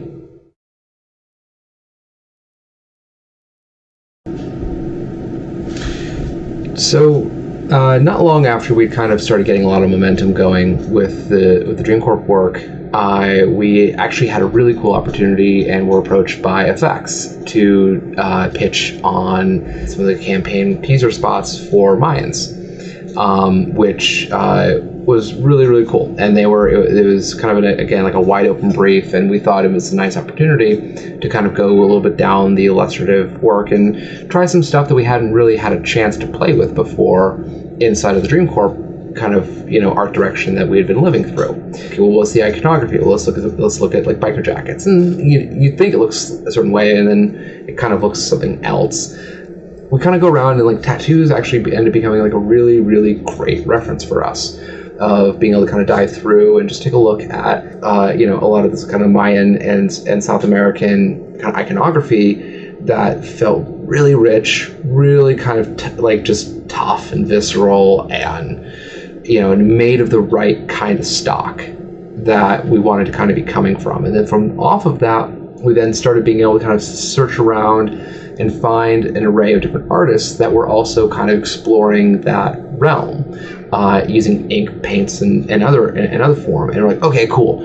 We think we have something here. The line quality, the weighting, the crunch, the tooth, the tenacity, the sharpness, like all the things we're now starting to kind of link up here. And we're like, we think we have good ingredients to feed our artists.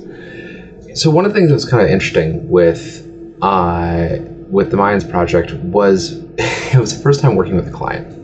We'd never worked with effects before, so we didn't really know exactly what the feedback flow was going to be and how symptomatic it was going to be for like hard changes. And that's a scary thing for a small studio when we're trying to approach the idea of doing like a really 2D cell look for something, of like drawing over things and all this kind of painterly stuff, because it's it's kind of finite. Like once you've done it, you've done it, and then you gotta ask the animator to go back and do it again if someone decides at the last minute, I'm not into it. And so that kind of got built into the approach. I mean, we've kind of gotten all this way on kind of a lot of kit bash style approaches when we're in 3D, right? Like, don't worry about modeling the building in the background. Don't worry about handling this, as far as like a artisanal, individually built element for things that, sometimes aren't important. And sometimes when they are important, you still can rely on a kit bash to bring things together. and help kind of finish out a scene. And so we were like, well, okay, well, what if we tried doing that with cell and with animation? Then of course, not going out and buying a pack, but instead like bringing in illustrators and bringing in artists that could help, finish out and kind of help build out this kit that we could basically start pulling from and kind of turn cinema almost more into a composite engine in some ways. How could we hang animation that was a more evergreen ask and element from our side onto the footage, onto the animations that we were trying to do, so that way if we need to pivot something, it wasn't asking the artist, hey, we've changed our camera angle, or this is looking a little bit different, can you please adjust 10 pixels up so it lines up the right way, or avoiding nasty After Effects mesh warping kind of stuff that can get horrific very, very fast. So it made sense. Okay, let's try to build ourselves a toolkit of evergreen assets, and that was kind of the goal set. And with that being said, we had to kind of figure out good ways to do it. So if it was polygon mountings onto simple planes, so we could use that with hair systems, or if it was just tracing over renders that we would give to the illustrator, say, hey, just draw on this isometric view and let me reproject that back on.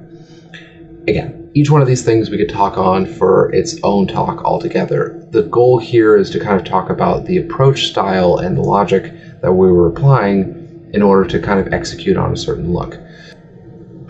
So you can see here that I have a small handful of feathers, and I'd gotten those from our illustrator, Scott Hassel, who worked with us on Dream Corp, and is kind of our usual first guy we bring in when we're trying to kind of, start collecting illustrative work, because he gets how broken we are. So usually what I do is I try with this stuff to kind of just build out, bring everything in, build it in, get it to set up a way in which, I can tweak the colors, I can tweak all this stuff, and I started mounting them all into these cards. And then, you can kind of see here that I have a very simple sweep that's being driven by a tracer. I have another illustration that he's done that's given us kind of the wrapping, or essentially the pattern for the snake itself. At the head here, I have a quick ZBrush sculpt that I had done and had handed off a illustration, or handed off a render over to Scott to do a illustration from the front top side.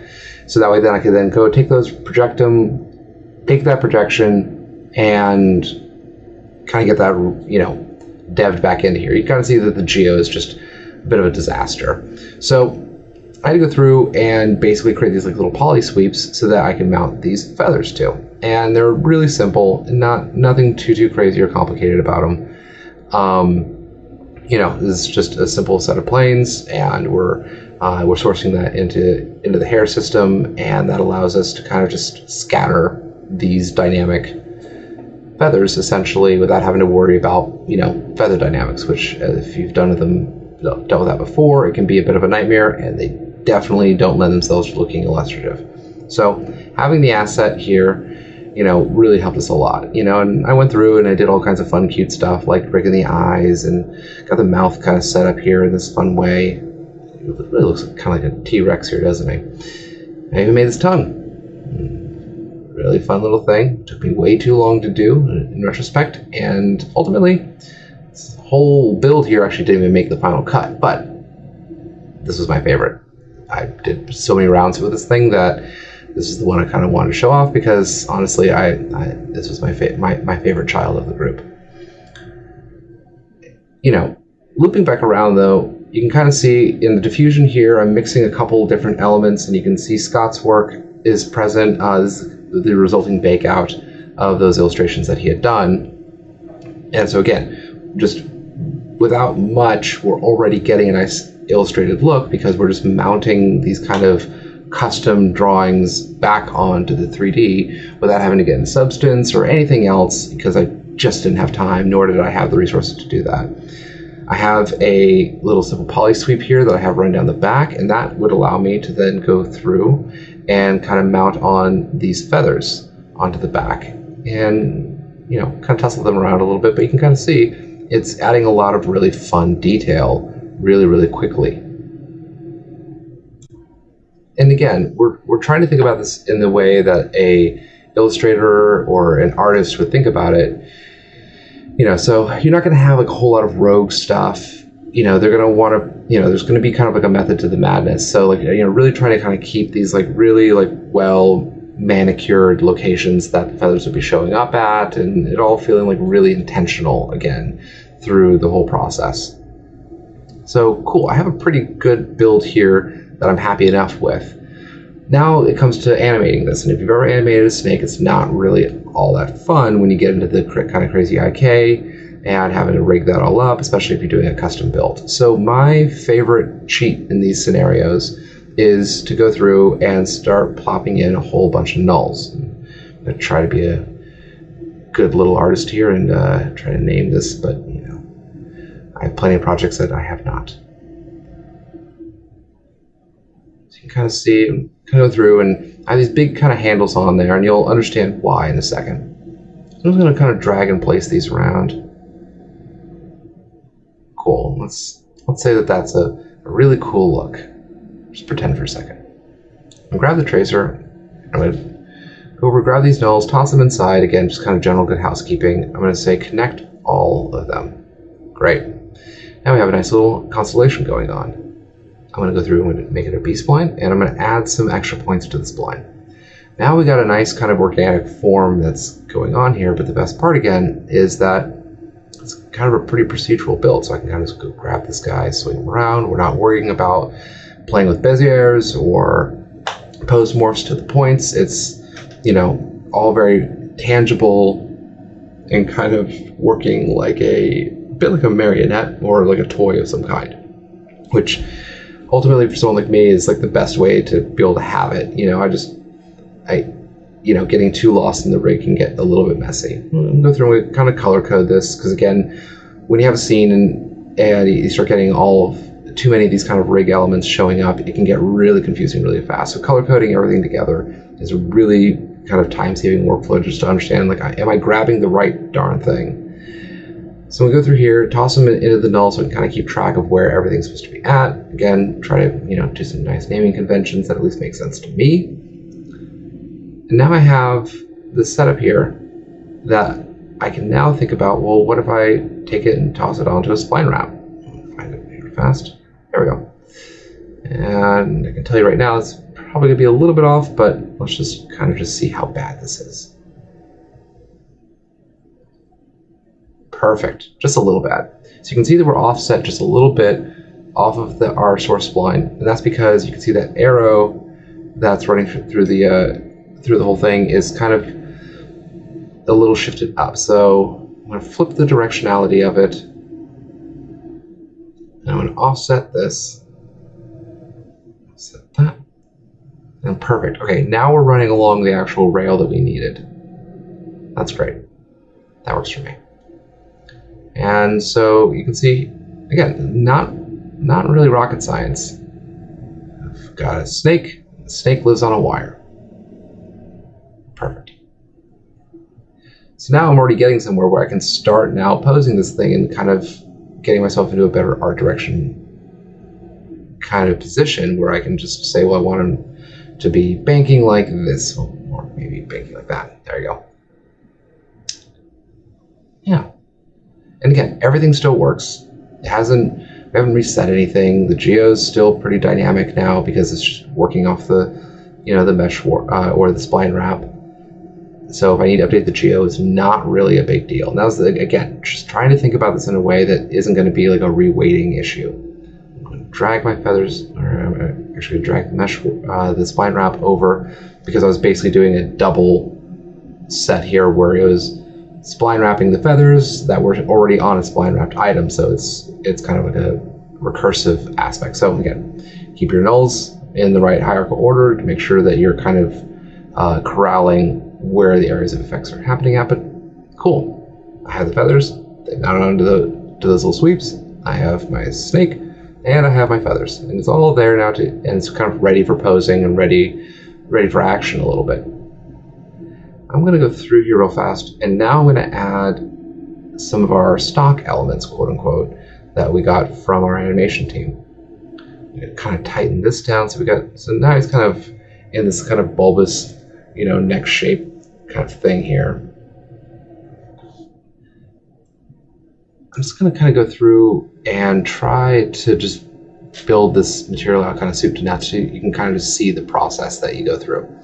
So turn that off because we don't really need reflection on this. I'm going to go over and I'm going to find my PNG sequence that I got from my animation team, go through, loop, detect, great. My little squiggly thing that's going to show up. This is all fine for now. I'm going to control drag this over so now those colors show up also in the color channel, so I can kind of get a better sense of what things are looking like. And I can't really tell what I'm looking at right now, so I'm going to over here, bump up the resolution that it's going to be displaying at the viewport. That's a little bit better. I can kind of better tell what's going on. But now let's just try to work on the orientation of the turtleneck that I put over the snake. Let's kind of orient that around a little bit. Let's kind of just have it travel a little bit, so there's a bit of a twist that's happening. It's always a good kind of first step for me. And cool. All right, that's relatively rad. That's great. So really, really quickly now, again, we've managed to kind of get this little animated illustrated element that's just already mounted to the object itself. I can now go through, tweak it. I can sample out different texture sets. One thing I do like to do though is I like to kind of get in there and do a little bit of displacement. That's not what I want at all. Let's bring that down a little bit. Let's calm it down. Okay, yeah, see, this is a little bit better. So now we're getting a little bit of thickness going on, because what you don't want to do is have that cell just flatten out completely and kind of reveal the polygons that are happening. And I don't want to get into some crazy volumetric kind of thing. So this is really good. It cheats just enough so that way it never kind of clips to that totally flat kind of thing that would happen with After Effects where you look too far in the 2.5D. And so now we're being able to, again, generate the displacement off of the animation itself. I'm going to do a tiny, tiny little blur that I found out would be kind of necessary with this stuff. And it helps get rid of some of the jaggies because obviously this was not made to be a displacement map. It's not bad. Okay, cool. So now we're getting a tiniest bit of rounding that's happening, so it feels like there's a little bit of puffiness that's there. But now we get a little bit of aliasing that shows up. So I'm going to go in, I'm going to toss my texture into a posterize, and I'm going to go over and kind of set a couple steps here. Perfect. So see how that just clipped out a lot of that kind of aliasing detail? Now we have a lot more sharp kind of intentional lines where, again, we're trying to hide the fact that we're doing this in CG. You want it to feel like someone drew this as much as possible. And again, by having it where you have kind of only two artists involved drawing all of the textures, things start matching really, really nicely. You have this really kind of graphic look, and kind of fit the spine. Just keep it light. So now as we kind of go through, I can now offset this, and now I've built this kind of cool snake roller coaster thing, and it's going to make it really easy to animate. I'm going to go through, grab that, go here, grab that, bump that up. Cool. Just make sure it's all looking right. I'm going to toss this in the right kind of hierarchical order here, just because it's going to make my life a little bit easier. And let's just make a quick preview here. Set some numbers so we get a decent enough resolution to see what we're looking at.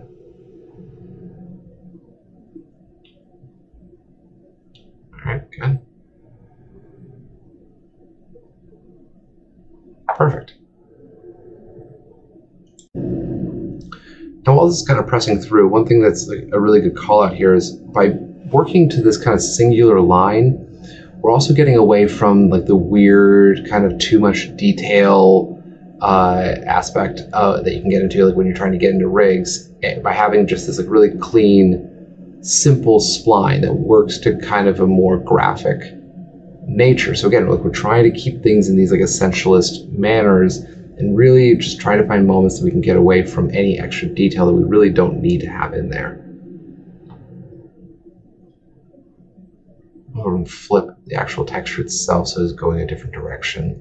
Because it just feels like it should be kind of peeling off as he's moving forward in space. Twist that around a little bit. Just help kind of bumps up that amount of kind of banking and torque that's happening on that texture as it wraps around him. You know, but now we have like a little like mini kind of cell rig, and if I want to go through and I can kind of keep messing with a lot of these settings here, kind of like that, like that. See, so now I have a couple of these guys rolling, and they're all crawling over them, and they're all centralized to this one singular texture. It just makes it really easy to start now sampling what you've done. It's pretty light in the scene. I'm still being able to navigate in a nice way. And it's all amounted to, at this point, kind of a single texture. And again, it all is still based on that initial, you know, tracer rig. And this is starting to kind of feel pretty cool. I have lots of notes, but, you know, with enough time, I can get some of this stuff kind of tuned in. We can kind of see, like, you know, it feels intentional. It feels like someone actually may have actually drawn this. You know, the details that are there, what's getting called out. And remember, there's no lighting in this either. We're just looking at kind of a flat graphic.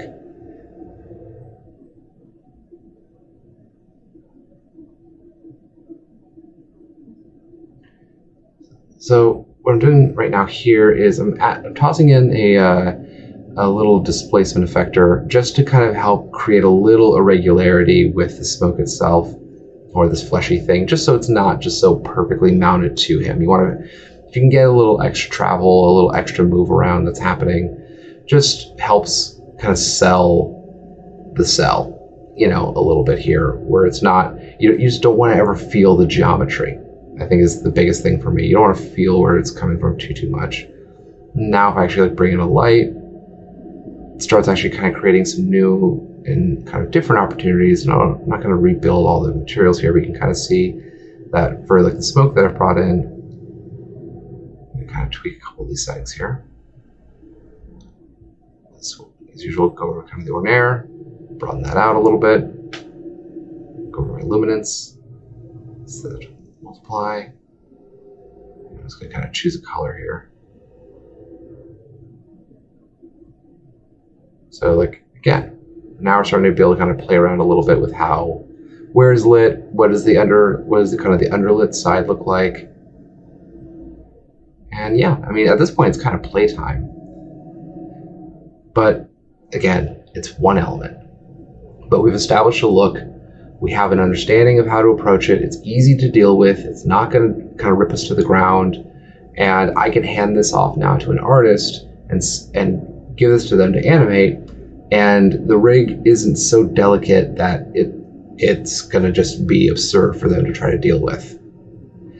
So then you just kind of keep doing this and keep doing this and keep doing this. And we kind of kept building out all these different pieces. And as they all kind of come together and you bring in the composite and you bring in the tracking and you're mounting to different objects, like you start getting something. It starts to kind of become this connective tissue. And it eventually becomes a spot.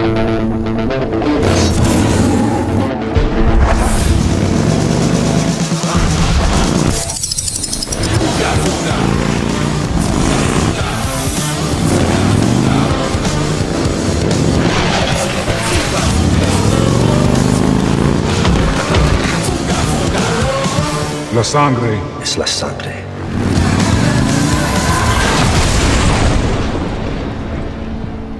But yeah, it was a really fast turnaround, and we managed to get through it and made up as we went along. But then at some level, it kind of felt like we were cheating a little bit, where I was just ripping all these other people's work, and I wasn't really generating our look. Like what do I still want to do? And there's all these conversations that we had kind of started with Dream Corp that, you know, I'm like re-falling in love with Mike Mignola's work and Bill Pope and like all these just incredible comic artists and illustrators and painters. And I'm like, I'm not tapping them yet. I want to really chase them down in a more direct path. And we were so incredibly fortunate that a friend of the studio's, Scott, who runs Substance, reached out to us and invited us to be part of the 2020 TEDx opening sequence. And it was an incredible opportunity. We were so excited, nervous, scared, excited, nervous, scared, and kind of in that loop for a little while, especially as like the list of who else would be working along with us showed up, because he was basically building this really kind of fun, exquisite corpse where each group would get a different prompt. And you know, he kind of set up these sandboxes in a really fun way where each group was able to kind of choose the topic that they wanted to explore in some visual metaphorical aspect.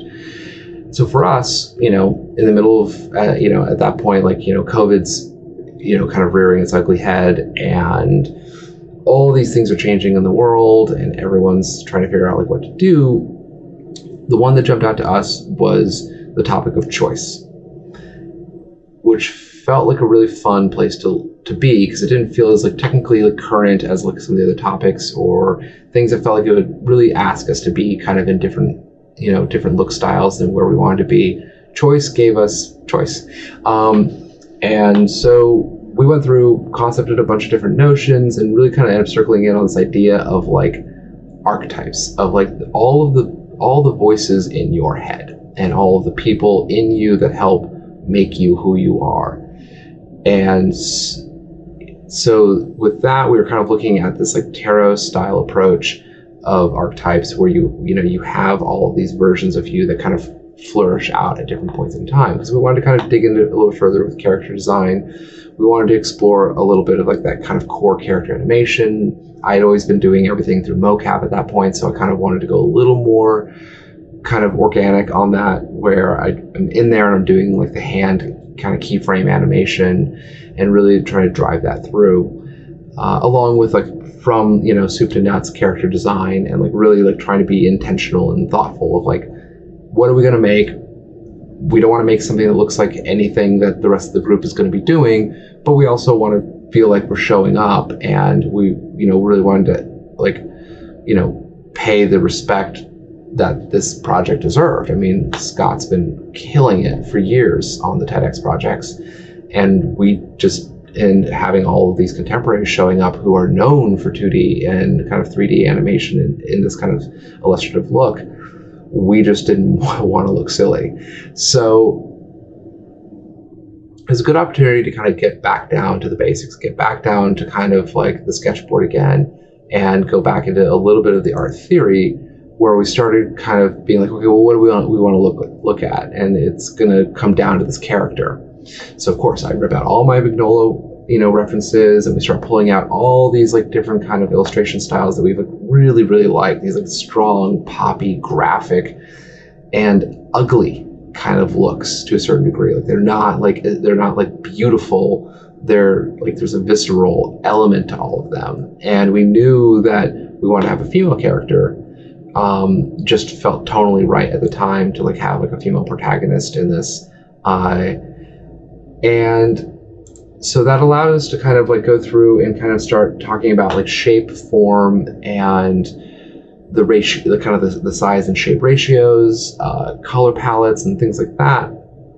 And it really allowed me to kind of like break open like all of these like notes that I've been taking on the Vignola work specifically, because when you look at this one, at the character of like Hellboy, let's say for example, or even like what they did with Spider-Verse and the Spider-Man character, there is this really interesting kind of study that you could do of like, okay, well, this is how it was drawn and this is how they modeled, right? How do they carry that tone of the illustration over into the sculpting aspect of it that kept that feeling, that felt, that made you love the drawing in the first place. So like, as you can see over here on the left with the Hellboy sculpt, like he still is retaining that size and shape and proportionality. It could be drawn actually, like when you're looking at it. Same way with the Peter Parker in the bottom right, and you know, Mr. Bruce up there, you know, kind of popping out from behind them. Like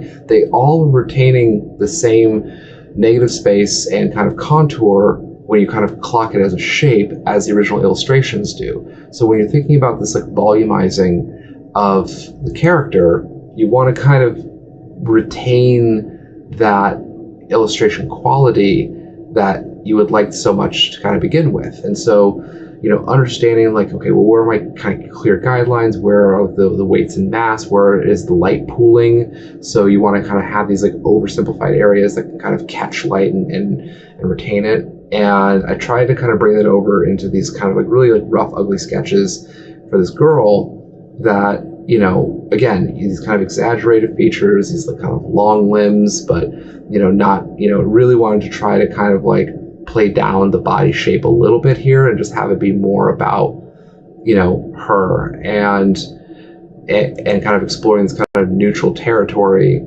that she would be existing in, because from her, we had to basically plop out this mapping for all of these other versions of her. So she was too arced in any one direction. She was too cool, too mean, too nice, too pretty, too anything. It wouldn't work because we all of a sudden, like the other flavors that we were trying to push her over towards wouldn't quite make sense. So we had to kind of like have this like really good like central ground to work from. And the first one that I went towards, just because of probably personal tone and taste, was this rebel look, which was kind of like, you know, the badass that like comes out, you know, at the right times. And so by, again, same geo.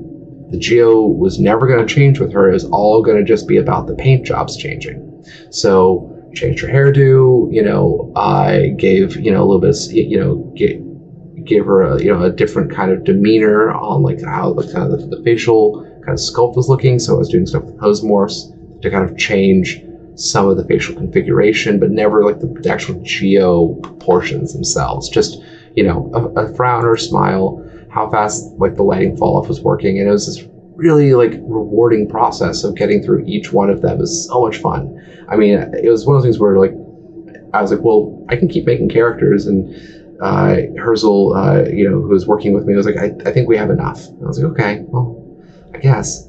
And then once we have all these characters and we're feeling confident about them, we feel like, you know, they're rigged up, they're ready to go, we're ready to dance. And then we're talking about like where they're going to be planted, what they're going to be in front of. And you realize in that scenario really quickly that the environment is also a character. That if you don't pair this properly, it's not going to look right. So you're trying to kind of like find this shape and form and, you know, kind of visual language that wants to speak with the character style. So again, we're doing these kind of like, you know, asymmetrical, blocky, you know, kind of elongated, dramatic ratios.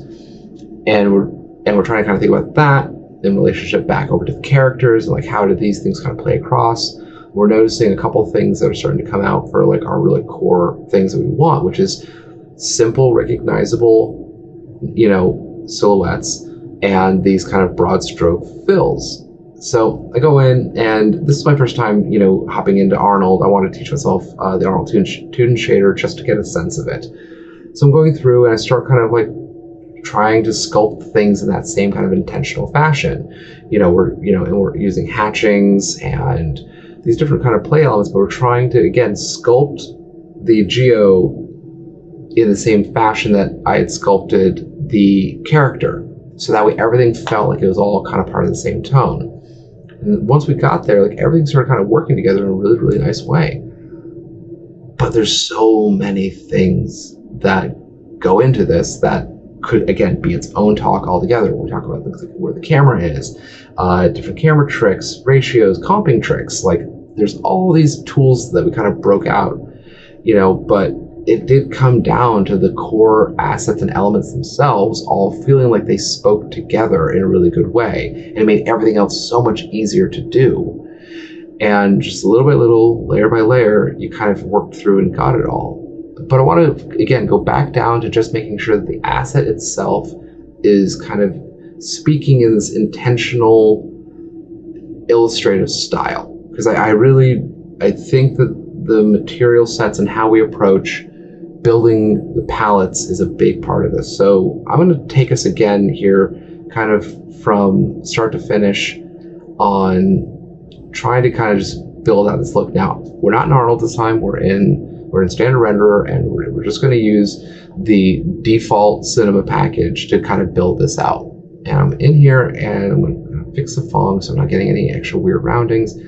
And I'm in using the fall off shader, which is a big tool for me, because it's a really great way to clock and see, where is the shadow pool happening at, where is the, where do the highlights want to kind of exist at, just based upon like the core nature of the sculpt. But you can see with this that by having these kind of broad areas where there's not much information being caught, and then there's like really like kind of high frequency, tight, kind of greebly, rocky, nodularly kind of nasty corners here, you're getting this like really nice contrast between the two styles of kind of look.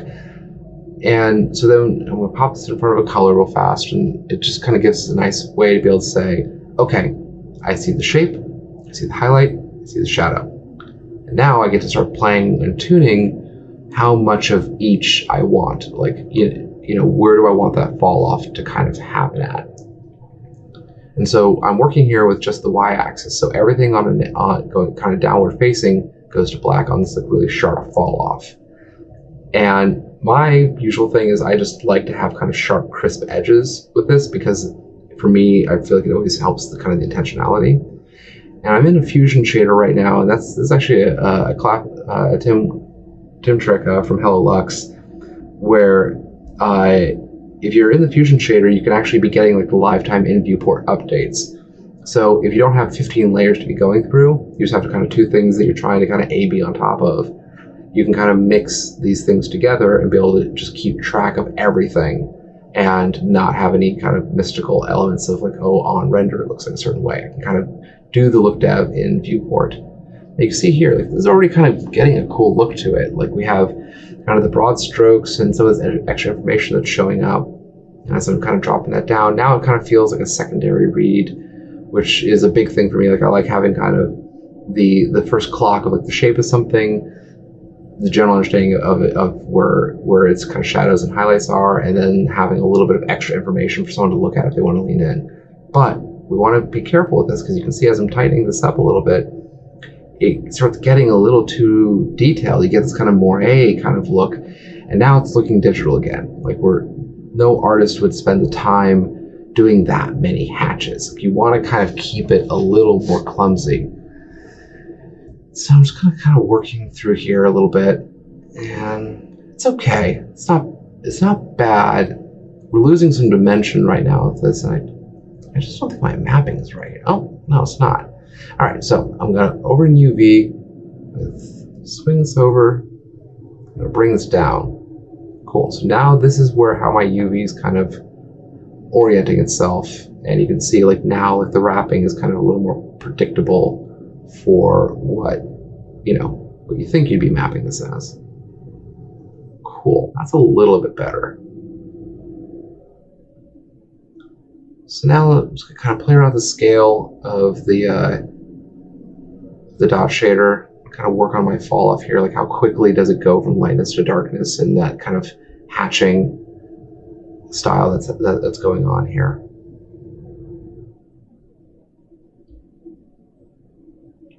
Fix my aliasing here, anti-aliasing, because it just helps to kind of clean this up and make it feel a little more, what you're actually going to see.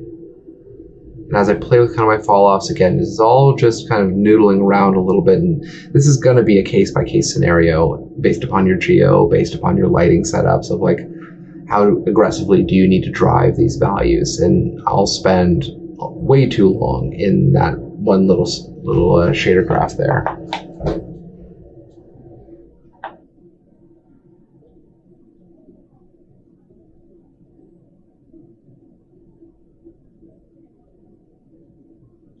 You kind of see, like, as I'm bringing this in though a little bit, like we're getting a nice kind of second read to this. And the other thing that I want to play with, and this is something that's actually been a little more recent for me, is starting to actually bring the specular back in. I didn't use specular for a long time with a lot of my tune shading, but if you take that and we start throttling it with the the dots here, we start getting a little bit of that like Spider-Verse-y kind of halftone that starts showing up, which is kind of a fun look. And if I wanted to get like really complex here, I could take this, put it inside of a projector effector, and like set it to flat, and then we start getting like a little bit more of that like Chad Ashley style Spider-Verse tutorial that he had done, which is super useful, by the way. Even if you're not using Arnold, just seeing how he kind of went through and approached the process was a really informative little workflow tidbit.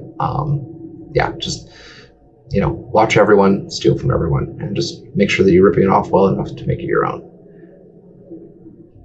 You kind of see as I'm playing around here, though, and being able to kind of get these, again, procedural looks that, you know, are based upon the lighting and the kind of angles here. And so as I'll move my camera around in a second, I'll kind of be able to dictate this. I'm just not quite feeling quite right now. No, that's not right. Yeah, I need to flip this around. But you can see that, like, we're keeping the kind of inky look to all this. It feels like now we're playing with kind of the underpaint and this like kind of like fine layer of detail that isn't really the main thing you're looking at. It's more of this kind of secondary thing. I think I'm just going to throttle all this back quite a bit, honestly.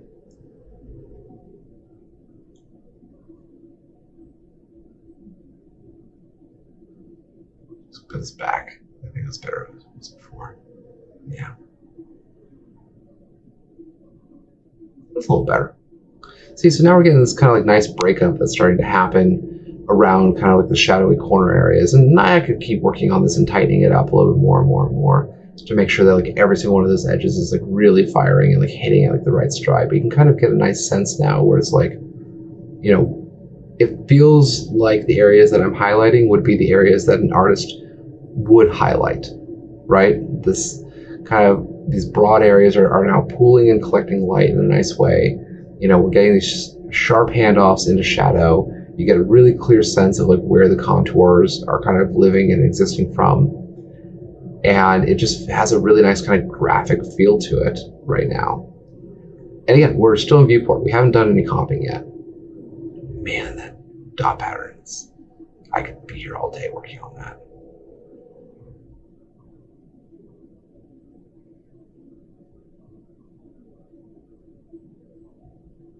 No, it's not bad though.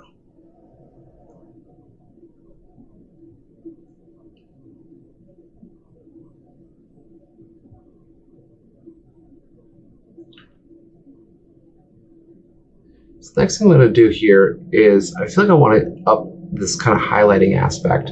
So I use the Fresnel a lot for this kind of stuff, where basically what I'm going to do is set kind of this persistent edge light that always exists, and it's not linked to any of the lights in the scene, and it really helps the viewer kind of have this clocking of like, I know where the top of this thing always is. Like if you can have almost this like roof line of lighting, it'll give you this kind of contour hit that is independent of a lot of the lighting setups, where they always feel like they kind of get a sense of like, oh, okay, that's the top of it. Like there's some light source somewhere that's hitting this thing. And I'm breaking this up a little bit with a bump, just to see if I can kind of get that to feel like it's handing off in just the tiniest bit of like a dry brush kind of feel. But like even as I'm looking at this now, like some of the shading feels a little soft for me, and I feel like I would probably keep clipping this even harder. And you know, I might do some of that in comp too, of just like throttling some of the levels, but you can see like we now have a procedural material set that, as we kind of move our light around and as we kind of just keep tinkering with some of this, and I'm going to bump the contrast of my light here a little bit because that helps with the fall off, because I just like really contrasty stuff, I think, just generally speaking. You know, we're getting this nice kind of graphic look, and you know, we'll do bonus points here if I go through and set this up and start giving this thing color. And like now we're getting, again, we can start kind of playing with it and just playing with kind of bolder looks, you know, but it's all keeping it with that kind of core context of just keeping that kind of under ink, this idea of like kind of this like ink pass and then a little bit of this like this wash over kind of fill in.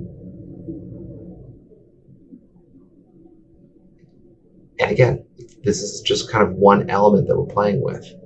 And we're just trying to kind of establish this method of shading and method of like how shadows work. So that way, if I have the rock that looks like this, and then I have the tree that has a similar set of kind of pooling shadows, it'll help just connect everything. Now, one little bonus trick that I'm going to do here is one that I kind of do from time to time. And I'm going to go in, I'm going to throw in my favorite displacement effector, and I'm going to kind of just bloat this guy out a little bit. So now he's looking a little swollen, right? It's a little bulbous. Kind of over crank some of the lighting setups here.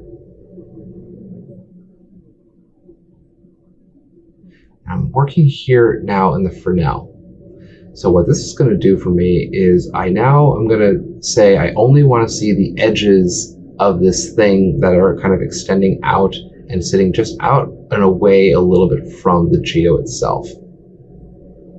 And it's almost kind of like a fake sketch and tune a little bit, but it feels like you're doing it with like a thicker kind of marker. And I'm going to go in now and change this over to a noise, because that's going to break it up a little bit, so that way it's not too matchy-matchy. You want to make it feel like it's not the exact same pass of the hand that's doing it.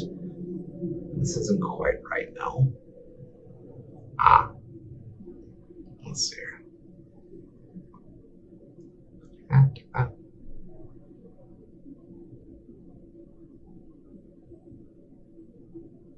Go here.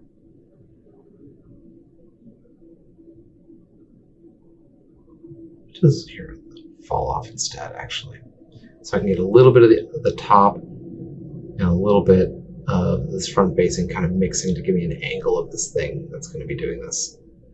That's kind of interesting now. So now the geo is only showing up at kind of this like ratio, but again, it's kind of extending out. It feels kind of now like an underpainting that's existing there, and it's helping break up the form a little bit, so it doesn't feel so perfect and doesn't feel so like just consistent at all times, at all angles. And as we'll rotate this around, because we're doing things that are kind of camera-based effects, it's going to be constantly updating. So then if you hit this with kind of a posturization of time or something like that, you'll start getting this like nice kind of flutter that starts really happening in a good way. You can kind of see, like, again, so now I'm just kind of being able to art direct and drive this around.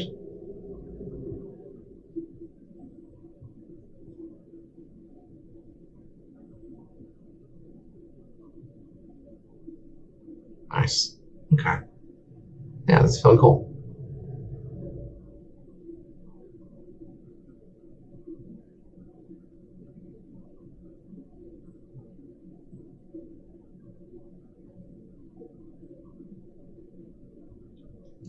Yeah, so like now I've kind of gone through here and I've managed to kind of now create this like second like area that like light and information can kind of get caught or throttled on. And so it helps with kind of the underpainting style feel. We're getting some happy accidents that are showing up. And it's feeling intentional. And that's always the goal here. So like as I kind of go through it, okay, if I want to color it to kind of the scene environment or something else.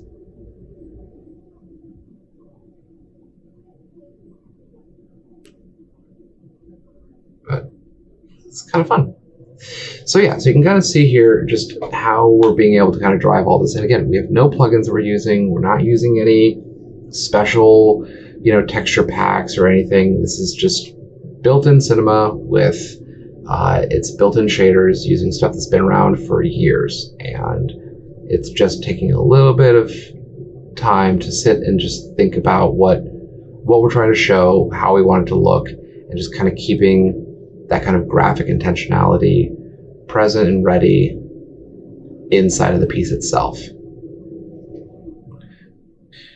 So with enough time and enough effort in getting all these kind of different pieces sorted out, the piece finally kind of came together in this like really inspiring way for us. We're really proud of it. We're so incredibly, honored to have been invited to be part of this thing that, just be able to put something out there that we felt like maybe looked maybe just the tiniest bit different than what else was being put out there, was enough motivation for us to really try to dig deep and just deliver on a promise of just trying to do our best to, create a little bit of a visceral moment, and explore a look that hopefully wasn't one that felt, too specifically kind of run over. And yeah, this is kind of how it turned out.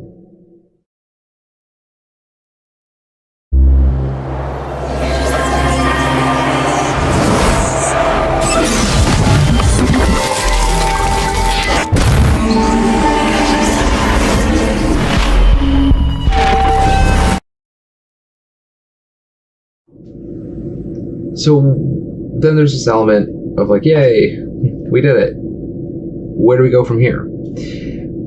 And honestly, that's kind of the coolest part for me right now, is I feel like I'm just now scratching the surface of where this can go.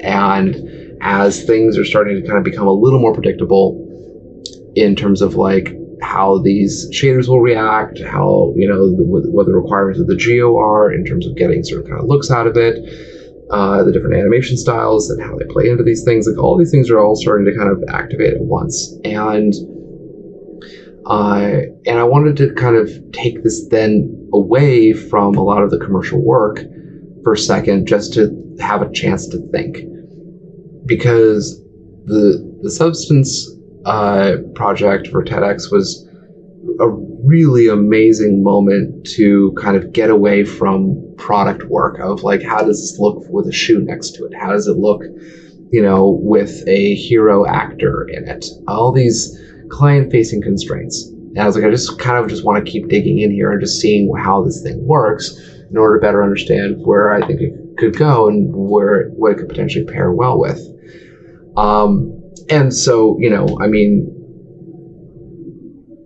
there wasn't really much better opportunity to do something as far as motivating yourself to do some work for yourself than, the recent explosion of the kind of the NFT scene.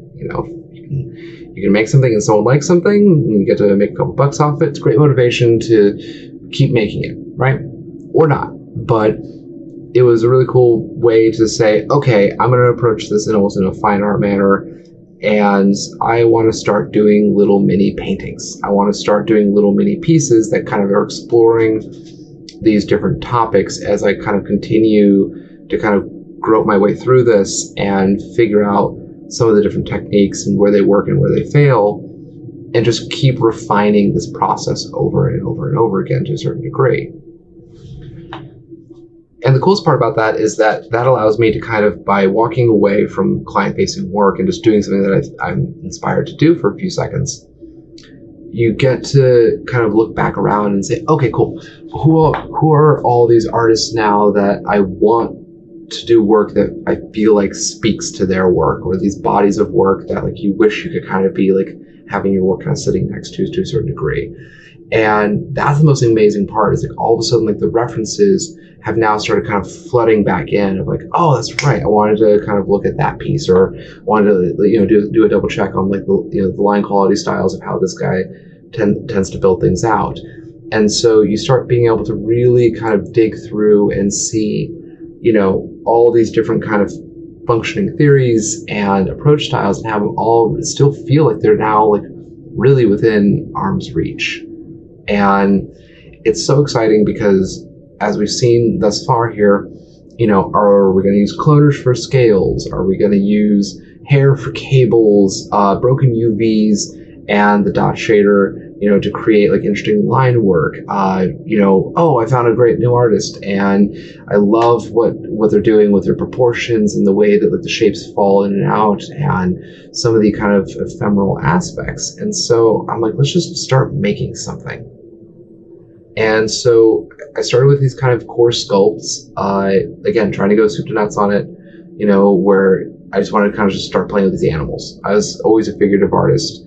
And so I wanted to kind of just start there, because I feel like it's a really nice way to kind of gauge and understand how the form is working and how things work in motion. So kind of creating these like little loops that I've been putting up on Foundation just to force myself to kind of go through and continue to kind of look at, pacing, palette, comping techniques, texture styles, trying to kind of recreate these like inspirational moments that I had like looking at artwork as a child of like, can I make that stuff now? What's the best way to do it? How much can I handle inside of Cinema? Do I have to default to After Effects for stuff? And just trying to keep as much as possible in vanilla Cinema, because those constraints are actually like really creating some interesting learning experiences for me. So I'm going to take now a sculpt that I did in ZBrush and bring it over. And I kind of want to just walk through the shading techniques for this rabbit that I had done for the Swans of the Rabbit series that I had done recently. And the goal with the sculpt was to sculpt something that would respond well to the shader systems that we kind of were just playing with over with the TEDx. But again, just continuing to refine it, trying to get it in such a way where the light areas would kind of pool and collect where an artist would want them to pool, and shadows collect where you'd figure the shadows should collect.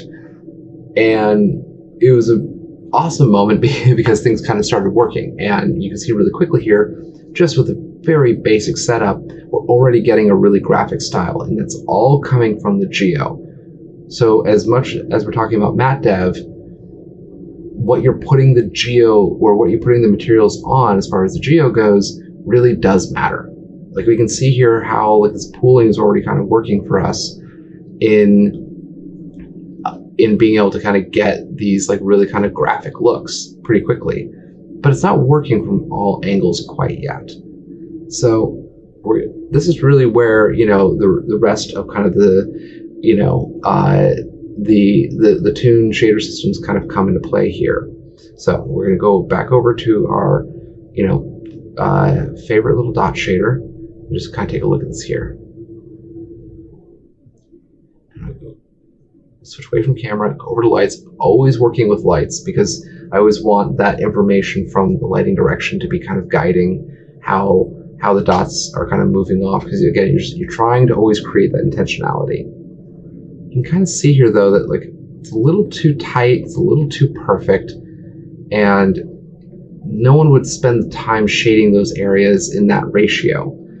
So this is that fine line moment that we were actually at with the stone from the last piece, where you want it to kind of be large and clumsy enough to reflect the laziness of the artist's hand, and tight enough in the areas where you feel like the artist might go into like a slightly tighter greeble.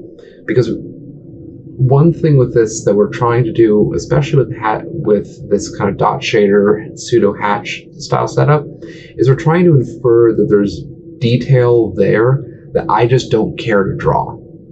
So you can see here, like by breaking up some of these edges, it's starting to feel like, okay, we're speaking a little bit to that fur. And rather than sitting there and like actually like cloning on a bunch of fur and having to deal with that, like we just want to just make the most subtle reference to there's something on the skin that is inconsistent, and that's a big Mignola thing, where it's like you'll get these broad areas and then he'll kind of, he might break it up, or he might throw like a couple like little detail bumps in there to say, and his skin is actually really lumpy, but don't worry about that because that's not important for the understanding of the character. And so you're trying to get these like kind of spots where you feel like you're getting this like kind of nice painterly breakup, that speaks to kind of the general shapes and forms that are happening, and refers or infers a little bit of there's more detail here than what I'm willing to draw for you right now, but you can get a sense of what this thing's made of. And so there's this like kind of reductionist technique that you're kind of constantly keeping in hand of being very tactical and intentional about the details that I'm giving back to the audience, or the viewer, that they feel like they're intentional pieces of information that I'm giving to you in order to understand what you're looking at. Nothing more, nothing less, just enough. So as I'm kind of moving my light around here, you can kind of see we've got ourselves down to like a pretty nice kind of painty, kind of acrylic look going on right now. And none of like the, you know, like lumps or like volumetrics going on as far as like, you know, paint on surface, but you know, that kind of graphic two-tone nature of it. So we go back into the fusion shader here as I tend to like to do. And I'm going to go, and this time what I'm going to do is I'm actually going to bring in the hatch shader. Now the hatch shader is a tricky one. It took me a while to kind of get used to, but this one's basically lives and dies with what you feed it. So I have kind of collected this like whole like analog kind of collection of like brush strokes and things like that I've grabbed from all over the place. And I'm going to feed it one of these more dry brush kind of looks. And, you know, so immediately you can kind of get a sense of what's happening. I'm going to take it away from the dark and put it over to the light strokes. Because what I'm asking it to do is I'm asking it to kind of pay attention to where the light's hitting it and put strokes there instead. And this isn't dense enough though. I'm not getting enough coverage right now. So I'm going to kind of go through here and kind of tweak some settings. This is just kind of force of habit stuff, you know, where I'm kind of increasing the frequency of the streaks. I'm allowing higher rotations and the UVs to kind of overlap themselves a little bit. And kind of bump up the number of steps here because it'll help kind of fill in the gaps. But see, now we're starting to get this really nice kind of dry brush kind of aspect that's now making it feel like we did basically an underpaint of the light tones and then kind of recarved back in the black kind of inky elements of it. You know, and so again, we're constantly trying to hide our hand of exactly like what thing is comped, what thing is 3D. We're just trying to keep the viewer guessing as much as possible with this. And I'm not totally sold on this quite yet, so I'm going to kind of tweak around this just a little bit. Just add a little bit more variation to this. And we're not even getting, I think, everything out of it that we could be. So let me just kind of work with the colors here a little bit. So you can see I'm working in the light palette to kind of set that. Put the threshold. And that kind of changes like how quickly we hand off, you know, between each one of these like layer sets. But it's a little confusing because it's called, you know, it's called a hatch shader, but in many ways it honestly feels a lot more like a cloner kind of scatter system than it does most anything else. I'm gonna grab this, I'm gonna bring this guy over here so that way he actually starts kind of informing the color channel and just leave the dots over in the diffusion so that way that's driving what's light and dark. And then now in the color channel, I'm going to start getting a little more cute with actually my palettes. That's kind of rad. So now what I'm trying to do is I'm trying to kind of really like emphasize to the viewer this like undercoating that like there's like layers of color here that I've painted over time. So now we're getting these kind of like little pops of kind of this like fuchsia color that come through that are kind of just inferring like there's an undercoat here and I've intentionally painted over it, but I didn't do a great job at it. Like I didn't finish the job totally. You know, there's a haphazardness and again, this kind of, you know, clumsiness that happens in kind of the analog mediums and these imperfections, you know, rather than it being like perfectly filled in all areas. I really want to try to push the fact that I didn't finish the job, you know, to the viewer. And tossing a sky here is really, again, it's that trick, same from the rock, where I'm being able to kind of clock the overall silhouette and then where my light and shadow is pooling, right? Because when it was just on the black background, like that looked cool, but now I realize like, I don't know, my ratio may not be quite right, or I'm not light, you know, not everything is showing itself the way that I'm really going to want it to. Like, yeah, cool. If I do like this nice Nike kind of, you know, hard key, looks good. And in the shadows there, like, okay, cool. That's looking pretty good there. And that looks pretty good there, but you can feel that like, okay, cool. Yeah, see, we're going to lose the eye. And the artist would not lose the eye. and I don't want to have to hand paint that.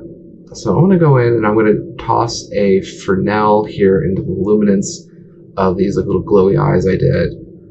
I'm going to choke that down, I'm going to pull that over, so there's a little bit of feathering, but very subtle. And now I'm going to bring that and choke that back, and now I have this kind of perfect built-in kind of edging. So that way, no matter what the light's doing, I'm always going to get that little emphasis of like where the bottom eyelid is, because like while the brow looks like it's going to be pretty consistent for me a lot of the time, unless I'm doing like a hard side light, I'm going to kind of adjust this geo for the eye now and just kind of shift him around so that way we know we're going to be getting that bottom kind of eyelid lip. That's looking better. So again, so now we're getting these kind of the spots that the artist would potentially color. I'm going to bring this little red matte here and just kind of see what happens with a pop of a color palette. Just, again, I'm cheating because it's, you know, basically black, white, and red, and everything looks good black, white, and red. Go through here. Now, one thing I want to call out is that with my lighting, I always like doing a hard shadow. It just, again, keeping everything intentional, keeping sharp fall off and sharp edges, it just really helps with the idea that, like, no, I wanted that there. You know, pushing that emphasis of, like, I intended for that thing to be there. And the next step I'm really going to take with this is I want to give you kind of a second read of the information on the sculpt, because we have more information than what we're really revealing. So as I go through here and I'm putting this now via the Fresnel and kind of driving this around, now you get to see all this extra information where, again, the artist would probably emphasize like where the foreleg is in front of the back, you know, in front of the back leg. We're getting kind of a nice chin highlight here, and you're kind of, the audience is being able to kind of follow the contour of the character a little bit better. And I don't know if white's necessarily like the way to do it here, but you can see now the second read. We have the silhouette, we have the highlight, the shadow, and now this extra information that we could start kind of getting in there as this like tertiary read. I don't really love how the light's falling off on the body though. I feel like we're kind of over choking that. I want to make sure that that hatch, or not the hatch, but the dot shaders giving me visually as much as it really could be. So I want to kind of work that as I'm bringing this in. And as I tighten and expand this gradient, that basically increases the contrast and how quickly we fall from like the highlight areas over to the shadow areas. I'm going to take this and bring that down so we're not getting so much shadow here. I'm going to just throw a little bit of color into that. That's not the way to do it. Just put it to more of a complementary color. There we go. So now we're getting this like a little bit of like secondary information. We know that the feet aren't as important as the upper body. You know, you feel the notion of shadow. You feel that area should be a little bit darker, but I still want to get the information over to the audience. So now really like the last thing that kind of jumps out at me is like how perfect this like, you know, now like ink work is that's showing up on the body. And this is another EJ trick where I'm going to go in and I'm going to toss in this like really tight high frequency noise to kind of break up that Fresnel that I put in there, just to kind of help reemphasize the fact that, like, oh, I'm using a dry brush, you know, mixed with inks as I'm kind of building the character shape. And this part's going to be kind of dialed based upon what your UV shapes are and, you know, general ratios, but you're going to want to have generally a very tight, contrasty noise with a very tiny, tiny bit of bump strength in there in order to kind of break that apart. Let me make that even smaller and see if that helps me out a little bit here. Yeah, see? Starting to kind of break it up a little bit.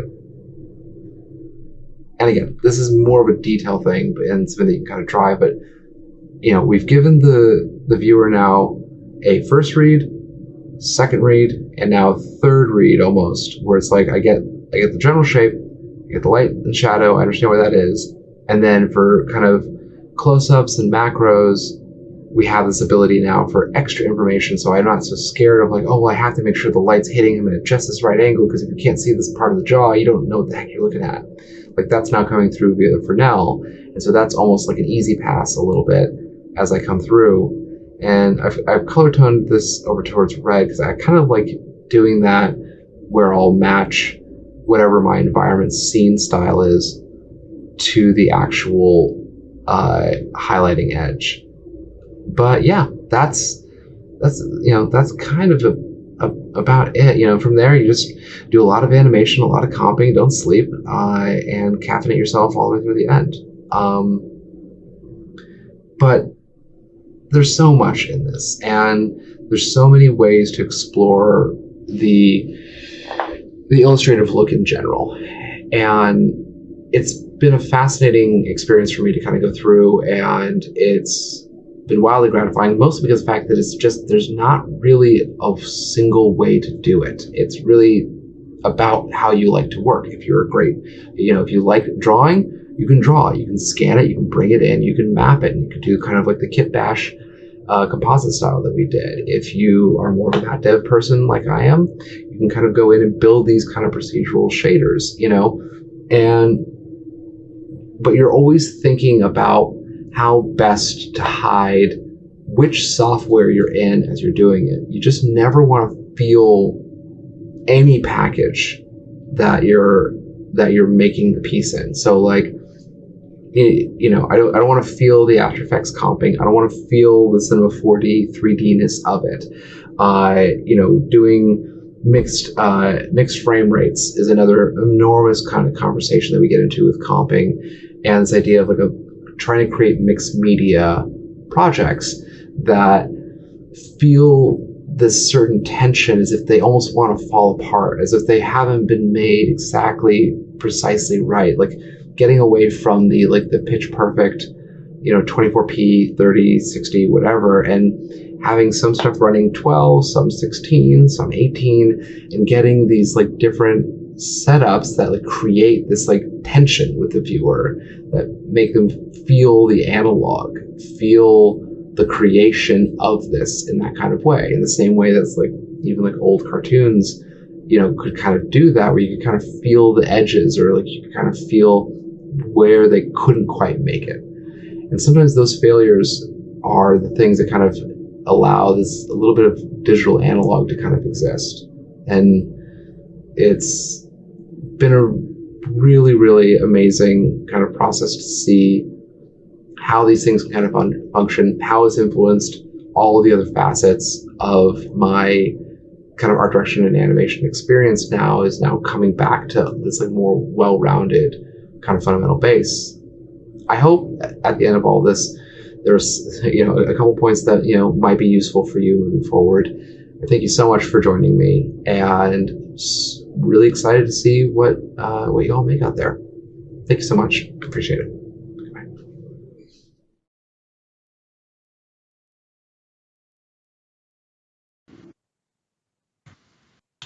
Welcome back to the show, everyone. I'm here in studio with the one, the only Brandon Parvini. Brandon, thanks again for joining us, brother. Always a joy to have you on the show. Yeah, of course. So people enjoyed this, and I would say a little, but I'd lie because they greatly enjoyed it. So big applause for you. Give them some applause, chat, so we can hear it. I want to hear those keyboards slamming down with emojis of clapping, and how much they enjoyed it. So good, says, oh, Andy Needham. Hello, Andy, from across the pond. The best plan is to not have a plan. Top man. You get several clapping hands from Cynthia, JL. Yeah, it's coming in. Oh, you got flexing arms, too. You got some flexing arms. Look at that. Good stuff.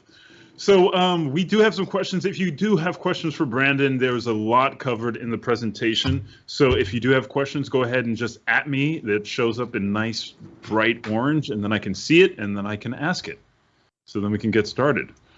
All right, let's get started here. How would you like to know? They would like to know more about the process of developing the line work for the Mayan. So you want to talk about that? It's like, did you have to go in and do line work? Were you given illustrations? What was the line work when you started working with the Mayan files?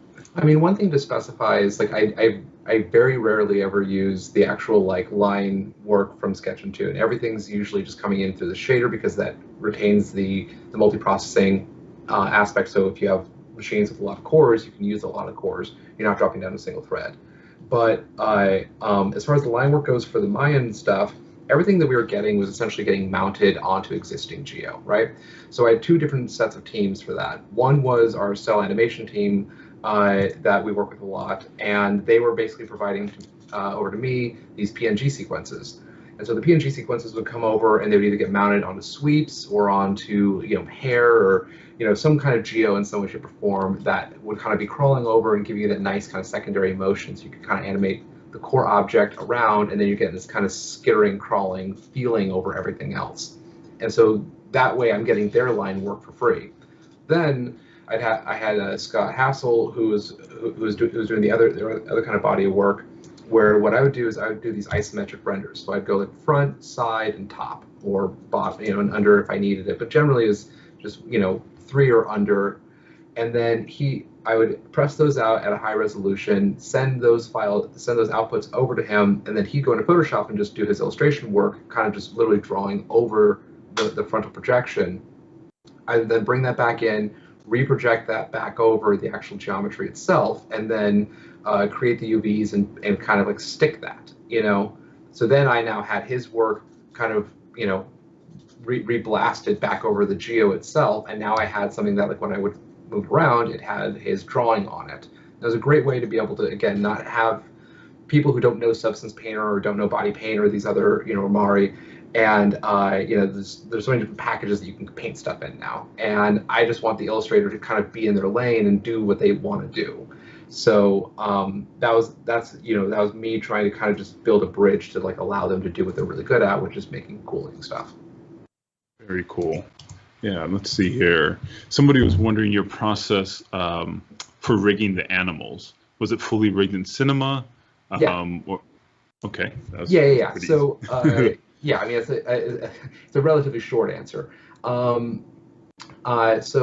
again, a big chunk of for a lot of the more recent work with the animals has really been trying to go kind of soup to nuts without plugins, without leaning on some fix that someone else has done, unless there's like a major gap point, and trying to kind of work within constraints in order to better flex kind of the problem solving and and creative a little bit, where you work around these constraints. I do desperately believe that like those limitations help create more interesting solves versus kind of flowing into what would be considered a natural process or kind of a preconceived notion of like how this should be done. But yeah, so for those guys, it's been I'll maybe do a quick block out in Cinema just to get the general shape proportions right, or I'll start everything in ZBrush, and then once I kind of have the geo that I'm happy enough with, I'll then merge that over either using GoZ or just kicking over the OBJ file, and then from there, yeah, they've all been either using the character templates or just actually from scratch, just making the bones and just kind of building out the rig to kind of match up with the general shapes and proportions that I'm doing there, weighting and all that kind of stuff. So, but again, it's all the stuff of like trying to make sure that I know every step of the process as well. Coming at it as kind of like a pipeline lead and a technical director, you have to be able to advise everyone along the way if there's a problem. And so as I've been getting deeper and deeper into the character work, you then get asked to do more character work, which then means that the problems you run into get more complex. So it's one of those things where like I want to make sure that I'm giving good advice to my team and that we're doing things in a good way. And so that's actually even why I like hang out with people in the game industry and some of these different fields have been really, really helpful, because like over in kind of the motion world, we get to do everything really haphazard in a fast timeline, whereas like with the game, the people over in the game industry, they have to work on really tight deadlines, but everything has to run at like such an optimized level, right, that they've been actually a really kind of great crew to hang out with, just to kind of get us almost like a really strong understanding of like the right way to do stuff without getting too neckbeardy on the conversation. Yeah, no, optimization is a game changer. Someone mentioned, but you hate constraints. Yeah. I like limitations. I hate constraints. Yeah, there you go. So someone is wondering, are the render times long with this type of style or multiple layer passes for comp? What is type of rendering you're working with here? So for all these, because I'm using advanced and standard renderer, you're in full, and then like actually the last one with the Bison, that was done in physical, because it helped with a little bit of like a toothiness that was happening on some of the render time. But when you're doing that, has all the advantages that you hear about, like, from like Arnold and the other ones, because you're using all the cores. There's no slowdown. There's nothing capping you. So like I have a AMD here at the house that I've been using to render the stuff out, and frame times are usually in the range, and I'm rendering out, by the way, like 4K by 4000 by 4000, 3000 by 2000. Like they're pretty big images because I'm trying to work almost in like poster art style, and we're at 20 seconds a frame, 30, maybe 30 seconds a frame. But I'm doing like, when I'm kicking these out, I'm also doing like a really deep multipass set. So like a Hollow Beauty, and then like I'll make sure I can get my material specular, depth, all these different things, because I'll go back in and start kind of rebuilding the look. I still always build stuff from kind of a compositor's perspective of like, okay, I can kind of recarve these angles. I can use this as a matting for this texture that I might be doing inside of After Effects. And so again, like the whole compositing process for this is its own conversation altogether of like how you kind of like, build out the look with the intentionality of like knowing like, okay, well, I know that I'll handle this in After Effects, or I'll handle this, at the very, very end. Very cool. So yeah, I mean, along those lines of knowing when to handle it, and we were talking about this a little bit before, it's really good when you have the experience, where you can cheat certain things and the things that you need.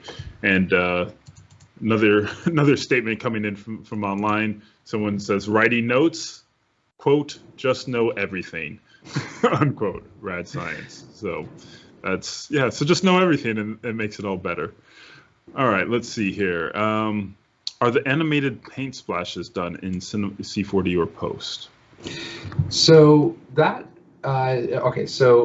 for the hair and the Bison one, those were done in After Effects using nulls that I'm bringing out from Cinema. But to that effect, though, actually on some pieces that I'm kind of like in the middle of debbing right now, I'm actually trying to bring again that back into Cinema a little bit, because the one area that gets a little difficult sometimes is when the compositions fall apart. Like I'm kind of building these things out almost in a sculptural fashion, and so when you are relying on all the stuff to happen at the end, in the very end of post, things can start getting cute when like the cameras are rotating and all of a sudden like your cards are starting to reveal how flat they are, versus mounting actually elements into sweeps and some of these kind of like 3D shapes in Cinema, and using Cinema almost as like a pseudo composite engine to bring in these elements. So if you think about the same way like from Mayans, where I was bringing in the 2D animated sequences, the exact same thing I can be doing over for the various animal builds, because it's just a matter of mounting it onto the right shape of geo, and then you can kind of sweep it and curve it and art direct it and make sure that it's following the contours you really want it to follow, and not be in this, again, weird mesh warpy, half works only at this angle, on Tuesdays only, Tuesday Dutch angle, that's it. Let's see, our good friend James Ramirez has a question for you. Let's see here. And that is, how is he convincing clients to be experimental and not shiny and polished? Oh, that's a good one. So are you going into these meetings and they already want something abstract, or do you end up pitching this like, hey, let's try something out of the box? A lot of times you're kind of pitching a look, and you're trying to sell them on a little bit of this like tone that you want to hit, and then as you kind of like detail out the production cycle, timeline, budgetary constraints, and things like that, that's really where a lot of these kind of answers start showing up. Most of the time, the clients especially clients who don't have strong background in animation, have not budgeted themselves the appropriate amount of time to do these kinds of projects. So when we're like, for example, like, you know, with Mayans one, that was a really fast turnaround. I think we got the whole thing done inside of 5 weeks, soup to nuts. Wow. And that was a good, and I think our total team, including the 2D cell team, at any point in time, I think the most people we had on the project was like 7, but for most of the time it was like 3 of us. And so that's where, like, when we think about like building things in the pseudo kind of procedural rigged fashion, we're trying to find efficiencies in order to make sure that we can pivot quickly and that we get a lot of resource out of what we've done. So most of these project builds have come out of, honestly, like a necessity of being able to allow a motion designer to handle so many different facets, because you're not going to have the time to like wait for the cell artist to do this and then do this and then deliver back to them to draw back over again. Like that kind of production, that kind of like stage production cycle can get really stressful in a tight timeline. So that's where I've become more comfortable in kind of developing a more bespoke pipeline process that allows for multiple projects or multiple steps in the project to be parallel pathing, and then you kind of button hook it at a certain stage, and all of a sudden, like, you know, these textures are now getting mapped on in this kind of way, but someone is being able to animate in 3D the whole time. So you have to kind of be able to predict the process. So you're not waiting on any one stage, that each person can kind of stay in their lane, and then it just all forms together like Voltron at the end. A little bit. So there is like a Hail Marying aspect, but I've been doing that for long enough that I can kind of predict it, and you can kind of call the shot. But short answer back to, you know, what James is asking, I don't think they realize that they're getting as experimental of a process as they're getting. Okay. You're just kind of giving them, saying, like, we can do it like this. We can do it with this kind of budget. These are your limitations and ramifications. These are kind of like the rules of engagement aspects of, like, we have to work in this kind of way. So at this stage of the game, you'll see it in this kind of fashion, and just being really communicative with the client and even with your team, and trying to like make sure that everyone's really understanding and transparent of like when to have different kind of emotional expectations of the process. You know, you end up doing a lot of education. Client education. That's a whole nother 3D motion show for that. We'll have to save that for. Yeah, and I'll let someone else teach that one. Someone was wondering, has this direction worked for you to open up any new professional opportunities? So, yeah, has that happened for you? I mean, in some ways, yeah. I mean, you're always hired. Someone hires you to do the thing you just did, right? Very rarely does someone come up to you and say, "Hey, I want you to do this thing that I've never seen you do before." So do the new thing. Do the new creative thing. You know, so with that being said, it's like every single one of these things that I put out there, it shows an opportunity to make something in a slightly different way, and very quickly you get response back from someone who's saying, "Hey, can you do this for me?" And so that is the element of like just putting something out there, especially if you're making it for yourself. You know, you're curating your own kind of brand to a certain degree with what you make. Yeah. So yes, I mean, people, you know, I'm working on projects right now that are heavily influenced by these styles, because people see that you do it and they're like, cool, I see that you can do it. I'd like for you to do that for me and put my product in there, you know? Yeah. Gives proof of capability. And don't. Yeah, you know, yeah, exactly. It's a proof of concept. I think what they say is like most investors want to be second to market. Yeah. Like, it's like, oh yeah, oh it works. Okay, then we'll build it. Exactly. Yeah. Most people aren't super stoked on being guinea pigs. Yeah. And you know, a lot of my clients, I don't think, realize that they were guinea pigs along the way. What, us? Yeah. Not us. Oh yeah, this is totally gonna work. Did it work? Perfect. Oh, they're smiling. Okay. Oh, the check's cleared. Yeah. So that's good. All right. Someone is wondering, how often do you utilize 2D traditional VFX? So I guess how much in comp are you doing some of this stuff? I really try to save 2D comp for the very final step. Mostly because of the fact that like I don't trust.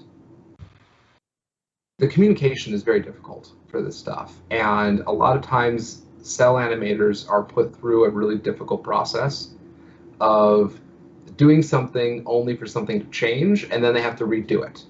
And I have a big personal beef with people doing work twice, that I try to basically ask people to do stuff as much as possible when I know that they're only going to have to do it this one time, so they can give everything they have for that one moment to give me their best work and not have to be working with like kit gloves on, knowing they might have to go back in. So with that being said, most of the time when I work with Cell 2D, it's either because I'm going to be doing evergreen assets that I know I'll be inheriting and I can tweak, or they're getting basically like a somewhat like final product, and I'm like, hey, can you kind of give us like a rough mercy over the top of it and like help fill in a couple of these gaps that like it would have just taken you too long to create the geo to do this, or the comping exercise wouldn't get us what we want on it. So like, you know, give me like a little bit of like a goopiness over here for like the TEDx, or get me like a little bit of a flyaway over here, you know, for for Mayans that might help just serve it a little bit, again, that connective tissue,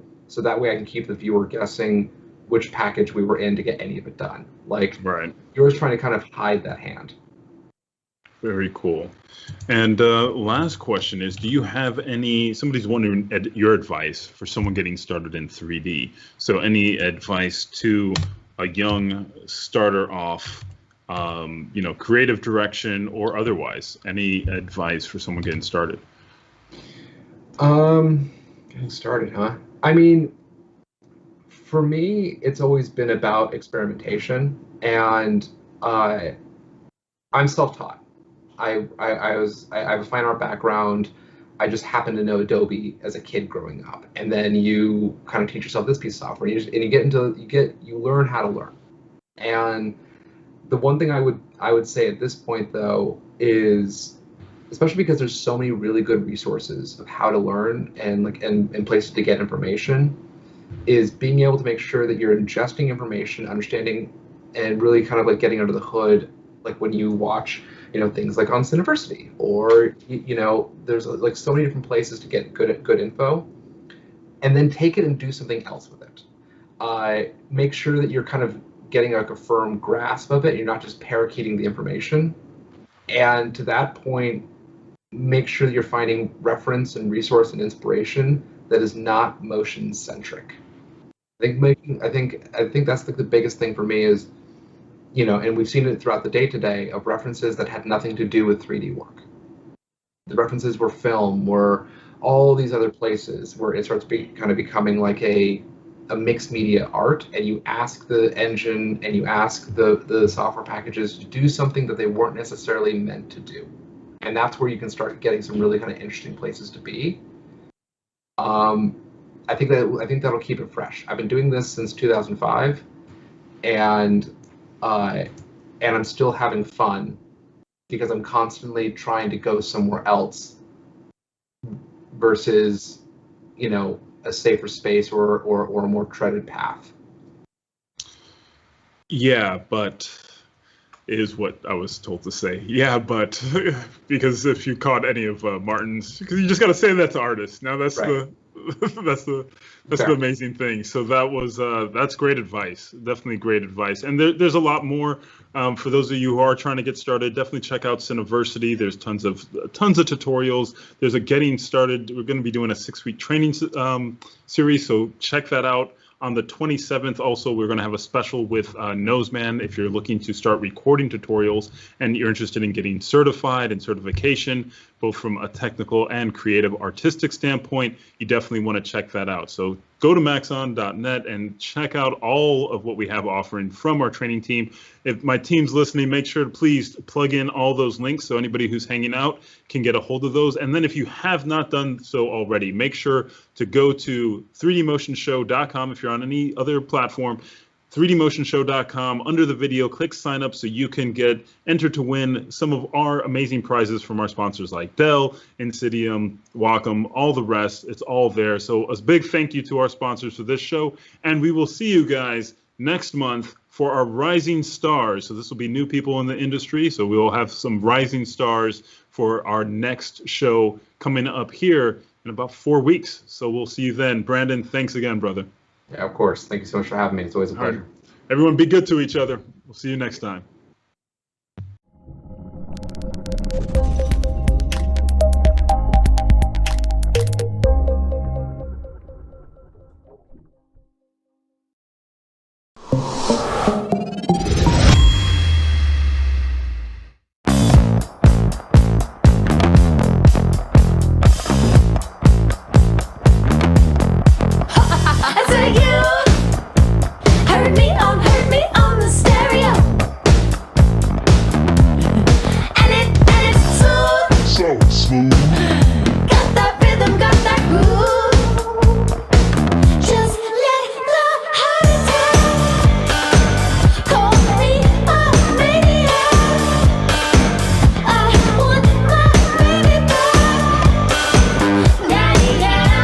Shake it up, be cool, work it out, do you.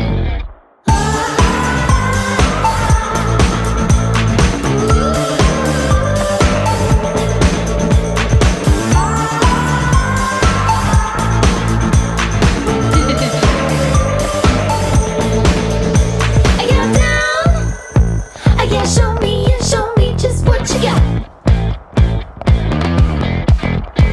Turn around, don't ever let them hold you back.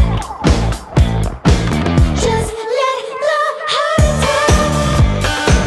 Call me a maniac. I want my baby back. Yeah, yeah. Shake it up, be cool, work it out, do you.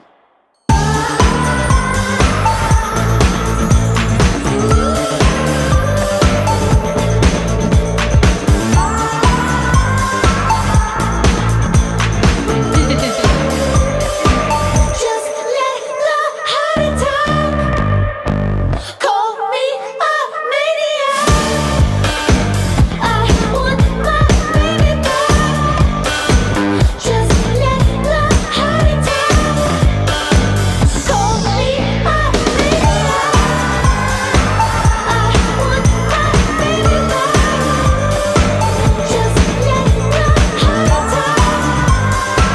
Call me a maniac. Yeah, yeah. Shake it up, be cool, work it out, do you.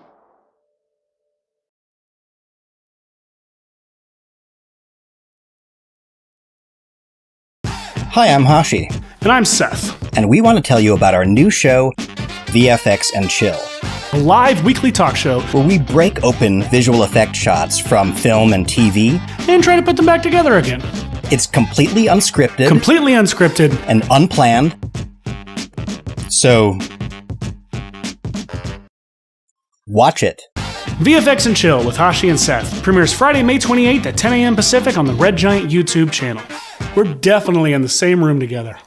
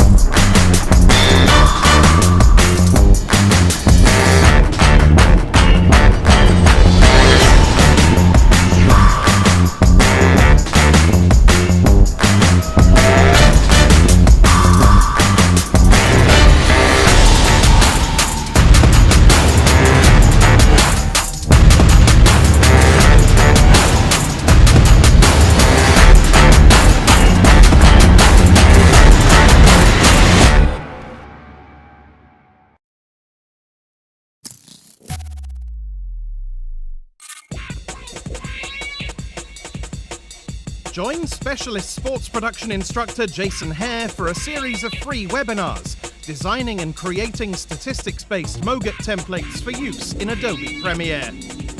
Using real-world techniques he developed for the 2018 World Cup and 2019 Rugby World Cup, Jason will show you how to build templates in After Effects, combining Red Giant Universe, custom expressions, essential graphics panel techniques, as well as data-driven graphic workflows.